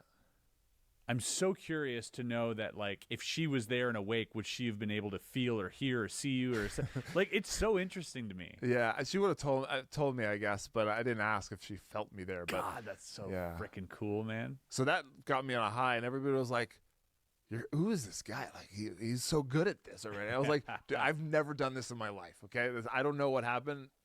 Maybe it was like what I needed to see because I'm very skeptical about this, and maybe that was part of my messaging. Like, they'll give me a little I don't know what they is, but they'll give me a little flavor so that like the rest of the week can just be more about you can be open to it. Yeah, because I didn't want to be there to like guess numbers and do parlor tricks. I wanted to that's my job at that point get deep, with myself, and I think getting that out of the way let me kind of get deeper with myself and experience other things. Dude, that is so awesome. Yeah. That is, when I heard that, I mean, that is just one of those personal confirmations that you definitely need doing this. And the thing is with this is like when you're on this path or whatever it is, like the universe will kind of like give you those signs and throw up these impossible coincidences. Yeah. And my brain, here's a really interesting thing about coincidences that I picked up recently. You might like this because in mathematical terms, a coincidence is when like two angles coincide. Now, when two things coincide, right? They fit perfectly together. Now, in math, that's on purpose. Okay. Because if you have these things with these angles and it coincides with this one, it's not random. Oh, right. If we're talking about the word coincide. Yes. And that's where it comes from. Right. Okay. So we somehow have chosen to add, accidental to this meaning. Yeah. When in math, it isn't an accident. Yeah. When a coincidence happens, it is calculated on some level through math. Yeah. And so it was just a really interesting notion for me to look at coincidences differently now. Yeah. Like maybe I just don't have the formula or know the law, but coincidences I think are not coincidences. And it's not something I would have fit. Yeah. It's not something I would have thought of before. Yeah. I was very much against that. I was like, well, that's the definition of a coincidence. Love that. Yeah, but that's really interesting. We had a few sessions as well, like our remote viewing session when Joe McMonagle came over. Everybody got to remote view, and the session was the city of St. Louis had the arch and it had the big stadium. Yes. I drew the stadium. I picked up in the stadium. Oh, wow. Yeah, I have it here. I'll show you. And about half the class picked up on the arch. The arch? Which is really cool. Yeah. So I'll show you this here in a second. By the way, I had to. We got the same. Thing. You were front loaded. I couldn't do it because I had seen your story. Yes. So I was like, I asked the trainer. I was like, "Is this the same one you did a couple of weeks back?" And he was like, "Yeah." I was like, "Okay, I can't do it." So that's the wow. And Yeah. Then, and that was the yeah. So it was the same type thing. Crazy. But we had like a few good sessions, and then the one was like the Devil's Peak or whatever. Okay. That mountain. We had like it looks like a giant tree trunk. What they used in Close Encounters. Oh yeah. Okay. And Marco had picked up on that. He had drawn this like thing with like a bunch of trees around, and he drew a UFO over it. And he's like, I don't know what this means. And then it was the Devil's Peak or whatever it was. And then we're like, yeah, that's where they filmed Close Encounters of the Third Kind. That's the UFO connection. That's so funny. But one thing we had throughout the week, and you probably had this too, was we would start, and this is apparently very normal for the Monroe Institute. Okay. We would start popping up in each other's sessions. Oh, yeah. So, like, we would come back. It was so excited from these sessions and be like, hey, you showed up in mine. And they're like, you showed up in mine. Yeah. And like, oh, like, and we'd have these exchanges that we were so excited to tell other people, like, or hey, we'd have a secret message, and the people would tell you that. Like we had, it was, I think, Ignacio and Amy, and they're both kind of veterans to this whole thing. And Ignacio had Amy present her, I think, with what he describes as a bubble gum. But it was a round bubble made of like a soap bubble. But he called it bubble gum for some reason. Okay.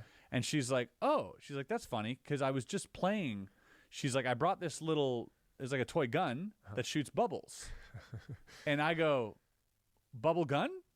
Oh, yeah. And they go, whoa. And she was playing with it just earlier. And like this like weird connection happened. And I saw her in the meditation early in the day, and so I said those words to her, and I waited to see if she was going to tell me or say the word bubblegum. So when she said that, I said, oh, this has to be this round bubble type thing. So I shared with her, and then she shared with me that at lunch, while I was inside talking, she was out by the pool trying to get her bubble machine to work.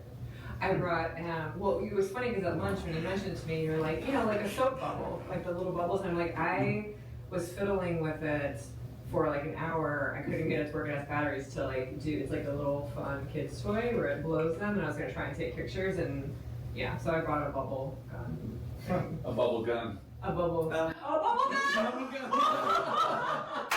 There it is. I brought a bubble gun. Oh, wow. Funny. Yeah, so we'd have all these like overlaying things happen quite a bit. And then, as you know, in the story where I saw Jordan's scoreboard. Yep, the Dallas. Saw his face, his disembodied head appear like 3D. I was like, ugh, it's kind of scary. And then, boom, this scoreboard, Dallas 0 in stats. And I was Googling, trying to find a picture of this. And you don't watch sports. I didn't know. You don't know shit about sports. I know sports. I used to play basketball, of course. Yeah, but I don't follow sports. You don't follow sports. That's what I mean. I didn't know, that Dallas. I didn't know that the playoffs were happening. Yeah. I didn't know that Dallas were in the playoffs. I didn't know anything about like you could have told me the playoffs are in 4 months, or they happened yesterday, and I would have believed you. I had no idea. And so when I was like, hey, and he was like in the Fox's den, I came up to him, I was like, hey, does this mean anything to you? And he goes, well, funny that you say that. He's like, first of all, I'm from Dallas. Mavericks are my favorite team. And they're playing tonight. And it's an elimination game. And it's been on my mind. And I usually don't think about it. But today I was like, I have to think. I was like, whoa. Yeah, that's weird. Yeah. So it was like one of those like knowings. Yeah. Like when you had that vision, you're just like, oh, that's it. Yeah. That's when I saw it, I was like, this is something. Because it was so striking to me. It wasn't a memory. Yeah. It wasn't like like sometimes we get these vague 2D sort of like memories. Yeah. And we're like, oh, it's like an overlay. This was like in like 3D. Yeah. I was like, in your face. Scary. Yeah. And something in your video, you said how you were like reluctant to tell him. I felt that too with things like, even though and even with my horse race thing, like even though there's that creeping in of that human just, skepticism. Yeah, that just is like, no, this is stupid. Don't make a fool of yourself, or don't go with that. But the one thing that I love that Joe says, and he said it in our session, I'm sure he said it to yours, is that he said a lot of things. We talk about this as the sixth sense. First of all, he didn't remember either of us. No. He sort of pretended, but Yeah, I could same. see the glazed over look in his eye. He meets a lot of people. Yeah. Yeah, I was kind of disappointed. It's all right. No offense. But he said, we talk about this stuff as being like a sixth sense, but it's really your first sense. Ooh, I like and that. he talks about how that's how our species has survived. Yeah. Based on that instinctive thing. So, I think society has kind of Numbed pushed it. that away. Yeah. So like even when we have these gut instincts, it's kind of like hard for us to be like, what? Yeah, is this? And not get ridiculed. Yeah. and- You're right. You're So we're absolutely right. kind of, programmed to squash it. Yeah. So. Yeah, and that's really interesting. A thing about remote viewing too, and Dr. May said the same thing, was that all of these things are more accurate when there's a life on the line. Yeah. Okay. That makes sense. More at stake. Yeah, because then it also ties into that primitive instinct that we may have developed through survival mechanism. Yeah, to stay alive. Like if something dangerous is going to kill you, you know what I mean, or harm your family, then you might get a vision, an omen. Yeah. And that could save your life. Exactly, and that's why it was so effective for the CIA, because a lot of times it was hostage situations, or it was high entropy targets like nuclear things, Terrorist, war related. Exactly, war related, and that's because they and children. Finding children, Joe would always say. He's like, he'd have a very easy time finding kids, because again, the life was on the line, and it was like this, I don't know, this vibration, this pulse being sent out as like a help signal, that you're picking up on. I was going to tell you one more thing about the coinciding storylines or visions that people would have near the end of the week. One session was really profound for me, and then I thought it was going to end. I thought Bob, who was in our ear, was going to kind of wind us down, but there was like more to it. And I was like, oh shoot, what do I do now? I'm like, I did good on this one. Like I have nothing to do. So I was like, I'll try to get out of body. And I did. And I felt like a pop. Like I was walking around the Fox's Den, and I was like, I'm going to go and try to get people out of their things. And like, we'll go for a ride, like go hang out. So I was like going room to room, trying to pull bodies out. And along the way, I went up the stairs to the second floor. I was on the bottom floor, and I bump into someone who was floating towards me, and it was this woman, Elizabeth.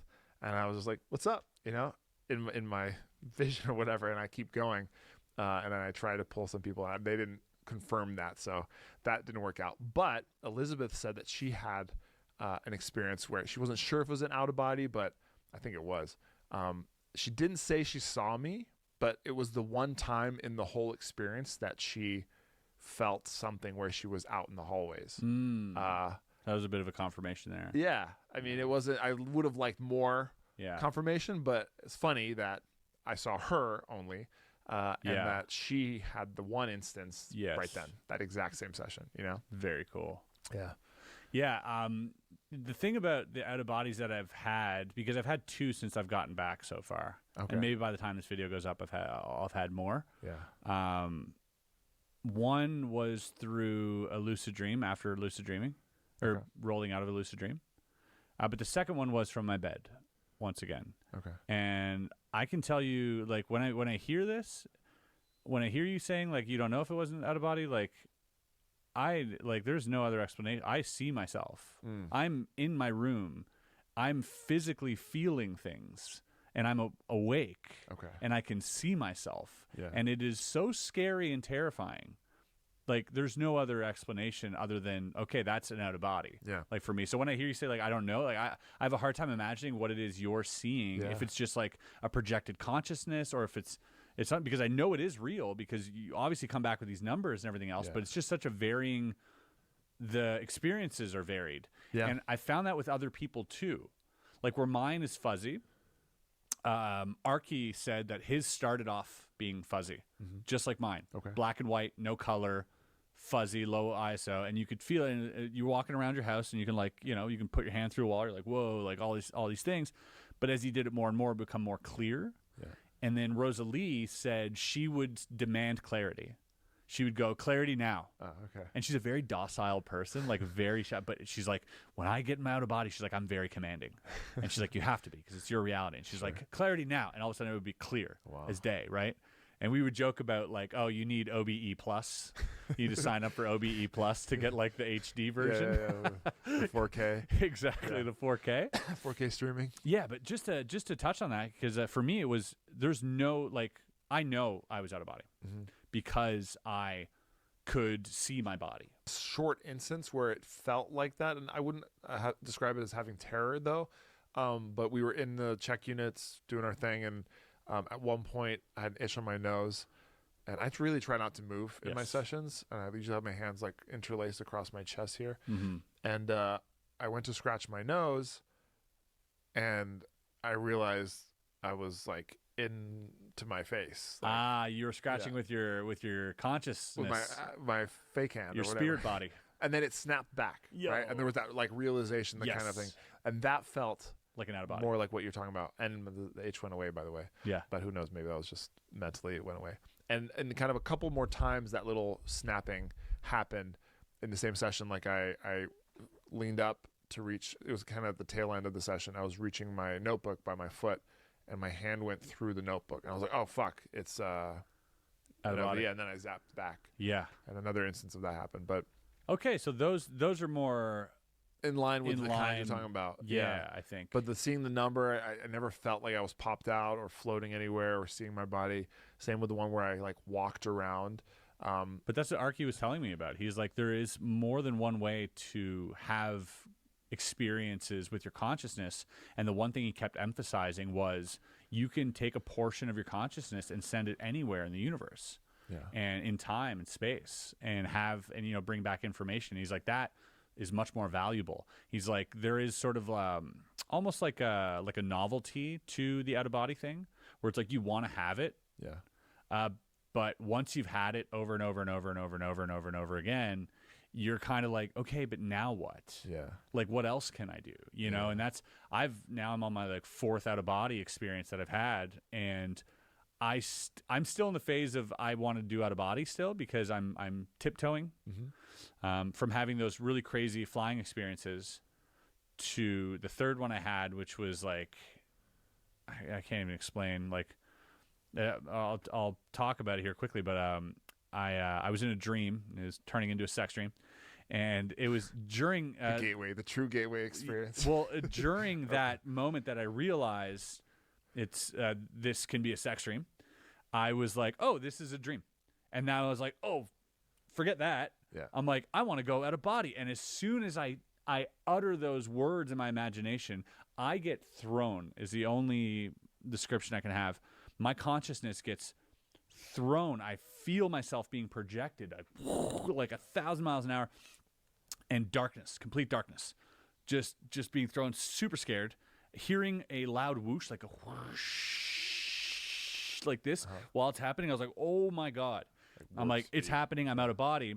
And I remember thinking to myself, because Hannah, who is one of the people that was there, and she was the only person who had an actual out-of-body experience while we were there, and she'd never had one before. Okay. And she described, it was really interesting, and she kind of thought to herself, like, oh, maybe this isn't for me. It's happening to everybody else, like that type of deal. And when it happened to her, she got this, like, what she describes a peppermint feeling all over her body, like a cold peppermint feeling. And I had that same feeling. But then she popped out like she describes it like the soul popped out of the mold of her body, like an ice cube out of a tray. Oh, okay. Like That's a good visual. Yeah. And instantly, she has a sister that lives in Paris, so she's like, Paris, Paris, Paris. You panic when you're out of body. Every time it's happened to me, like, since I've been out of body, I'm like, oh, what do I do with this? I don't want to go back to the body. Think of something, right? Yeah. And you panic, and everybody's like, slow down, but you have no, like, you're kind of excited. Yeah.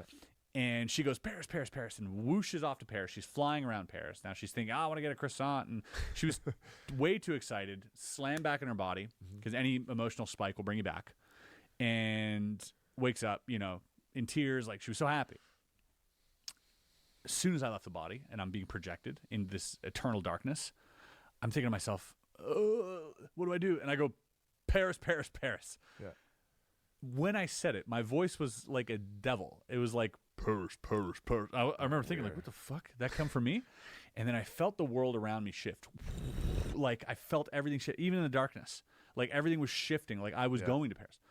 But then I was like, oh, well, I can't see anything. Let me open my eyes. So I start opening my eyes. I'm forcing my eyes open. And now I see these giant monolithic cubes churning, is the only way I can say it, into each other with this giant sound, this rumbling, like tesseract. Like, it sounds like Inception when the Paris actually folds on itself. You remember that scene? Yeah, it kind of felt like that. And I was like, ugh, I was scared of it. And I closed my eyes, opened it again, still there. I was like, God, no. And I was like, wiggle your fingers. And I wiggle my fingers and I feel myself slam back in my body. Damn. So that was that, right? That was a totally different thing. Never happened. Like, that was, it felt closer to a dream than the other things because I couldn't see myself. I couldn't see my room. Yeah. But this next one that happened a few weeks ago or last week, just a couple days ago, actually. I get up. It's like 1:30 in the morning. I'm up in my bed and I'm thinking, ugh, just go back to sleep. I'm like, oh, I'm very tired. I can probably, maybe I can have an out of body experience. And so I close my eyes. I'm in my bed and I go, I deeply desire to leave my body. In my head, I deeply desire to leave my body. And on a third time I say it, I felt myself go like glitching back and forth. Okay. Like a vibratory glitch. It was very bizarre. At this point, I was buzzing already. My whole body was like vibrating. And I'm sinking into my bed. Now I'm sinking into my bed. I'm like, okay, it's happening. You get that familiar feeling of out of body. Mm-hmm. I know I'm there. I know I'm in this upside down realm. It's happening. Yeah. I force my eyes open. Now I see my room. I'm in the mattress. And I'm like, oh, I got to get up. And I put my hand on the mattress and I lift myself up and I look and I just see myself there just dead. And I go, oh, that's enough for me. All right, that's enough. And I go right back into my body and I'm wide awake at this point. My heart's pounding. And that's where I'm at with all this. You got to get over that fear of seeing yourself. I don't know how you do that. It's, and Arky said it takes time. He's like, it's very scary at first, but eventually through practice, you know, like he said, he's like, he would take 2 steps and go back into his body. He would, you know, push piece forward. by piece, yeah. Yep. Put his hand through the window. Ooh, that's enough for tonight. Let's go back. And because you do get frightened. Sometimes you might see something else you don't like to see. You're like, oh, I don't want to see that. I'm going to go back in and have these experiences and then eventually leave the window and you fly away. So I'm still in that novelty phase. That's cool. But to touch back to where I began this rant was there are so many apparent variations of you know, things you can do with your consciousness. It makes sense, right? That if our consciousness is infinite and can do all these different things, like why would the experience of having an OBE always be the same? I'm sure it's some projection of how you approach it and what you're feeling, you know, and it can vary. So that doesn't surprise me, you know? Yeah, and like Joe McMoneagle says, he always says the subconscious knows all. Yeah. Like it's all knowing. Yep. You know, and then I'm always reminded that one of my favorite lines from Eddie Vedder, which is a mind full of questions and a teacher in my soul. Ooh, that's good. And I've never gotten that before. And it was always one of my favorite songs on the album Into the Wild. The song is called Guaranteed, my favorite song, and the lyrics are amazing. But now it has a whole different meaning where I'm like, I do have a teacher. And the teacher might just be me. Yeah, right. You know. Yeah.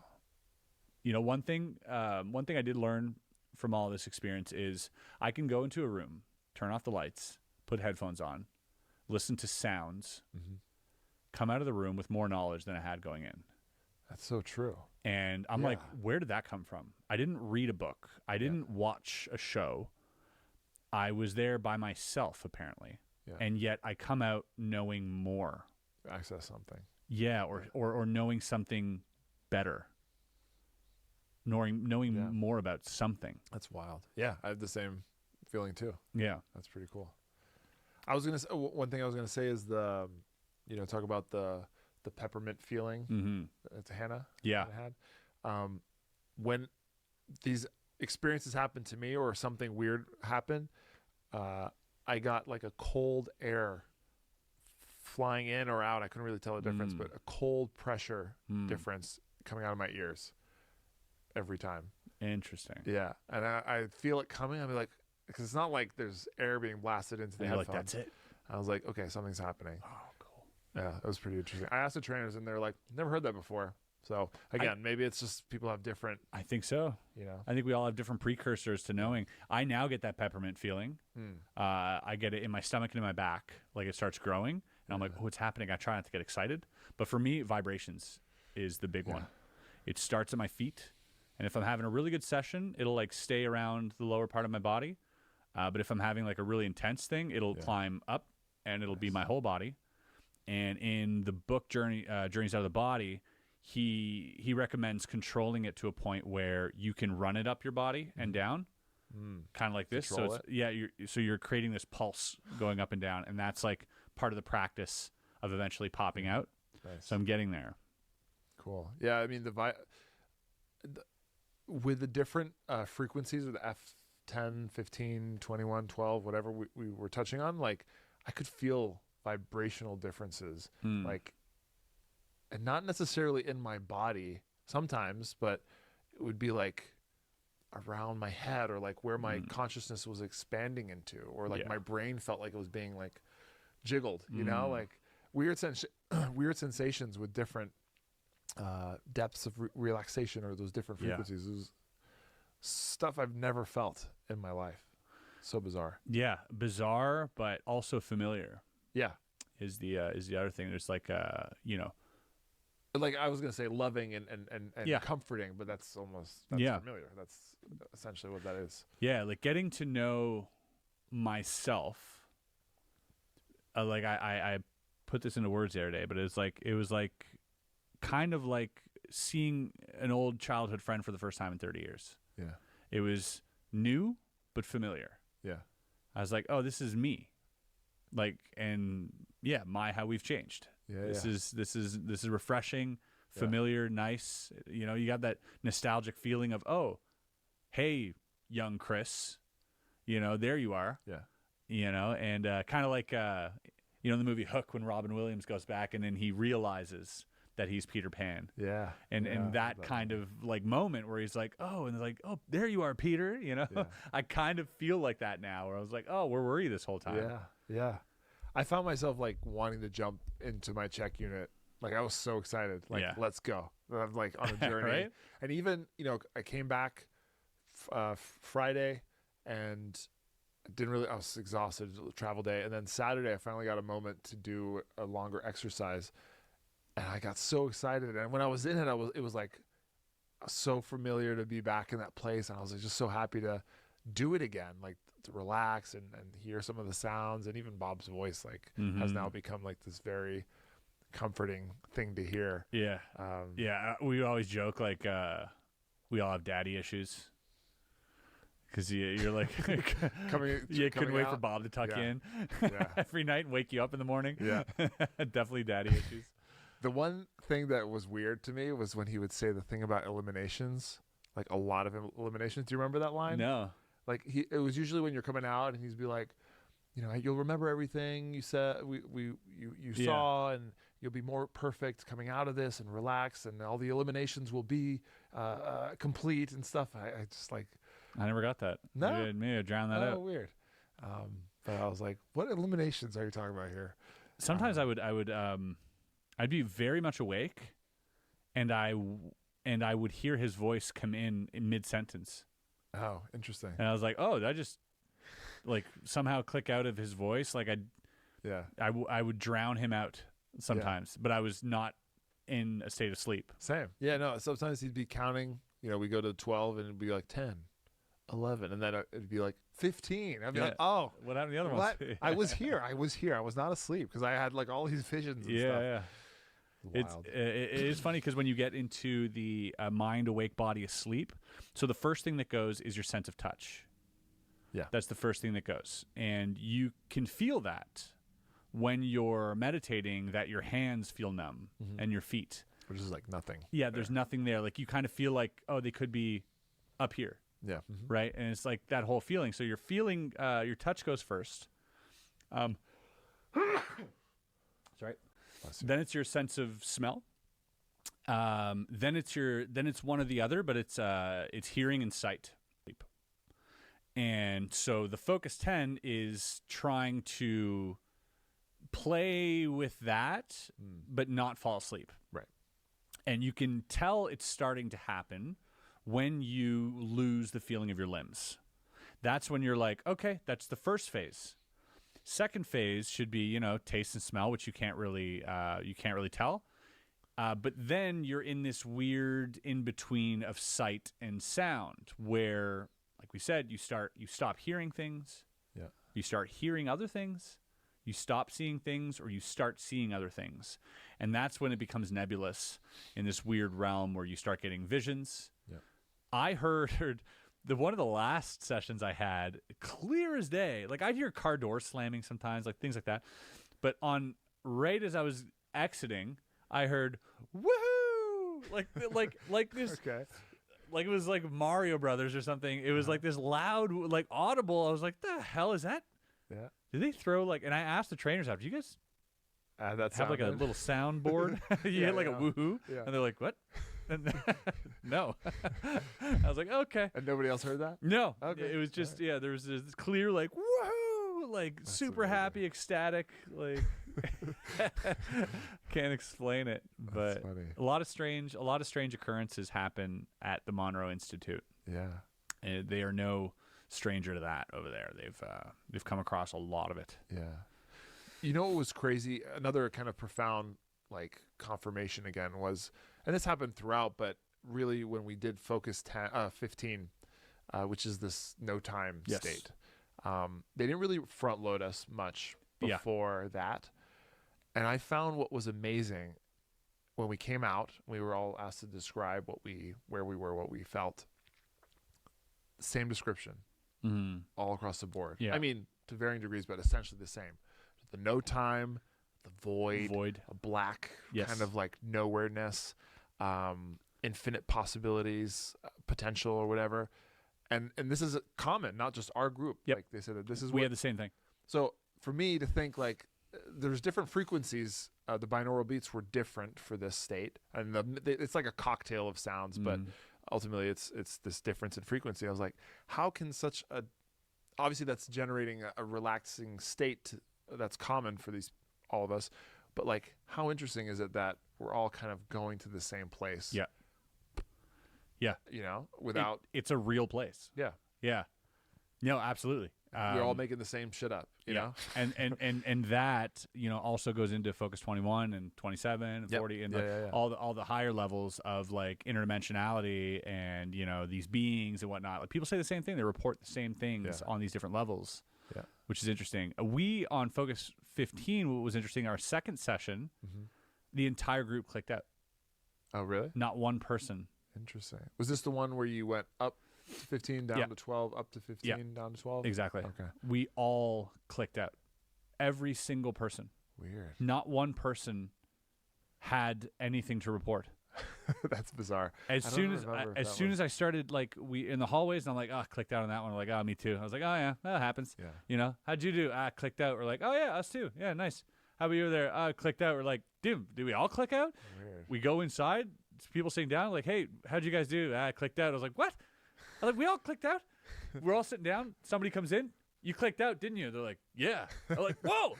And then 13 of us are like, yeah, we all clicked out. Wow. Every one of us. No, nobody had anything to report. That's got to mean something, right? I don't know. I thought like we had like theories that like, do we all just get abducted?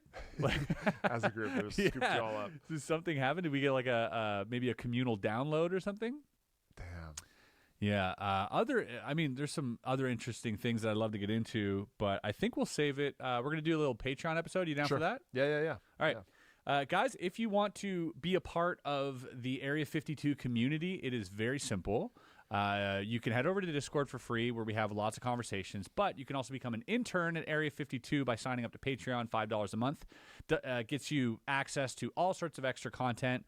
We're going to have live Q&As. We have movie nights. We have people help out with our investigations. They actually actively help out in creating these investigations, the people who are part of the Patreon.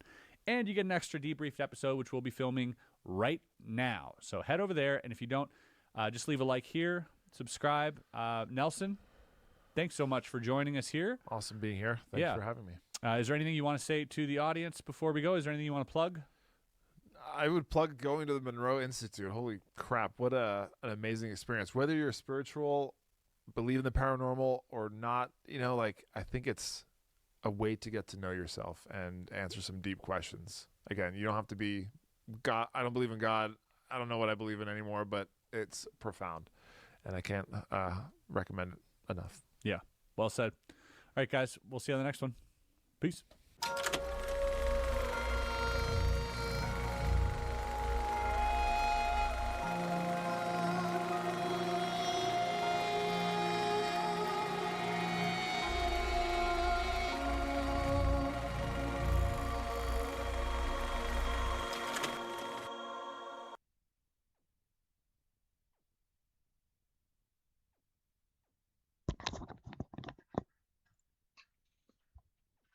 All right. So that'll be it for tonight's podcast. Join me for the next podcast. Till then, like and subscribe, and I'll see you then.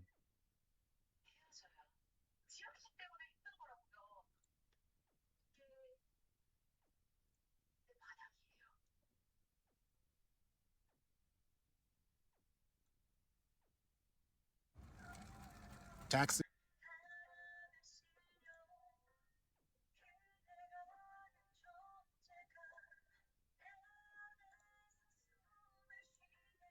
Thank you.